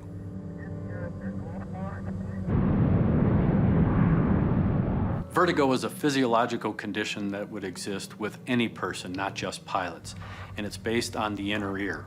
Over a dark ocean, without a defined visual horizon, no ground lights, the pilot may not be able to perceive visually whether he was flying up, down, left, or right. And if the fluid in his inner ear was moving or he tilted his head, that may induce a sensation, a physiological sensation, that may cause the pilot to believe the airplane is flying straight and level when it's actually turning. The plane's flight path is ideal for creating a sense of vertigo. The Flash airline jet took off into a moonless night. Captain Kader was flying manually and began to turn as he was climbing. Heading out over dark water, it would be very difficult using just his senses for Captain Kader to know exactly where he was. Roger, when ready, inshallah. Left turn to establish 306, Sharm VOR. It is actually a very high workload situation, and when there are no visual cues outside because it's a moonless night and you're over featureless territory with no lights in it, you really, as a professional pilot, should be totally aware of the fact that this is a situation in which you could get disorientated. It's a classic. It's happened so many times. It's killed so many people in the last 10 years. When the plane was supposed to be turning slowly left, the control wheel began inching towards the right. Perhaps the captain was making the turn without even being aware of it. When you study the movement of the aircraft control surfaces, it appears that something was guiding Captain Cutter to the right. Now, that could have been a false horizon or something he's seen outside of his window. See what the aircraft just did? Or perhaps he believed he was actually correcting a problem with the plane itself. He thinks he's gained his flight path again. And all of a sudden, at this moment, he receives contradictory information. Turning right, sir. What? Aircraft is turning right. The contradictory information adds to the pilot's confusion. He believes he's fixing a problem when he's told his problems have just started. In this particular instance, not only are you trying to fly the airplane and understand situationally what's happening, but you're going through the mental gymnastics because your expectations are one way. Meanwhile, you have the first officer who's telling him something that's totally different. Aircraft is turning right. Egyptian investigators agree that Captain Kader may have suffered some form of disorientation during the flight. But they don't believe it was the only problem the crew was dealing with. I don't really have a very clear indication that there was disorientation, but it's possible. There was a recovery from disorientation. The time to find out the problem and take the corrective action needed was more than the time left before impact. No matter what role disorientation played in the crash, investigators are about to learn that the crew wasn't properly trained to deal with it. Flash Airlines never provided the pilots with basic information that could have saved their lives.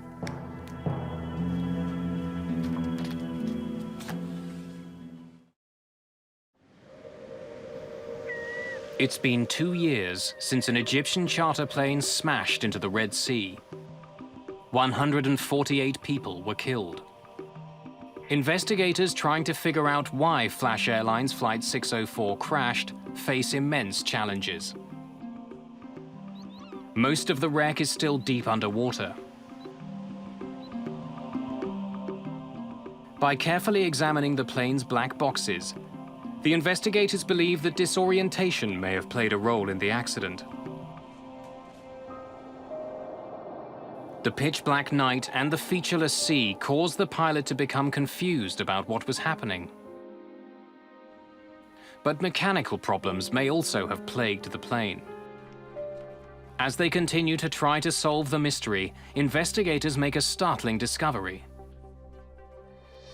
Officials at Flash Airlines reveal that they hadn't provided the pilots with crew resource management training, although it was a requirement for the company. It might have helped the crew deal with their horrifying situation. Crew resource management is a program where pilots are trained to work together rather than as individuals. Had the pilots of Flash Air 604 received a formal CRM training program, the outcome of this flight may have been substantially different.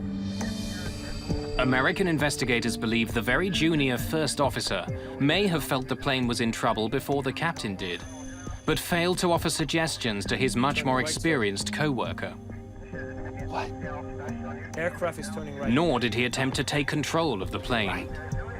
Formal CRM training would have empowered the first officer who had the best situational awareness and the most information about the position of the airplane to take command of the airplane when he saw that the captain wasn't taking the appropriate corrective action.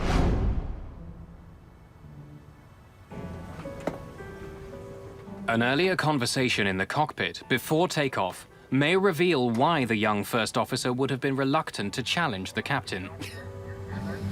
Yesterday, we were coming in at dusk and the sun was 2-2. I felt I could hardly see the runway. And he's already saying, in sight. What in sight? Hey, sir. It may not have meant to be insulting, but it may have reinforced the first officer's feeling that he was the student and the captain was the teacher. I am unable to raise my eyes, and he says, in sight. Where in sight?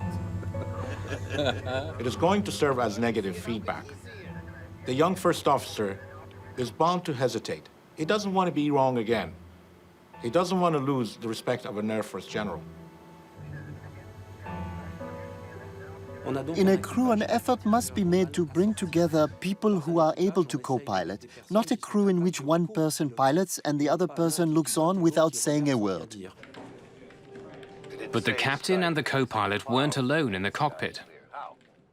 A third crew member with more experience than the first officer was also there. Maybe it's scattered.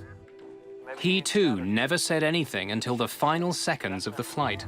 Otherwise, how will we know when we clear the cloud? We hear him speak very clearly and very openly all during the time before the engine startup. He was in conversation with the first officer and with the captain.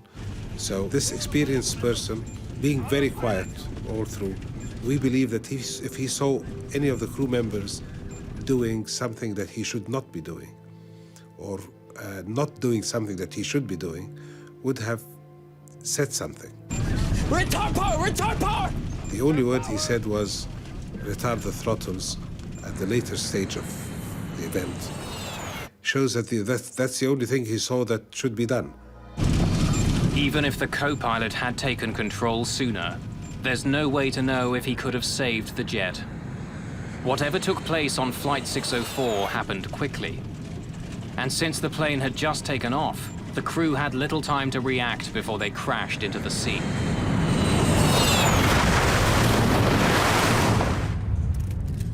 The final report on the Flash Airlines crash was released in March 2006. There are no clear answers. Egyptian officials say that any of 4 mechanical problems could have caused the crash. They say disorientation may have played a role, but it's not the reason behind the accident. American investigators refuse to blame the plane. Instead, they say the problem lies with the airline, which didn't sufficiently train their crews. The pilots are responding based on skills, abilities, knowledge, and what they got out of training. If the training was deficient, that's a company responsibility. 2 months after the crash, Flash Airlines went out of business. And as a result of the Flash 604 tragedy, new rules came into place to ensure that in the future, aircraft safety violations will be judged more harshly. The Flash Airlines crash gave the final political impetus to a move to create a European blacklist where if one state banned an airline, then all the other European Union states would automatically ban that airline also. The Egyptian investigation concluded with an important recommendation. We have recommended that some kind of training or awareness program should be made to be able to have a pilot observe another being disoriented early and what he should do to first maintain a safe flight, second to pull the pilot from his disorientation back to orientation. Was there a mechanical problem at the heart of the crash? Investigators will likely never know. With so much of the plane still at the bottom of the Red Sea, questions will always remain for investigators and everyone else who was affected by the crash.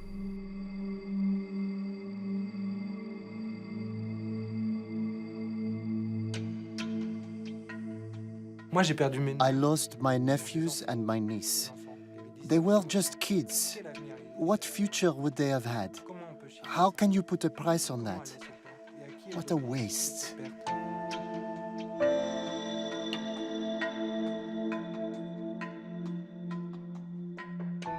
The families will never be able to fully mourn, me included, because we'll never know what's really happened.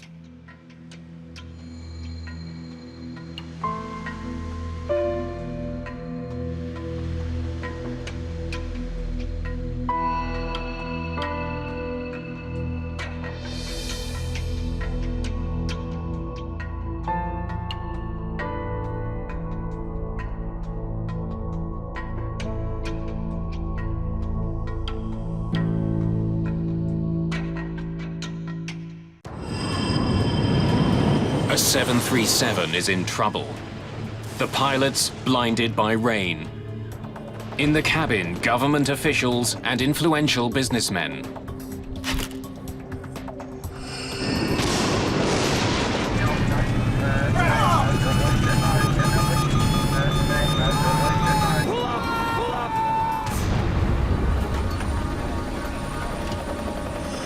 The crash of IFO-21 shocks the world. Did a final act of war bring the plane down? The White House demands answers. This was no ordinary flight, but a military jet carrying American politicians. When the investigation is over, the Air Force itself is held responsible.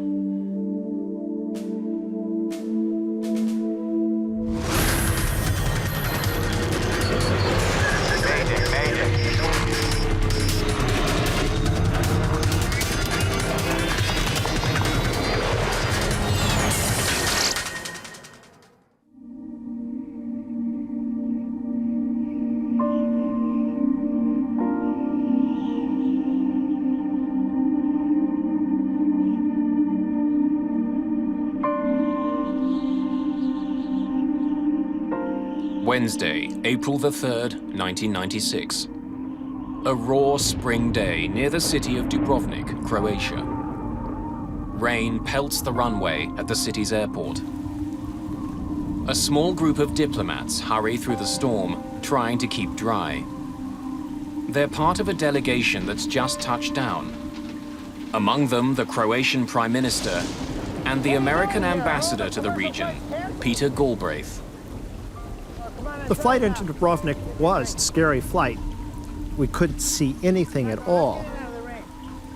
At that point, I'd been ambassador to Croatia for nearly 3 years, and I'd done a lot of shuttle diplomacy, and it certainly was one of the most uncomfortable. The weather that made Galbraith's landing so bad isn't letting up. In fact, commercial flights into Dubrovnik have been cancelled. But the ambassador and the others aren't waiting for a commercial flight. They're here to greet IFO-21, a US Air Force jet on a delicate mission. The plane is a specially designed 737. The Air Force has a small fleet of these jets to transport high-profile guests around the world. The cabin has everything needed to do business and politics 10,000 meters in the sky. Today, the cabin is filled with what the military call DVs, Distinguished Visitors. This group is led by United States Secretary of Commerce, Ron Brown. Ron Brown was a very smooth, capable individual. He was a Washington insider. And he had all the skills that go with that. Brown is a star in the Democratic Party. I obviously will do everything that is possible. He played an important role in getting Bill Clinton elected president. Under Clinton, Brown was appointed the first African-American Commerce Secretary in the country's history. The United States companies that are here today are eager to engage in dialogue with government and business leaders, and more importantly, to do business. Today, that job has taken Brown to one of the most troubled areas in the world.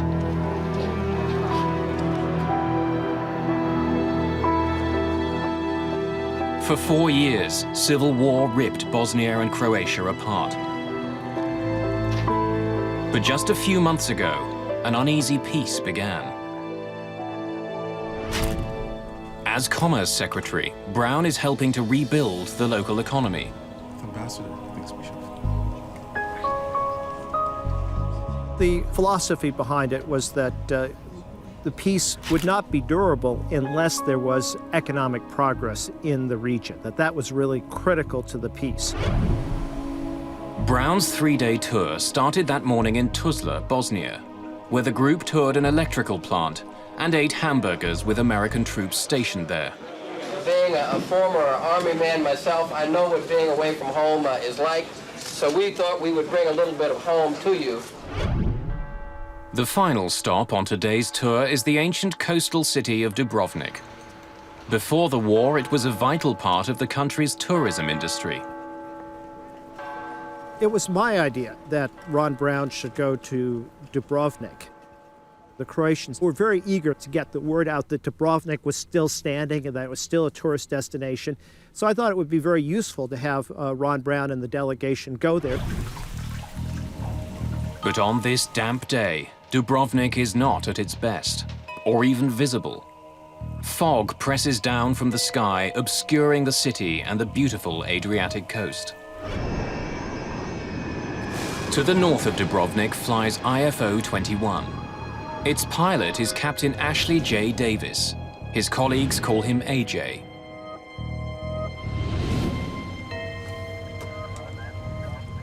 Departure, IFO 21. IFO 21. From the cockpit, Davis can see some clouds ahead that he wants to avoid. I'm left here just a couple of miles for a build-up. IFO 21, this is approved as requested. Climb and maintain flight level 160. Up to 160 now. IFO 21. It's 2 o'clock in the afternoon. AJ Davis and his crew have been on the go since dawn. While the cabin of this plane is built for comfort, the cockpit is virtually identical to a standard issue 737. AJ Davis grew up in Baton Rouge, Louisiana, and dreamed of being a pilot. He made it and has been on the front line of American military efforts.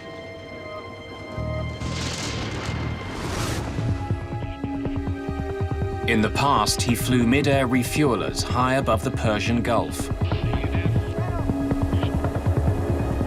But now he pilots diplomats and other officials from around the world. It means a lot of traveling and a lot of time away from his wife and 2 children at Ramstein, an American base in Germany. According to the Air Force ranks, Shelley Kelly is a technical sergeant. Today on IFO 21, her main job is to make sure the passengers have everything they need.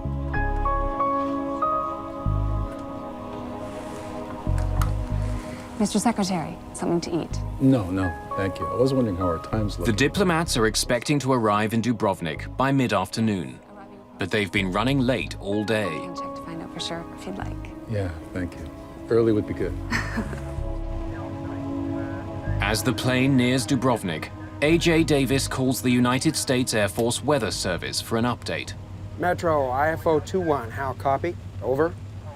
IFO 21, copy loud and clear. Weather for Lima Delta uniform as follows. Rain. Sky conditions 500, broken. That would be ceiling. How well do you copy? Metro, IFO 21, copies. Yeah, we've been in it all day. Are you expecting any changes in the weather? Pretty much continued rain, over. Copy. Rain. Thanks for your help. So, let's see the sights of Dubrovnik. Only 4 months after a peace treaty was signed, the skies over this part of the world aren't guaranteed to be friendly. Planes are still required to fly in certain highly restricted lanes. While he's aware that there are flight restrictions, Davis has never flown in this part of the world before. As he nears the Croatian border, he gets an unexpected warning. IFO 21, this is Magic 51. Magic is the call sign for the peacekeeping airborne early warning aircraft that watches air corridors like a traffic cop. Be advised, you are leaving an approved corridor. Please reroute immediately. Davis isn't off course. He's flying the exact route he had planned. But without knowing it, Davis and his plane are flying out of approved airspace. They're flying into potentially dangerous territory. You're leaving an approved corridor. Reroute. Roger, Magic. Our error. Rerouting now to proper corridor. Over. The second time today. The approved corridors do change, and Davis and his crew should have been informed. To stay on an approved course, Davis will have to swing out to the west. It's an embarrassing situation that's going to cost them time. Shelley, AJ, we've been directed to reroute. We'll be arriving about 15 minutes late at Dubrovnik. Apologies to all back there.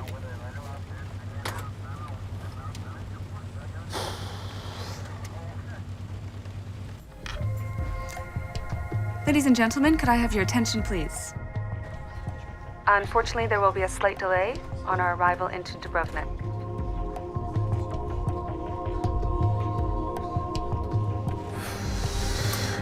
DVs aren't going to be happy at all.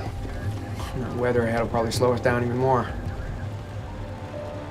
Outside his plane, the heavy rain continues to crash down. Flying toward an unfamiliar airport with a cabin full of businessmen and diplomats, Davis has a difficult task ahead. What happens to this plane and its passengers over the next several hours will capture the attention of the world.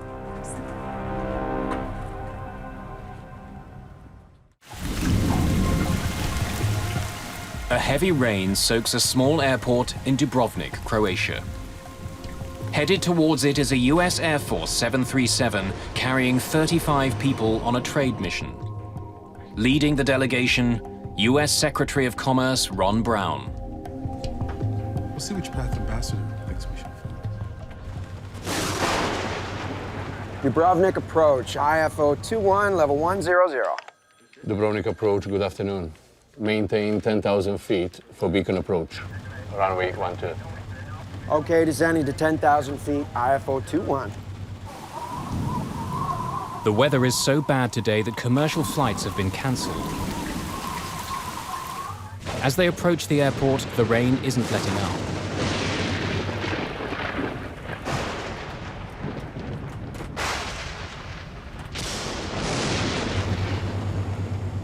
But the crew is dealing with more than just bad weather. The recent civil war has taken a heavy toll on Dubrovnik's airport. It had been closed for several years and is waiting for a new landing system.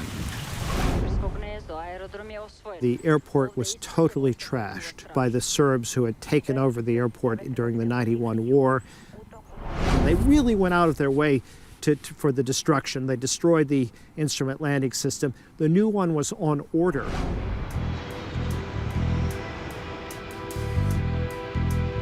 Around the world, airports use sophisticated technology to help planes take off and land. Doppler radar warns of incoming storms. Glide slopes help pilots stay on course to land.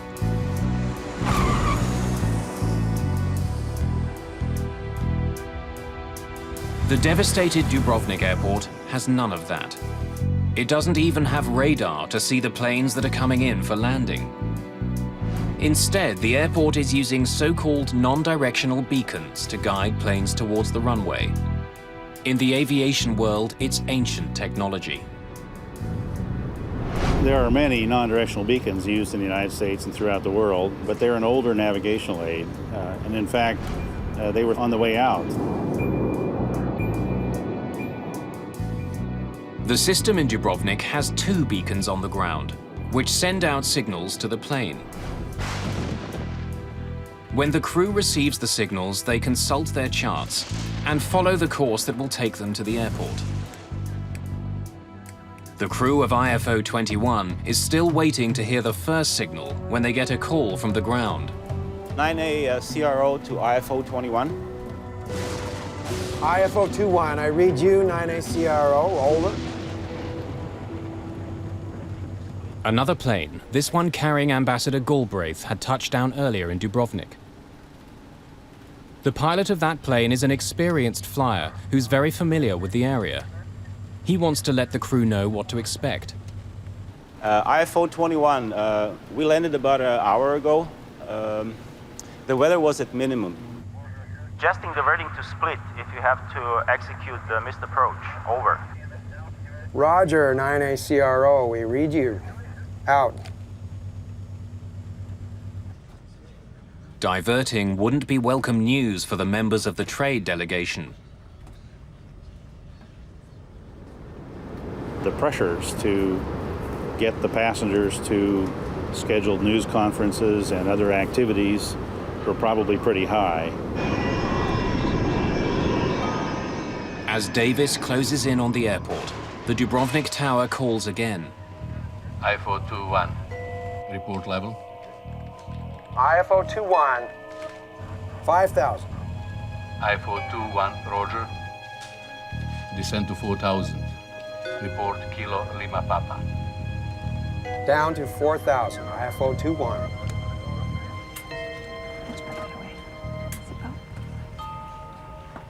Sir, good morning, thank you. Flying above the storm, the crew finally hears the radio signal from the first beacon. Engage. At Kilo Lima Papa, we're tracking outbound at 119 degrees. 119 confirmed.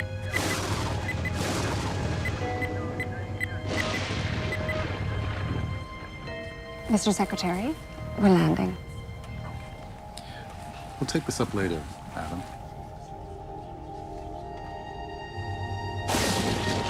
It's not very broken up down there. I can't see through it. Tim? The clouds are thick. The crew can't see the ground. They have to trust their instruments as they descend through the storm. IFO 21. Sir, we are inside the locator, inbound. IFO 21, roger. Cleared for beacon approach. Runway is wet. IFO 21.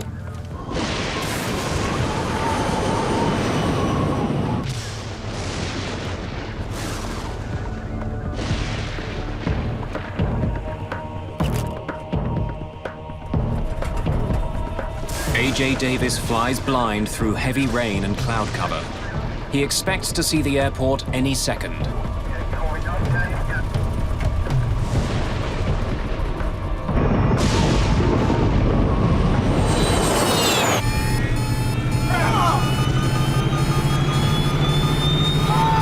Pull up! Pull up!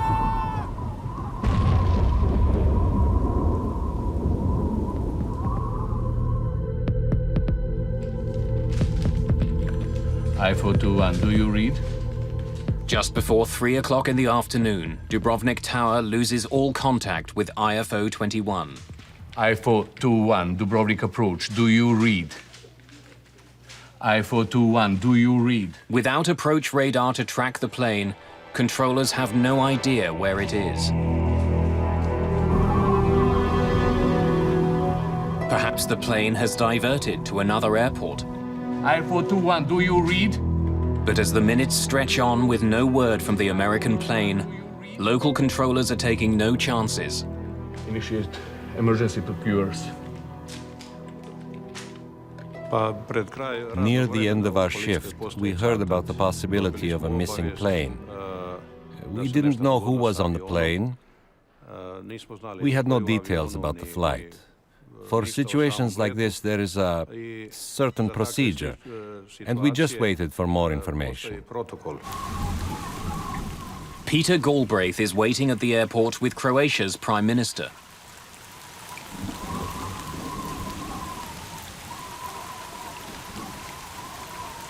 It was clear from my own flight in that this was a very marginal landing.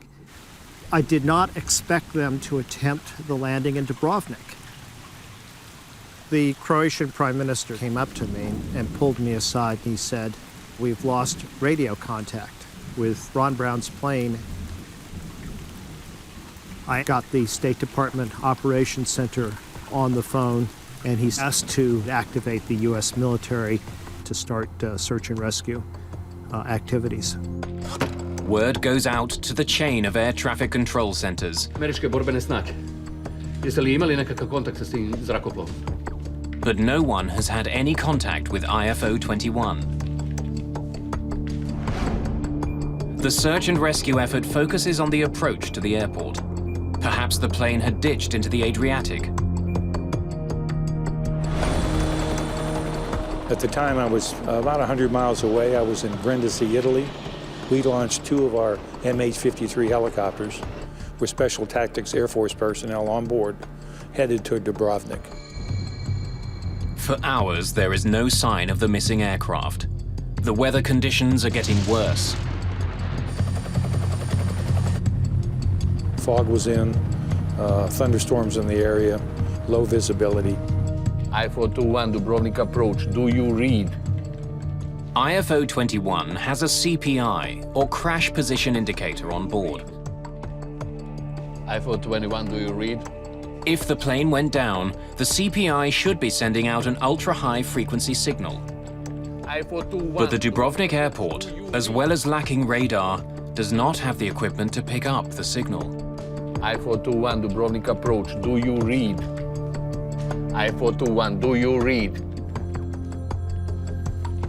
I-421, do you read? As the hours pass, poor visibility frustrates the searchers. They arrived off the coast, and they were over water looking for the crash.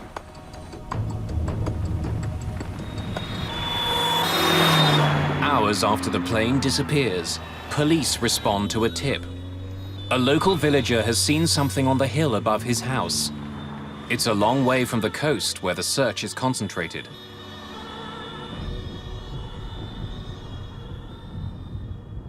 We went up with 2 vehicles to check the mountains.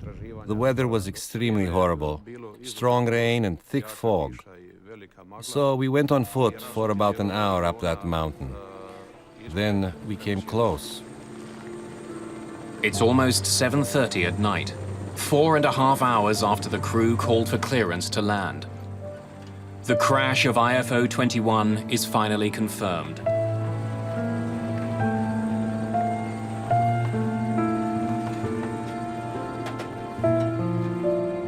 The news races from Dubrovnik to America. The crash site has been reached by Croatian police, and I've just received word that there's also a Croatian doctor on the scene. The tail section is the only substantial piece of IFO 21 that's left. Debris and bodies are scattered across the mountain.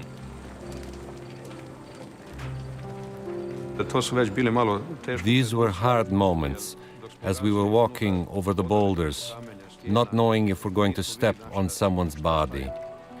These are the moments that you can't forget. Then, almost miraculously, police make a heartening discovery. Inside the tail section, they find a survivor. It's Technical Sergeant Shelley Kelly.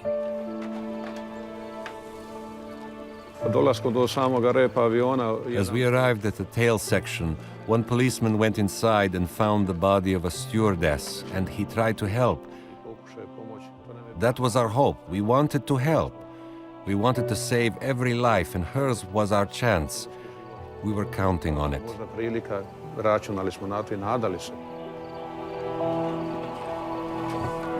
In the darkness, they realize that Kelly needs immediate medical attention if she's going to survive. When I realized that there was no one to help, I radioed the police central station in Dubrovnik and got them the location of the crash site. By then, it was completely dark.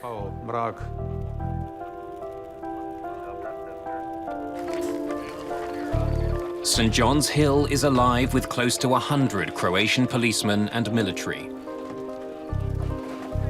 American forces are also rushing to the scene. Enormous rocks and treacherous conditions make the wreck site difficult to reach.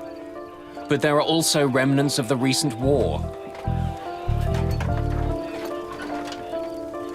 Mike Canavan is in charge of the US crash recovery operation. I met a Croatian major. He told me that he was going to be the guide that would take us up to the top of the mountain. And at that time, he happened to mention that there were several minefields between where we were and the crash site. It takes almost 2 hours for Canavan to finally make it up the rocky hill. We had been walking for some time, and it was very dark. And all of a sudden, I saw something that was darker, and I didn't know what it was. And I reached out, and it was an aircraft engine. On top of the hill, the weather is making it impossible for helicopters to land. Emergency workers can't wait for the weather to clear. They have to get Technical Sergeant Kelly off the mountain immediately. She has a broken spine and other severe injuries.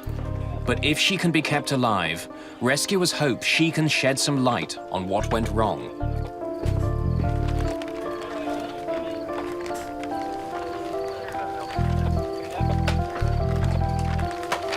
With Kelly off the mountain, the search for other survivors continues.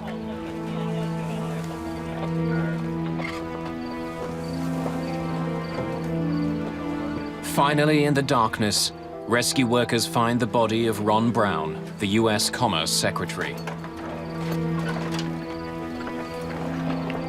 In fact, as rescuers continue to comb the hillside, all they find are bodies. A.J. Davis and the rest of the crew were probably killed instantly. All the other members of the trade delegation are also killed.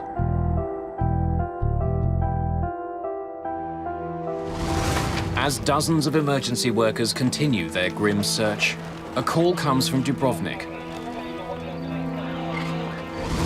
Technical Sergeant Shelley Kelly is pronounced dead in the ambulance en route to hospital. No one has survived the crash of IFO 21. A grim spring rain hammers down on the mountains of Croatia. Near the Dubrovnik airport, a 737 has crashed. The jet was an American Air Force's plane on a trade mission through the region. Police and members of the military have searched for survivors, but all 35 people who were on the flight are now dead.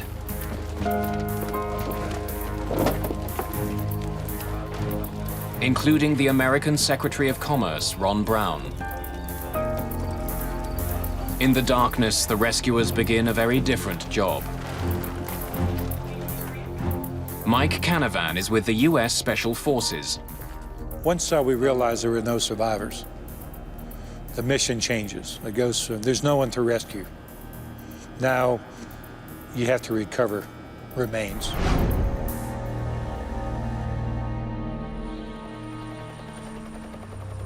By dawn, the weather has improved. Peter Galbraith gets his first glimpse of the crash site.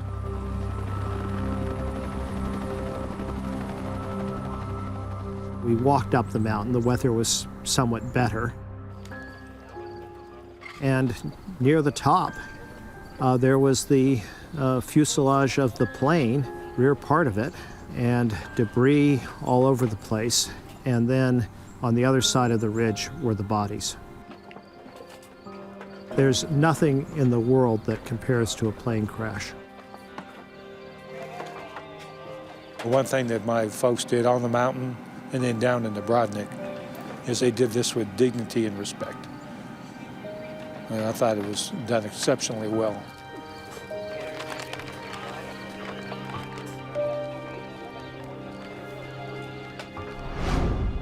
Ladies and gentlemen, the Vice President and the First Lady and the members of Cabinet and I wanted to come here to be with the employees of the Commerce Department at this very difficult hour. Hillary and I have just come from Ron Brown's home, visiting with Alma and Michael and their family and friends who are there. As the truth sets in, the hard questions begin. How had a specially redesigned US Air Force 737 crashed on a hillside in Croatia? Was it simply bad weather? Or in a war-ravaged part of the world, was there another cause?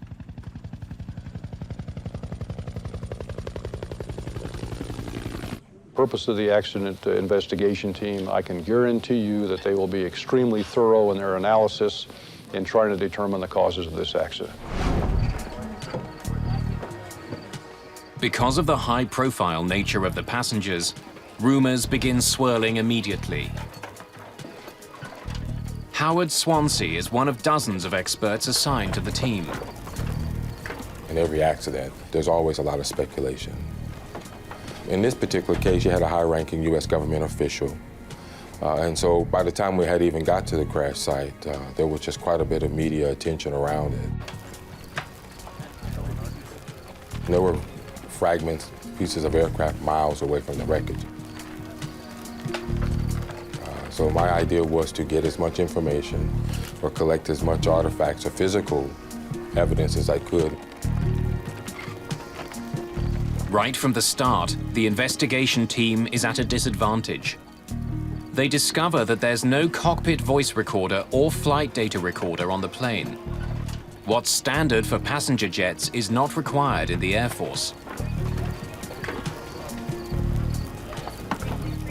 I had assumed that the Air Force and these VIP flights had higher safety standards than commercial flights. And so I was really shocked to learn that the standards were generally lower than those for commercial aviation.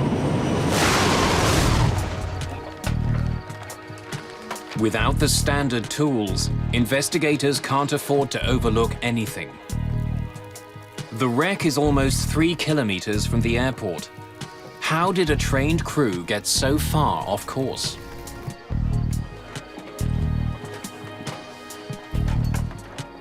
As Swansea examines the wreckage, Nelson Spornheimer is brought in to look at other evidence. An expert in aerial navigation, he plots the plane's doomed final minutes. To trace the last moments of the flight, he turns to the sky and the US Air Force radar plane, which had been patrolling the region. IFO 21, this is Magic 51. Be advised, you're leaving an approved corridor. Please reroute immediately. Rerouting now to proper corridor. Over. Apart from heading out of approved airspace, Spornheimer finds nothing unusual about the plane's flight until the end. The radar track that I was given was from an AWACS aircraft and showed that the en route portions of the flight from about 100 miles prior to the airport were entirely nominal. The last segment of the flight, however, beginning 20 kilometers from the airport, is different. On their final approach, the plane begins to head off course. They start flying in a straight line, which heads right into the mountains. My initial look at the flight track of the aircraft showed a 7-degree bearing error in the final segment of the approach. A small error when traveling at hundreds of kilometers an hour could quickly lead to an enormous problem. But why would the plane get off course at the end of the trip if the rest of the flight showed no major navigational problems? Even in bad weather, how had the crew become so lost? Spornheimer examines the outdated navigational equipment at the airport.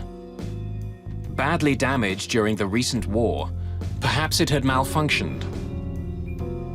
2 separate navigational beacons are used for landing in Dubrovnik. One guides planes to the runway, the other lets them know if they've gone too far. The first is located on nearby Kolosep Island.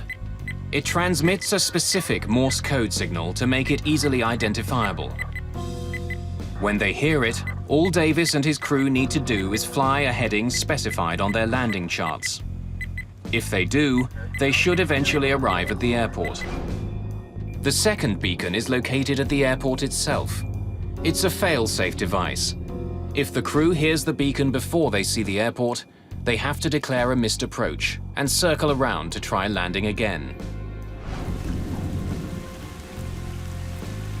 In fact, the plane that brought Peter Galbraith to Dubrovnik just minutes before IFO 21 only landed on its second attempt.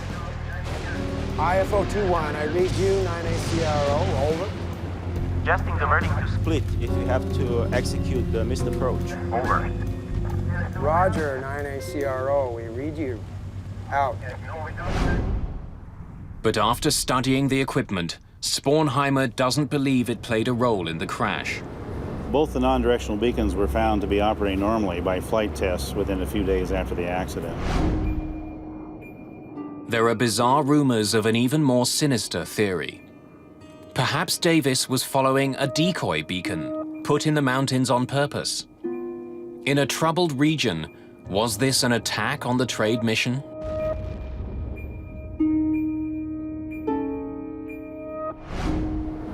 To get a signal that is strong enough to be heard, you have to have a very large ground system, which is difficult to establish in rocky, sandy soil.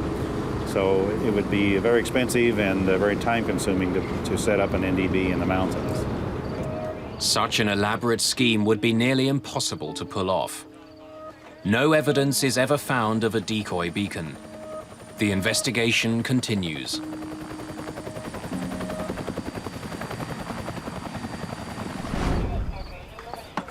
In the wreckage of the Air Force flight, investigators discover an important piece of the puzzle. The plane's ADF, or automatic direction finder, is recovered. It appears to be working, but only one of the units had been installed on this jet. To perform a proper landing in Dubrovnik, a plane requires 2 ADFs.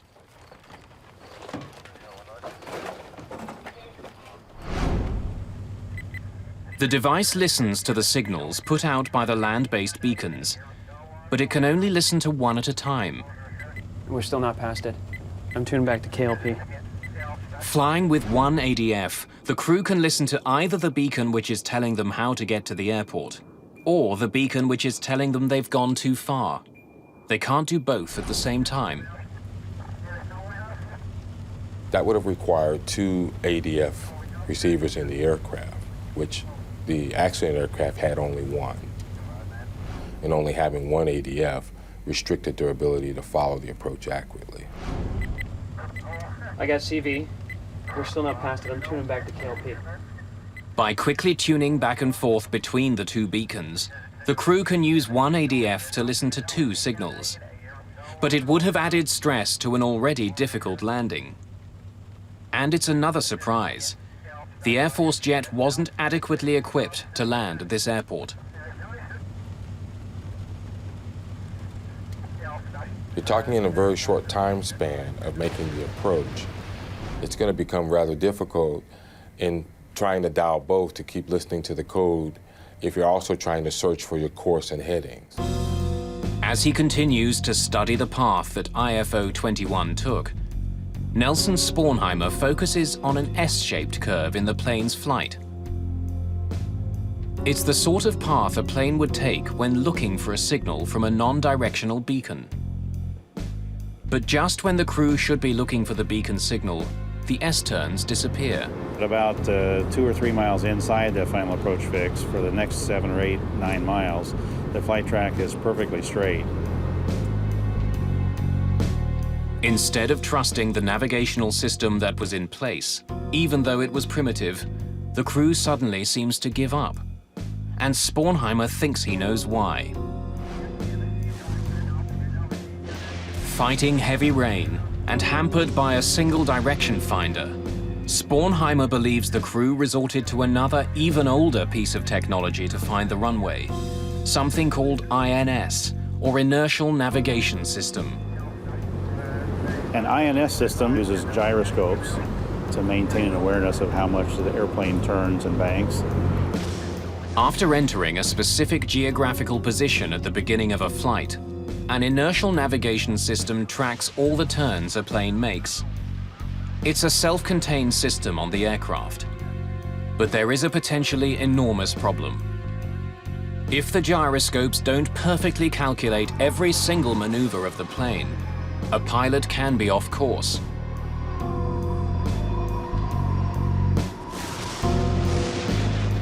It's not very broken up down there. I can't see through it. Tim? The crew might have thought that switching to this system would help them find their way. But in this case, it might have put the plane dangerously off course. INS drift in this case was probably, in my view, the primary reason the aircraft ended up where it was.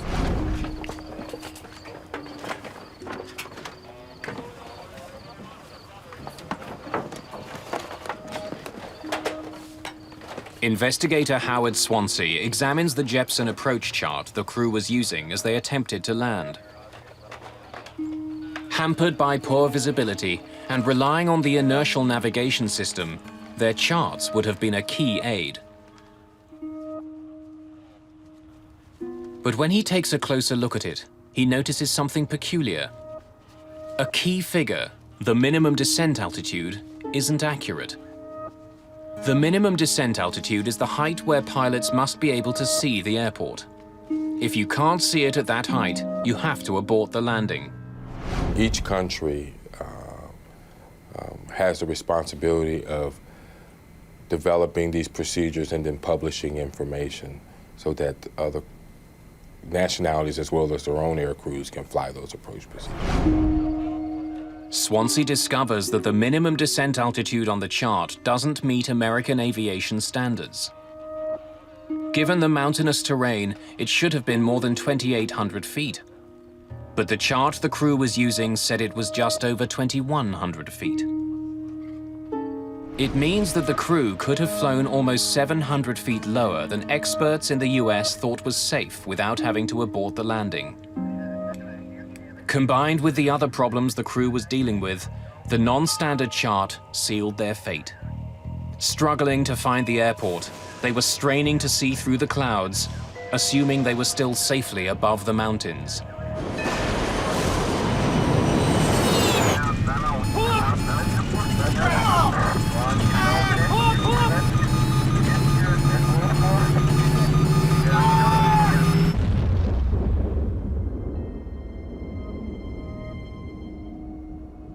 But why wasn't an Air Force jet properly equipped to land in Dubrovnik? And why didn't the crew have the right landing charts that would have made even a difficult flight safer?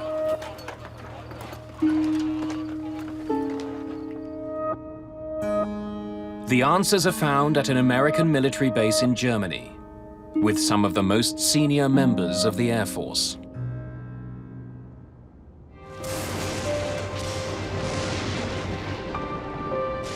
In the spring of 1996, a US Air Force jet crashed just outside the airport in Dubrovnik, Croatia.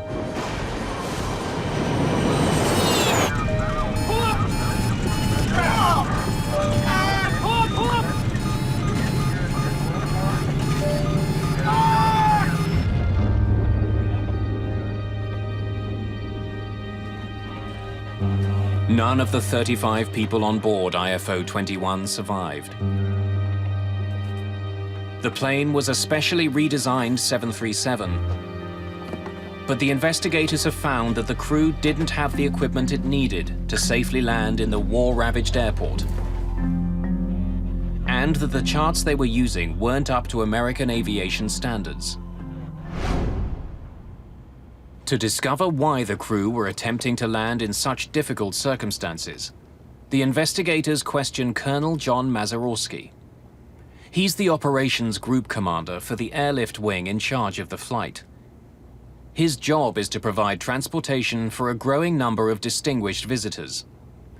But these are tight budget times. Mazurowski has been told to do more with less. What I'd like to talk about now is the Jeppesen approach subject.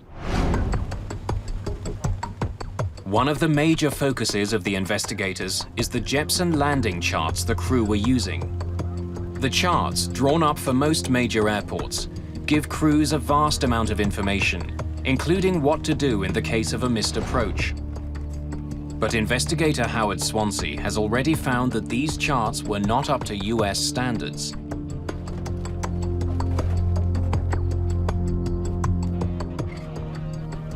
The Air Force had a directive that required all procedures in foreign countries to have gone through a US or their evaluation process prior to an Air Force crew being able to fly that approach. Landing at the Dubrovnik airport had not been approved. The Jeppesen landing charts that did exist for the airport had not been reviewed. It's the reason that Howard Swansea found a difference between what the charts said and what was considered safe by the Defense Department.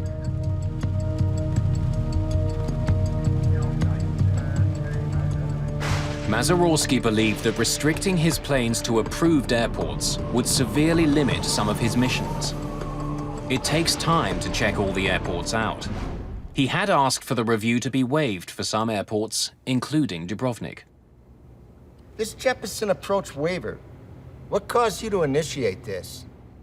It just seemed like we had been using these approaches for years. Safety didn't seem to be in question. But the Defense Department waiver was never granted. The approach for Dubrovnik was never approved. Yet even without the safety clearance, the Air Force continued to land there. IFO 21, level 100. Dubrovnik approach, good afternoon. The airport in Dubrovnik was far below modern standards. The charts used to land there hadn't been checked by the Department of Defense. Nevertheless, senior Air Force officials had decided to permit landing at Dubrovnik and other airports they were flying into. In fact, none of them have been approved in this time frame. Not to my knowledge, sir. No.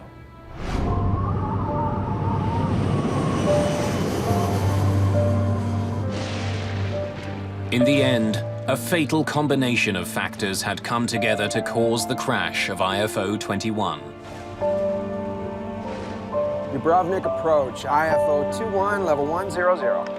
Dubrovnik approach, good afternoon. Maintain 10,000 feet for beacon approach. Runway 12. IFO 21. The crew were fighting bad weather. They were landing in an unfamiliar airport, which was hobbled by old technology. The unapproved charts made a bad situation much worse.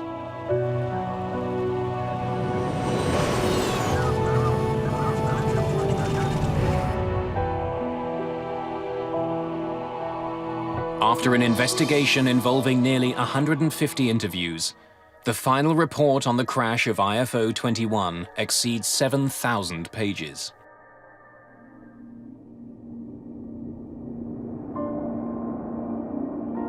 How much of the weeping we have done this last week because there were so many brilliant young people on that plane with him from different backgrounds and different racial groups. Why? Because Ron Brown could see in them the promise of a new tomorrow.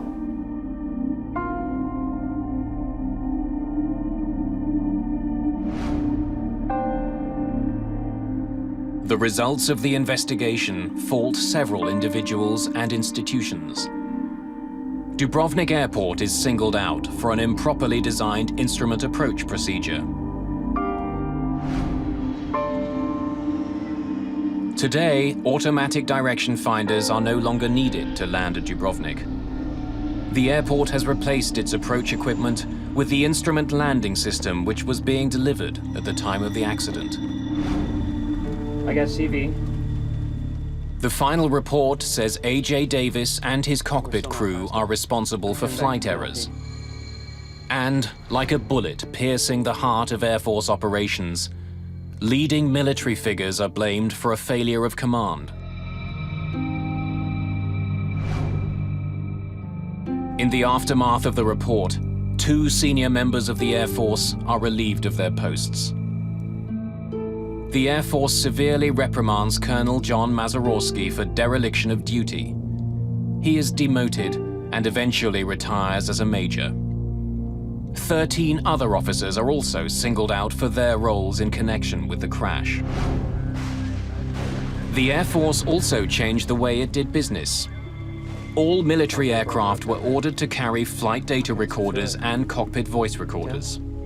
No aircraft is allowed to fly into an airport without approval from the Department of Defense, not even for high-ranking diplomats. IFO 21. Sir, we are inside the locator, inbound. IFO 21, roger. Cleared for beacon approach. Runway is 12. IFO 21.